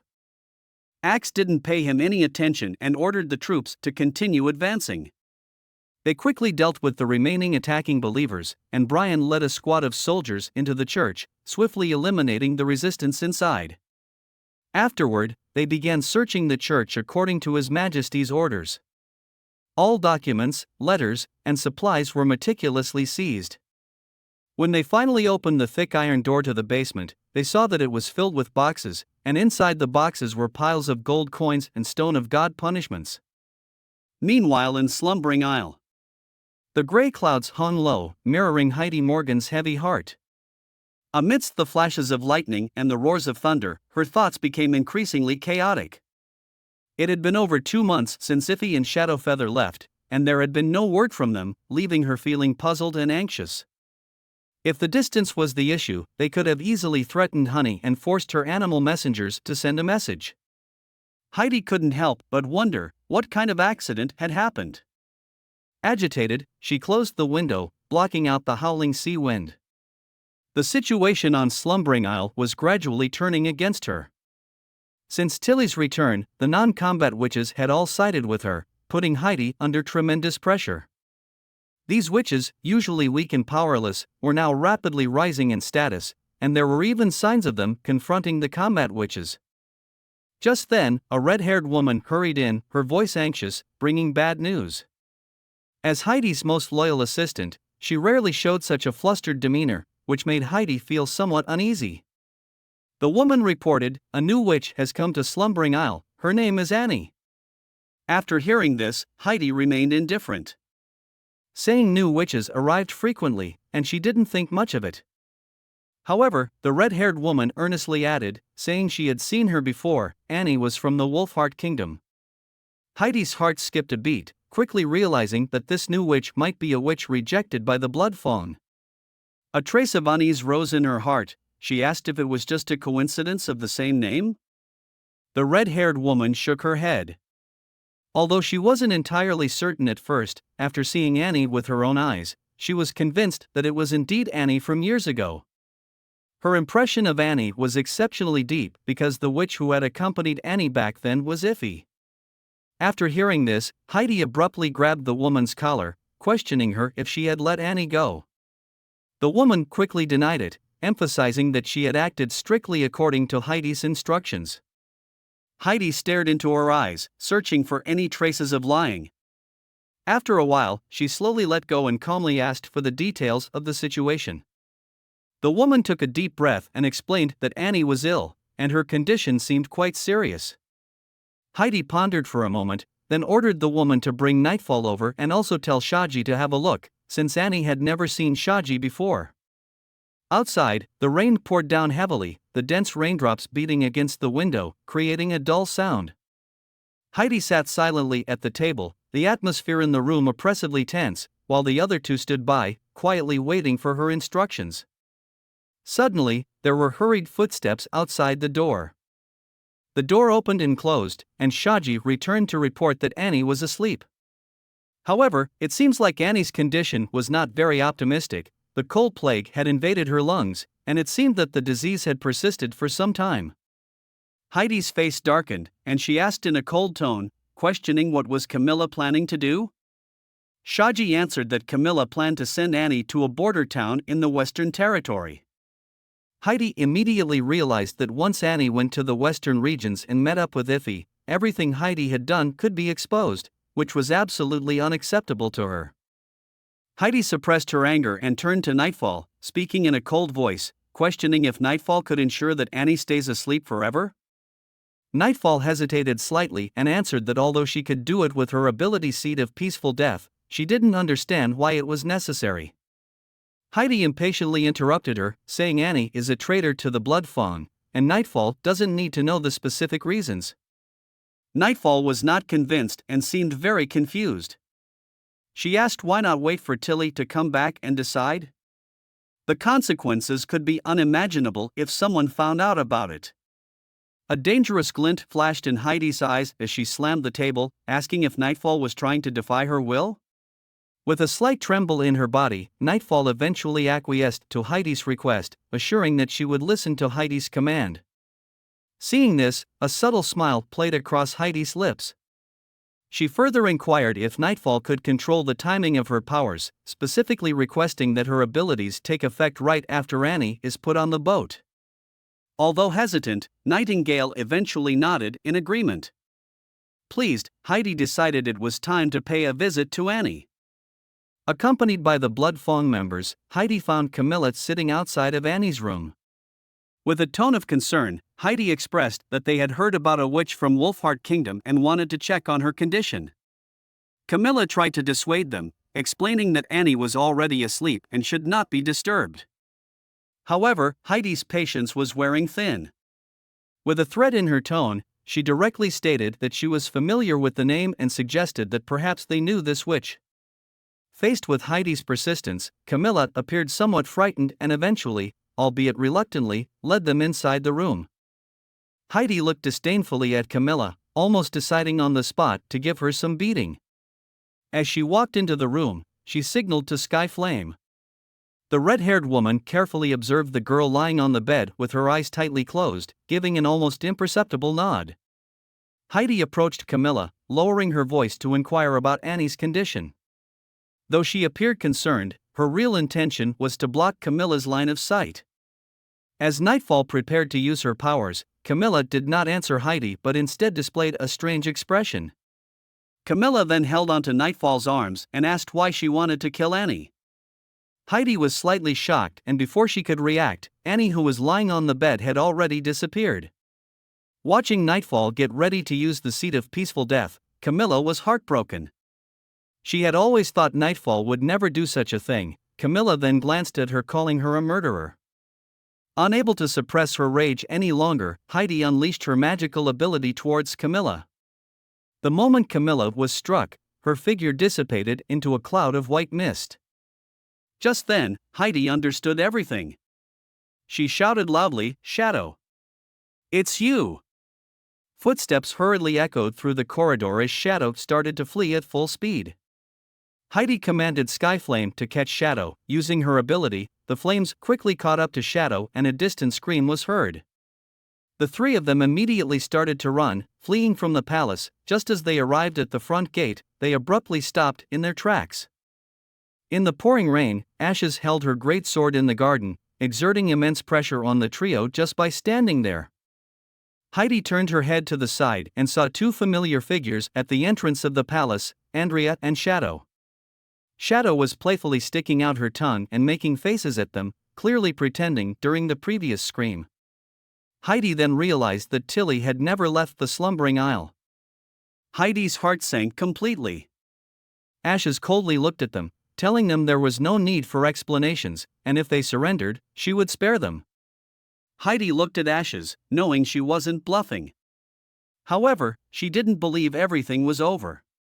She commanded Skyflame to hold Ashes back while she and Nightfall ran towards the palace entrance. Heidi ordered Nightfall to deal with Shadow first, and then keep Andrea as a hostage. But Andrea calmly raised the long iron rod in her hand. Before Heidi could see what was happening, a booming sound completely paralyzed her body. She fell hard to the ground, stumbling and collapsing into the rainwater, the splashing water pouring into her mouth, nose, and clothes. Without checking her injuries, she hoarsely yelled for Nightfall to attack Andrea. However, Nightfall's response left her utterly disappointed. Nightfall didn't attack Andrea and ultimately returned to Heidi's side to check on her injuries. Struggling, Heidi lifted her head and saw Andrea slowly walking towards her, asking if she still wanted to resist. Nightfall answered for her, surrendering and pleading for Andrea not to kill Heidi. Andrea looked coldly at Heidi, telling her that Tilly still has some questions she wants to clear up. She'll wait until the evidence is conclusive before deciding Heidi's fate. So for now, they are safe. Nightfall, slightly bewildered upon hearing the word evidence, quickly interjected, saying Annie had betrayed the witches of the Blood Fong, and that's why Heidi had to take action against her. Andrea glanced at Nightfall, now realizing that Heidi had deceived the members of the Blood Fong. Shrugging, she clarified, Annie has never been a part of the Blood Fong.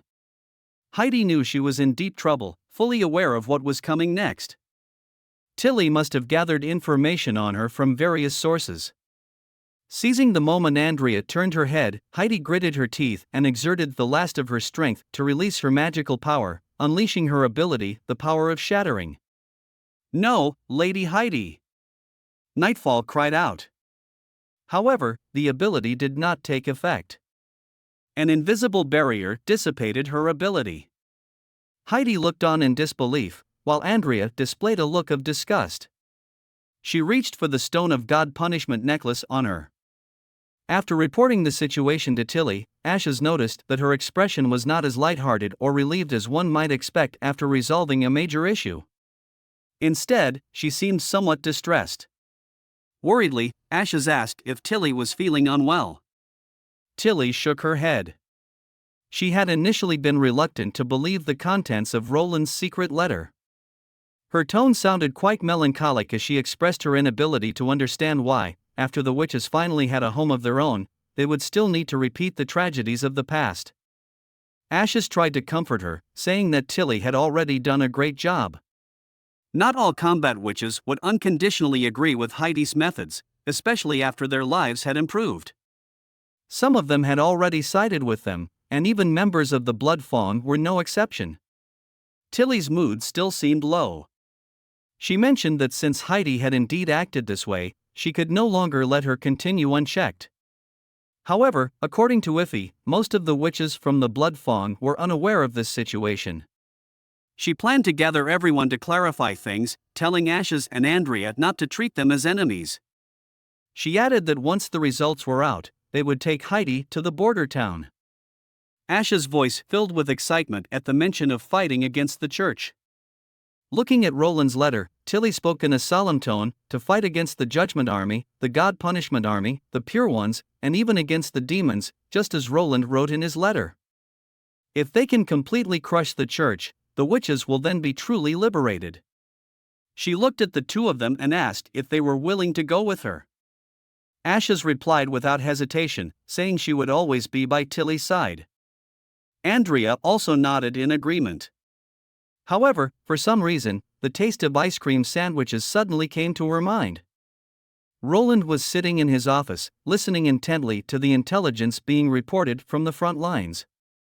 The voice from the Magic Seals reported that the drawbridge of Silver Light City had been lowered and they were advancing towards the church. Nightingale cautioned them to be careful.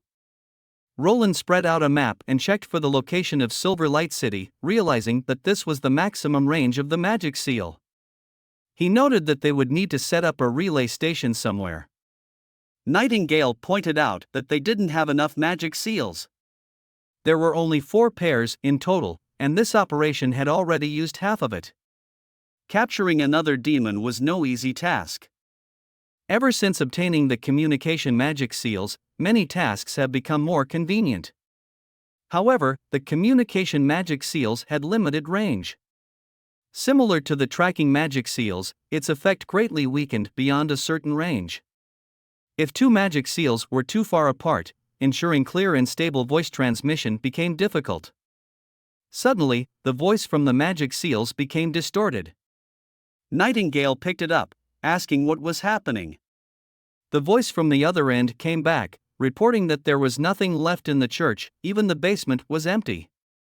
After a while, Roland expressed his frustration, realizing that the church had escaped.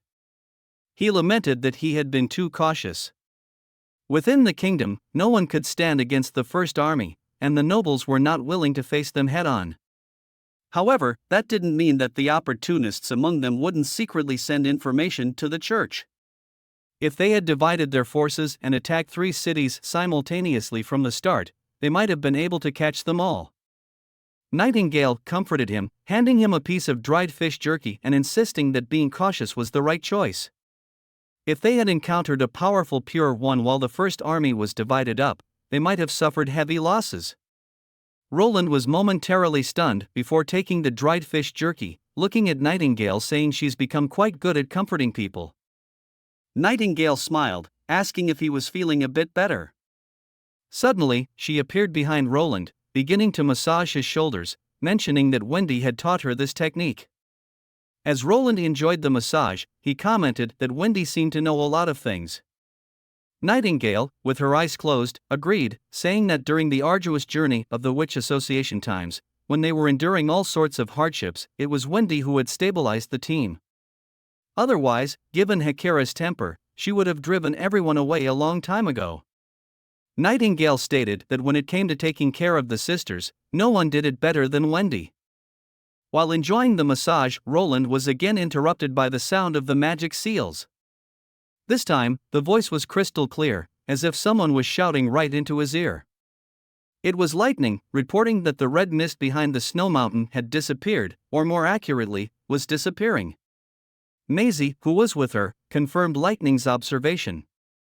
Roland, concerned about the adventurous spirit of the young girl, instructed them not to approach the demon's camp and to return immediately, fearing that provoking a high-ranking demon could lead to disaster. Both of them quickly responded and headed back towards the border town. "Get Agatha," Roland said to Nightingale. Agatha soon arrived at the office, but after carefully listening to Lightning's report, she was also somewhat puzzled. The Federation has rarely had the opportunity to approach the demon's rear camp. In the decades of fighting, they have never seen the demons retreat, she explained. In the end, Roland decided to continue observing the situation. Perhaps the red mist was only temporarily weakened. It was better to be cautious. He did not want to see any casualties at this critical moment. 5 days later, lightning brought new information. The red mist behind the snow mountain had completely disappeared. After confirming that there were no signs of demon activity at the camp, a new reconnaissance team was quickly formed. Maisie, carrying Agatha, and Lightning took the lead, while several squads of soldiers escorted Soraya, Lien, and Summer, hoping to find out the reason behind the disappearance of the red mist. This was Agatha's first time approaching a demon's camp. Lightning reported that they had arrived and were about to descend, while Roland's voice came through the magic seals at the other end, instructing them to be careful and to immediately flee if they encountered any danger. Maisie closed her wings and dived towards the ground. The barren land was filled with black stone towers. Agatha pointed to the nearest black stone tower, observing that the tower had not withered. She speculated that the demons had not planned to retreat, or at least, the decision had been made very hastily. Just as they were about to head to the center of the camp, Lightning, who was walking in front, suddenly screamed and sank into the ground, startling Maisie into immediately transforming into a pigeon and taking to the air. Lightning quickly flew out of the hole. Angrily, she asked who had dug the hole there. Agatha was startled but relieved that Lightning was unharmed.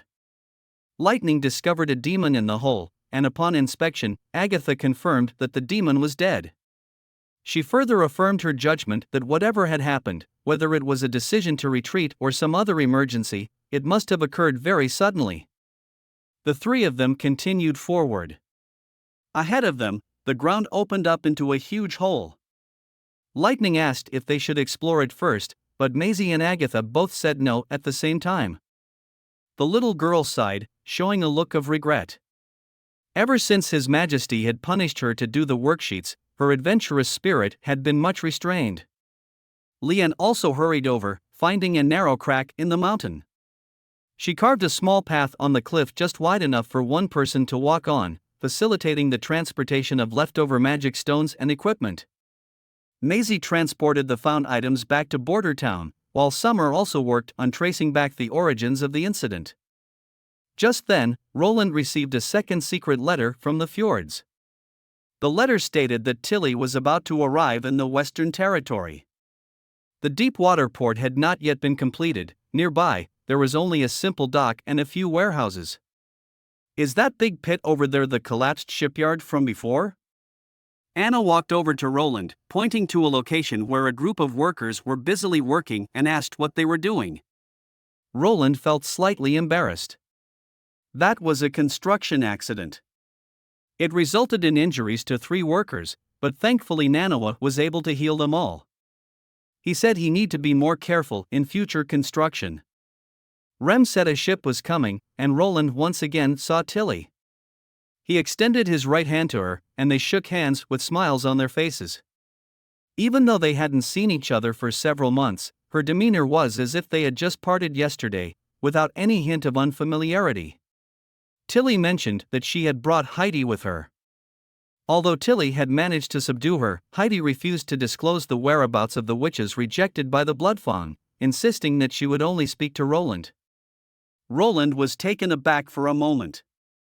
Tilly suggested that perhaps Heidi saw Roland as her last lifeline, thinking that if she offered Roland enough benefits, Roland might help her.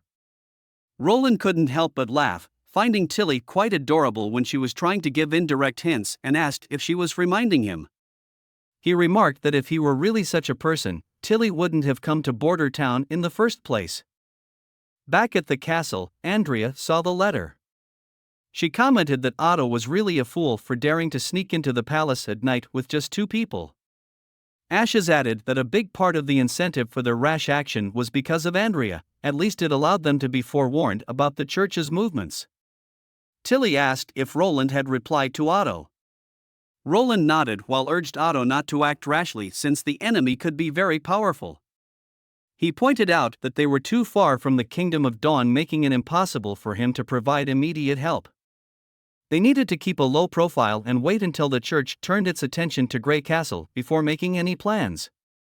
Andrea, however, believed that Otto wouldn't listen to him, since Otto had always acted irrationally ever since a kid. Roland smiled, saying Otto would definitely listen because he had also written in the letter that Andrea was safe here in Border Town. Even if the church were to come, she would not be harmed. But if Otto and Oro were to die, they would never see Andrea again. Andrea was somewhat embarrassed, and Ashes commented with a smile that this was a very effective way to persuade someone like Otto. Tilly glared at Roland as if blaming him for teasing Andrea by revealing such personal matters. She then asked about Roland's plans to deal with the church. Roland shared recent strategic deployments, mentioning that the First Army had started to clear out the church's influence within the kingdom and was beginning to station troops at Coldwind Ridge. He explained that this way, they wouldn't have to guess from where the enemy might attack, and the citizens of Grey Castle would be safe. Confronting the enemy head-on was also the First Army's preferred combat style. However, he admitted that the Pure One witches remained the biggest concern. Tilly placed a hand on Roland's shoulder, reassuring him not to worry, as that was the purpose of her visit. Smiling, she told Roland, "Don't worry, my brother. The witches of Slumbering Isle will stand and fight alongside you." Back at the witch's residence, Tilly went into the room she used to live in. Everything, from the living room to the bedroom, remained just as she left it, with not a speck of dust in sight. A clear sign that Roland had arranged for regular cleaning. Fresh food and fruits were also available. Ashes asked Tilly why she suddenly started calling Roland brother today, considering she had previously mentioned that Roland was different from the previous fourth prince. Tilly didn't feel whether it mattered. She turned to Ashes and asked her what this war meant to her. Without hesitation, Ashes responded, "Revenge." Tilly shook her head, asserting that it meant living a life of freedom. She took Ashes' hand and asked if she would like to live here. Ashes, surprised, simply stated that she would not leave Tilly. Tilly realized the misunderstanding and clarified with a smile that she just wanted to know whether Ashes liked this place. After a moment of hesitation, Ashes nodded, admitting that there was a reason the Witch Union witches were willing to serve Roland. However, they were different, they had their own homeland. Tilly interrupted her, explaining that there could be only 3 outcomes to this war. The first was that they couldn't withstand the assault of the God Punishment Army and they all perished in the northern territory of Grey Castle. If that happened, where they lived wouldn't matter anymore. Ashes quickly covered Tilly's mouth, insisting that such a thing would never happen and that she would swear on her life to prevent it. Tilly, with a teasing smile, said she was just making an assumption. Tilly then turned to discuss the second possibility: Roland might fail, but they could survive. She walked to the window, looking out at the vibrant castle garden, and continued that in such a scenario, Grey Castle would be unable to resist the church any longer, and the city of Neverwinter would be engulfed in flames. They would have only one place to go. They would continue to resist the church from Slumbering Isle until the Divine War. Ashes looked at Tilly, asking about the third possibility. Tilly, with a smile, said that it meant they would defeat the church, uproot Hermes, and liberate all the witches. When that day came, the mission of Slumbering Isle would also come to an end. Ashes was somewhat confused, and Tilly explained that Slumbering Isle originally served as a sanctuary for witches to hide from the outside world. Once the church was gone, they wouldn't need to conceal themselves on a fjord with a harsh living environment and scarce resources. Of course, it all depended on everyone's preferences, and they could choose where they wanted to live. Ashes nodded, stating that even if it was the demon-ridden abyss of hell, she would stay by Tilly's side. Tilly, with a playful smile, asked if Ashes would feel the same even in a world filled with nothing but salted fish and fish soup. Ashes was momentarily speechless. Tilly couldn't help but burst into laughter, saying they would definitely need to visit the city of Neverwinter often to change their diet. Andrea pushed open the door and peeked in, her head topped with a wooden basin. She asked what they were talking about and invited Tilly to join her for a bath. Tilly nodded, and Ashes said she would join as well, earning a glare from Andrea. Watching the two exchange looks, Tilly couldn't help but feel at ease, thinking that if they really could defeat the church, everyone could live days like these. Roland was lost in thought for a while in the office, and Nightingale, munching on some dried fish jerky, asked him why he had such a big reaction. She teased, "It's just Tilly calling him brother. If Roland likes, Nightingale can call him that as well." Roland was caught off guard by Tilly calling him brother on the docks. Before their last farewell, Tilly had never acknowledged their sibling relationship. After hearing Nightingale, Roland thought to himself that although Nightingale was slightly older than him, the idea of Nightingale calling him brother seemed quite nice too. However, he immediately shook his head, realizing this line of thought was dangerous. Roland asked Nightingale why Tilly had suddenly changed her attitude. Nightingale, looking at her small fish jerky, speculated that it might be because Roland did not take advantage of the Bloodfang's attempt to divide Slumbering Isle, and quickly went to full-scale war with the church. Or maybe Tilly had just slipped up accidentally calling him brother. Roland sighed. None of this really mattered. Regardless of the reason, this would make their relationship even closer, marking a solid step forward in his efforts to win over all the witches of Slumbering Isle. The two of them left the castle and headed to the dungeon. To ensure Nanawa's safety, Nightingale had knocked out Heidi before treating her. Nightingale mentioned that Heidi had even tried to take Andrea hostage at the time. Roland nodded, agreeing that Nightingale did the right thing. He then asked her to wake Heidi up. Nightingale nodded, flashed into the cage, lifted Heidi up, and brought her to the bars. Heidi opened her eyes, and Roland, looking down at her from above, said, "He is Roland Wimbledon, the King of Grey Castle. If Heidi has something to say, speak now." Roland asked Heidi where the witches she had rejected had gone.